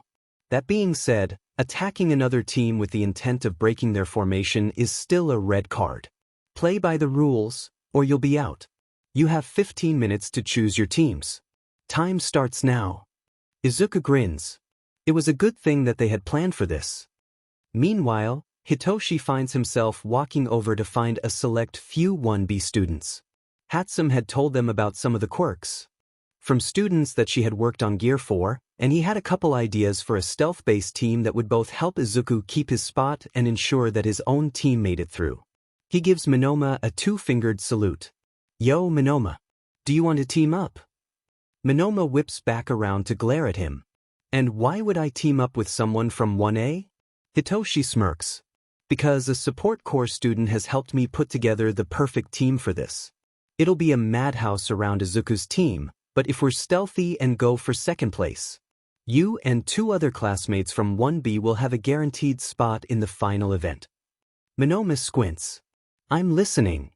So, Hitoshi tells him his plan, and Minoma's smirk slowly grows wider. Minoma goes to retrieve Hitoshi's first picks for the 2 other members, who thankfully weren't on a team yet, and they begin to plot. Those fools will never see it coming. Your 15 minutes are up, kiddies. It's time to get this thing started. Izuku grins from his place on top of the formation, and he adjusts the jetpack that Hatsum fitted him up with. As he looks over the crowds of students, Izuku can see that Shinso got the ideal team setup that they had in mind. This is perfect. We assumed that all of the Hero Corps students would make it to the second event, but there was really no guarantee of that or of them agreeing to team up with Hitoshi. They're not going to be flashy, but they don't need to be for this to work. Shinso makes up the front horse of his team, taking advantage of his height to help shield Tokage, their rider, from the front. Minoma is the left horse, and his closeness to 3 teammates with stealthy quirks that he can copy makes him even more versatile than he normally is. Lastly, Yanagi is the right horse, and her telekinesis quirk is perfect for subtly taking bans from people when they aren't paying attention. Of course, Tokoyami being their front horse was also very important for their team. He had to be touching every single one of them, and his familiarity with speaking with Dark Shadow telepathically only enhanced his abilities over the years, even if he didn't know that at the time. Their team wouldn't need to say a word out loud throughout this whole thing. Yo, Eraser! It's time to wake up. All the little listeners have their teams and strategies ready. I'm seeing some interesting teams down there. Let's do this, everyone. All 4 of Izuku's teammates mentally shout as one. They really did have an unfair advantage here. People didn't realize that they had an extra member. Yeah. Start. Immediately, most of the other teams began to rush Izuku's team, and he focuses. Izuku sees Tetsu's team approaching, and he moves to start up their jetpack. Thankfully, the spray gauntlets that Hiatus made for him didn't impede his ability to hit the jetpack's power button. The filled canisters for his gauntlets weigh heavily on his thighs, but at least he doesn't have to run with them. Thank you for the information, Hiatus-san. We can't afford to get caught up in Hananuki-kun's quirk. Ochako-san, are you ready to lighten us? No problem, Greenie-kun. Let's fly, Izuku-kun. Izuku and his team lift off, and just in time too. He can see a slight wobble to the ground that they just left, and Izuku hears the indignation in Tetsu's voice. A jetpack? It must belong to that support chick. After them. Hagakure's team goes after them next, but Dark Shadow is able to smack away Jiru's earlobes with ease. Thank you, Dark Shadow. We appreciate your vigilance. No problem, Fumi. I've got your backs. We need to land, Izuku-kun. We don't want to eat up the jetpack's fuel too early. I'm not sure how long I'd be able to keep you all up. That's fine, Ochako-san. Start increasing our gravitational pull, I'll ease off the jetpack. They slowly begin to approach the ground, and Uraraka activates her borrowed pair of jet boots to ease their landing. It was smart of Ochako-san to activate her quirk on everyone but herself. She doesn't weigh enough to keep us from carrying her up with us, and it makes it less likely for her to get nauseous by the end of this. Thanks, Izuku-kun. Oh right. They can all hear you. Focus, Izuku. Hagakure whips over to look at them the second that they land, but Izuku notices that something is missing. We've got to go after them. Satu is the first one on her team to notice. Wait, where's our headband? Izuku glimpses over to Shinsu's team. They're fairly easy to spot with his unique hair color and height, and grins at the smug expression on all of their faces. Tokage laughs at Satu's bewilderment. You'll have to be more careful than that. There was chaos after that, and more teams began to break off to fight among one another. Shinso and his team were crafty about it, and Izuku was so proud to see their strategy paying off. Shinso kept catching the horses in his quirk, making them stay in place until their teammates figured out that they needed to be nudged into awareness. Yanagi was using her telekinesis to snatch bands from other teams, especially the ones that had multiple bands who wouldn't notice right away. Monoma was alternating between Shinsu's and Yanagi's quirks, and any of their team's lost headbands were regained by him just as quickly. After all, no one expects Shinsu's quirk from him.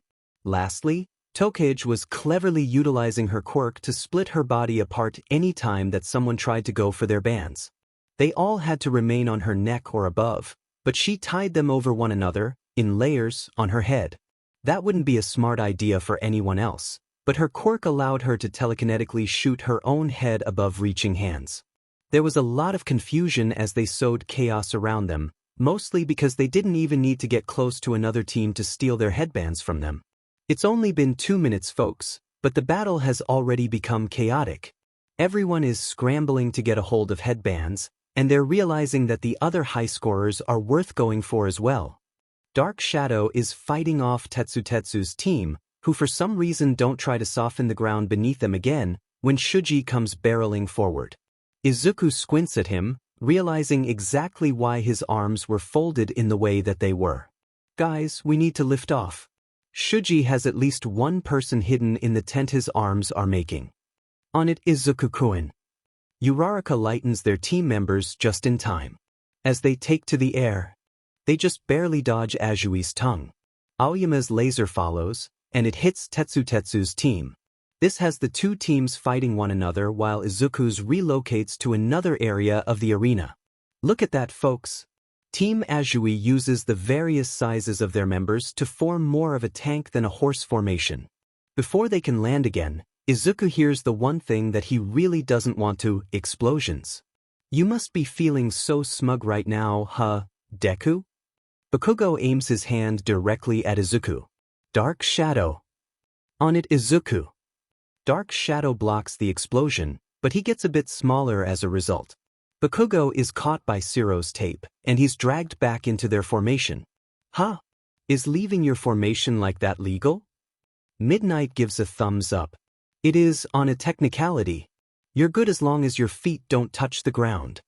Izuku tunes out the commentary once more, focusing on ensuring that his team doesn't lose their headband. 5 minutes later, Present Mix's shocked voice cuts through his focus. What's this? It's 7 minutes in, and one, as not doing too well other than Midoriya. What happened to Bakugo's points? Shinso and his team had really gone and done it. Monoma had copied Yanagi's quirk and pulled Bakugo's headband straight to them. Izuku almost couldn't believe that Monoma had agreed to steal Bakugo's headband, considering that it meant Bakugo would be doggedly pursuing them the rest of the match, but Monoma also probably wanted to prove a point to Bakugo, so maybe it's not that surprising after all. It was smart of 1B to hold back in the first round, and Monoma's clearly got a mind for strategy.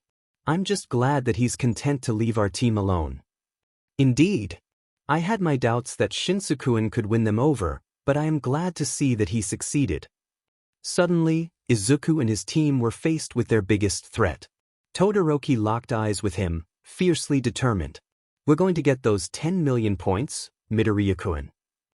As if that wasn't bad enough, many of the teams that were now missing their headbands to Team Tokage started to go after the 10 million points too. This isn't going to end without a fight, Izuku-kun. They're all determined to get a hold of the 10 million points. I know, Fumikage-kun. Wait, what are they doing? Izuku watches on as Yaoyorozu produces an insulator sheet for Todoroki's team, and he feels horror rising within him. Kaminari-kun. I've got it, Todoroki-kun. Kaminari started to spark electricity, and Izuku had never moved so quickly in his life. Indiscriminate shock. 1.3 million dash. Izuku blasts the vegetable oil within his gauntlets at Kaminari, completely coating Kaminari in the insulator, before he can release his attack upon everyone. What? Kaminari just seems confused, and Izuku realizes that he has no idea what he almost did. Todoroki manages to freeze the team surrounding them while they froze in bewilderment, likely surprised that vegetable oil could render Kaminari's quirk null, but Izuku isn't going to remain silent about this. He wasn't going to yell so loud that the microphones picked it up, but Kaminari needed to know. Kaminari-kun, what were you thinking? I'm so glad that Hatsum-san made this. Don't you realize that the average person can only safely withstand about 50 volts of electricity before it becomes lethal? This is only a competition, dude. Kaminari seemed shocked by that, as if he hadn't realized before. Within seconds, he looks like he's going to be sick. Wouldn't he know that by now? I mean, he said that he had fought people at the USJ. Oh no. Dark Shadow screeches angrily, swooping forward to grab at Todoroki's headband. They were initially blocked by Yaoyorozu creating a shield, but they relentlessly drive Todoroki's team back a few paces. Kaminari is trembling, obviously freaked out by his nearly fatal mistake. Todoroki uses his ice to create an enclosed arena for them to fight in, locking out the other contestants. He makes a serious error in his construction. Everyone, stall for as long as possible, okay? We can keep him from reaching us even within this arena. We plan to be a mobile team. Be ready to deploy our last resort at any moment, though. You've got it, Greenie-kun. My babies have gotten plenty of screen time, so I'll have the smoke pellets ready to go at any time. I'm ready to do what we practiced, Izuku. This will really get everyone's attention. It sure will, Dark Shadow. I'll be ready to lighten you all at a moment's notice. Excellent, Uraraka-san. Let us allow them to bear witness to our mad banquet of darkness. They were ready. There's only about a minute left now. When Todoroki created his arena, we all thought that he'd snatch that headband in an instant. But 5 minutes later, Team Midoriya is still standing strong. And hey, What's with that synchronization? I haven't heard anyone from Team Midoriya talking to each other at all. Man, the jetpack is out of fuel now. We're not going to be able to take off with this thing anymore. It was smart for us to stay where other teams couldn't reach us, but if Todoroki's team tries anything, are you all ready for the plan? Yeah. I've got you all, Izuku. Are you ready, Uraraka? I am, Dark Shadow. Let's crush this. Everyone, in the minute or so that we have left, I have something that I can do, but afterward I'll basically be useless. It'll be up to the rest of you then. Oida-kun, don't talk about secret plans so loudly. We're not far away enough that we can't hear you. Hatsum-san, it's time for the smoke pellets. Roger, Greenie-kun. Dark Shadow completely surrounds Tokoyami, and Uraraka makes them all lightweight, including herself this time. Hatsum throws several smoke pellets around them. Smoke begins to spread around their isolated arena, and Ida obviously notices it. He's too late though. Over torque dash. Dark Shadow grows huge and then they all fly. Recipro burst. Ida rushes into the smoke where they were before, but they were no longer there. Todoroki looked up, and even he appeared shocked. For a few seconds, fire sparked to life on his left side. What? Eraser, what is that? You see, Izuku and his friends had been practicing a maneuver involving Dark Shadow for quite some time. Tokoyami had told them all about how Dark Shadow could act as a physical armor for him, and that was how this idea was born.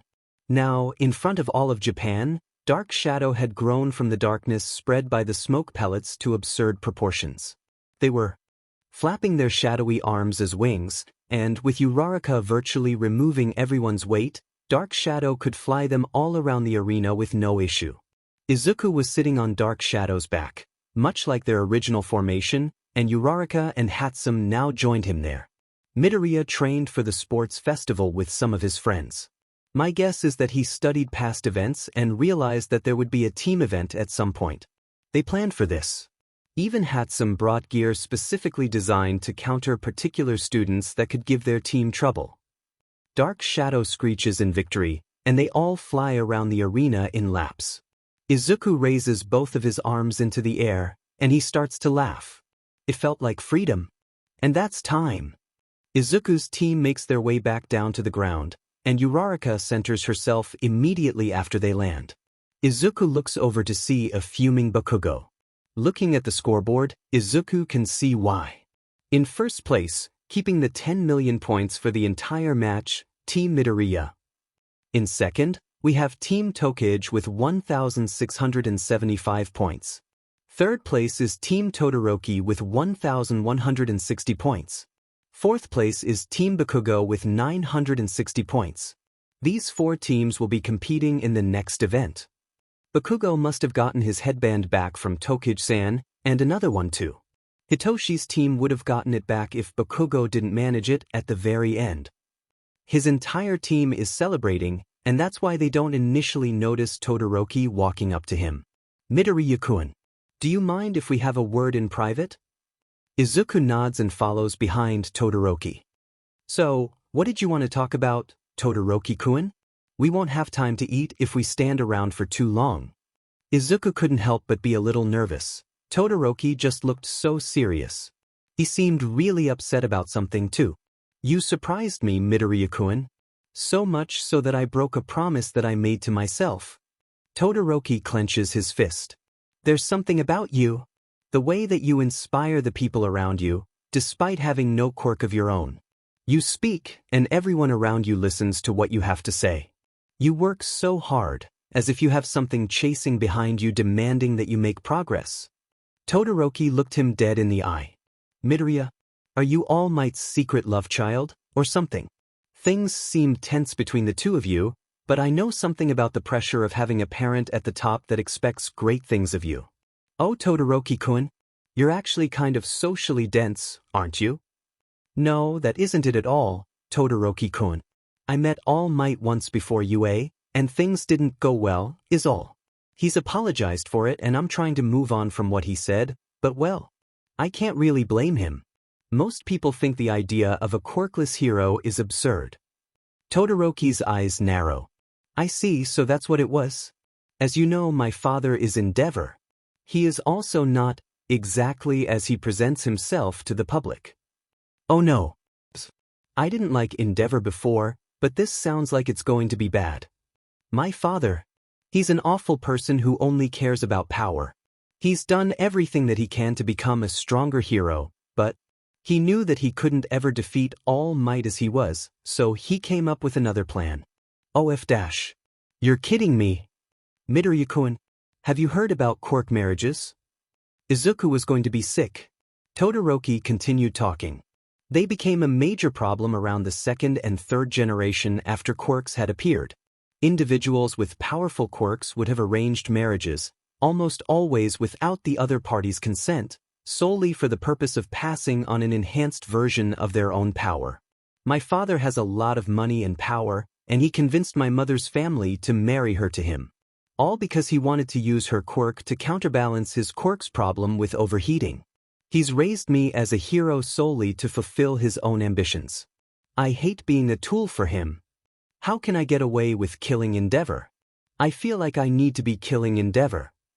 As far back as I can remember, my mother was always crying. I can't bear to look at that left side of yours, is what she said, right before pouring boiling water on my face. It's not a birthmark. This is so effed up, what the F-. So, I swore that I would never use my left side. It may not have been in combat exactly, but you still brought flames out of me when I swore that I would never use his disgusting quirk. If I succeed as a hero without using his quirk, then I'll have denied him everything. Todoroki-kun, I appreciate you telling me. If I'm honest, I've never really liked Endeavor. He's exactly the kind of hero that I'm trying to keep out of the industry by doing what I am. That being said, if it makes you feel better, I don't think that you have your father's quirk. Not even on your left side. What? It's literally split in halves. How could I not have my father's quirk?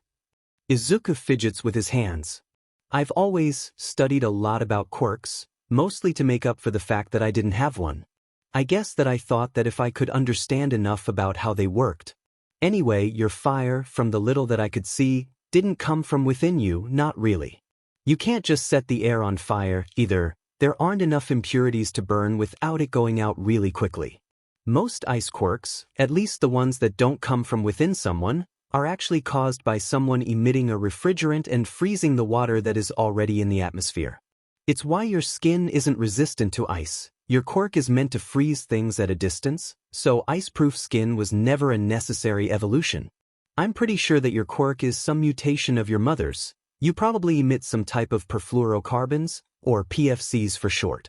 There are several of those that are both refrigerants and flammable, so I'm almost positive that the way your quirk actually works isn't how it was registered. They just saw your parents and assumed. Todoroki looks poleaxed. Do you really think so? Something in his voice seems small, and Izuku is quick to nod. I really do, Todoroki-kun. Using your full capabilities wouldn't have anything to do with him at all. I can always help you test it out after this whole thing is over, if you want. I have a few ideas, like if you can produce PFCs internally you might be able to breathe underwater, that we can try. We probably want someone who knows CPR around for that, though just in case. Todoroki nods. Considering how much you've done for some of our classmates' quirks already, I would like that, Midoriya-kun. Thank you. Izuku thinks that he sees the tiniest smile on Todoroki's face. He smiles back. I'm always happy to help however I can, Todoroki-kun. Neither of them were aware of the fact that Bakugo had overheard their whole conversation. At the same time as Todoroki and Midoriya's talk. Endeavor. It's been ages since we last had a chance to talk. 10 years ago, wasn't it? How have you been? Endeavor scoffs. Do you think that I'm here to play catch-up with you? This is ridiculous. Get out of my way. Internally, Toshinori sighs. He really hasn't changed, has he? Come now. Don't be such a party pooper. Your son Shudo did quite well. Third place is nothing to scoff at, and he hasn't even used his left side yet. You've trained him well. Endeavor glared at him. What are you trying to say? Regardless, third is hardly good enough. He was outsmarted by a quirkless runt. Toshinori really didn't like the sound of that. I was actually hoping that you might have some advice about training the next generation.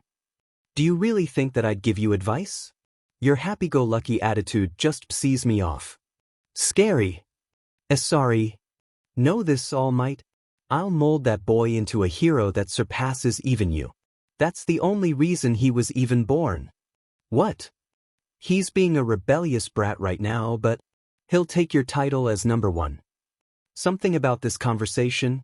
I don't like how this feels. Izuku had quickly gone back to eat lunch with his friends, making sure that he would be at top form for the one-on-one battles. He and his classmates all headed out to the stadium after the break. Most of those who didn't make it through to the finals are planning to participate in the recreational games, but Izuku is going to save his strength. He'll need it. Midnight got back up on the stage with a white box in her hands.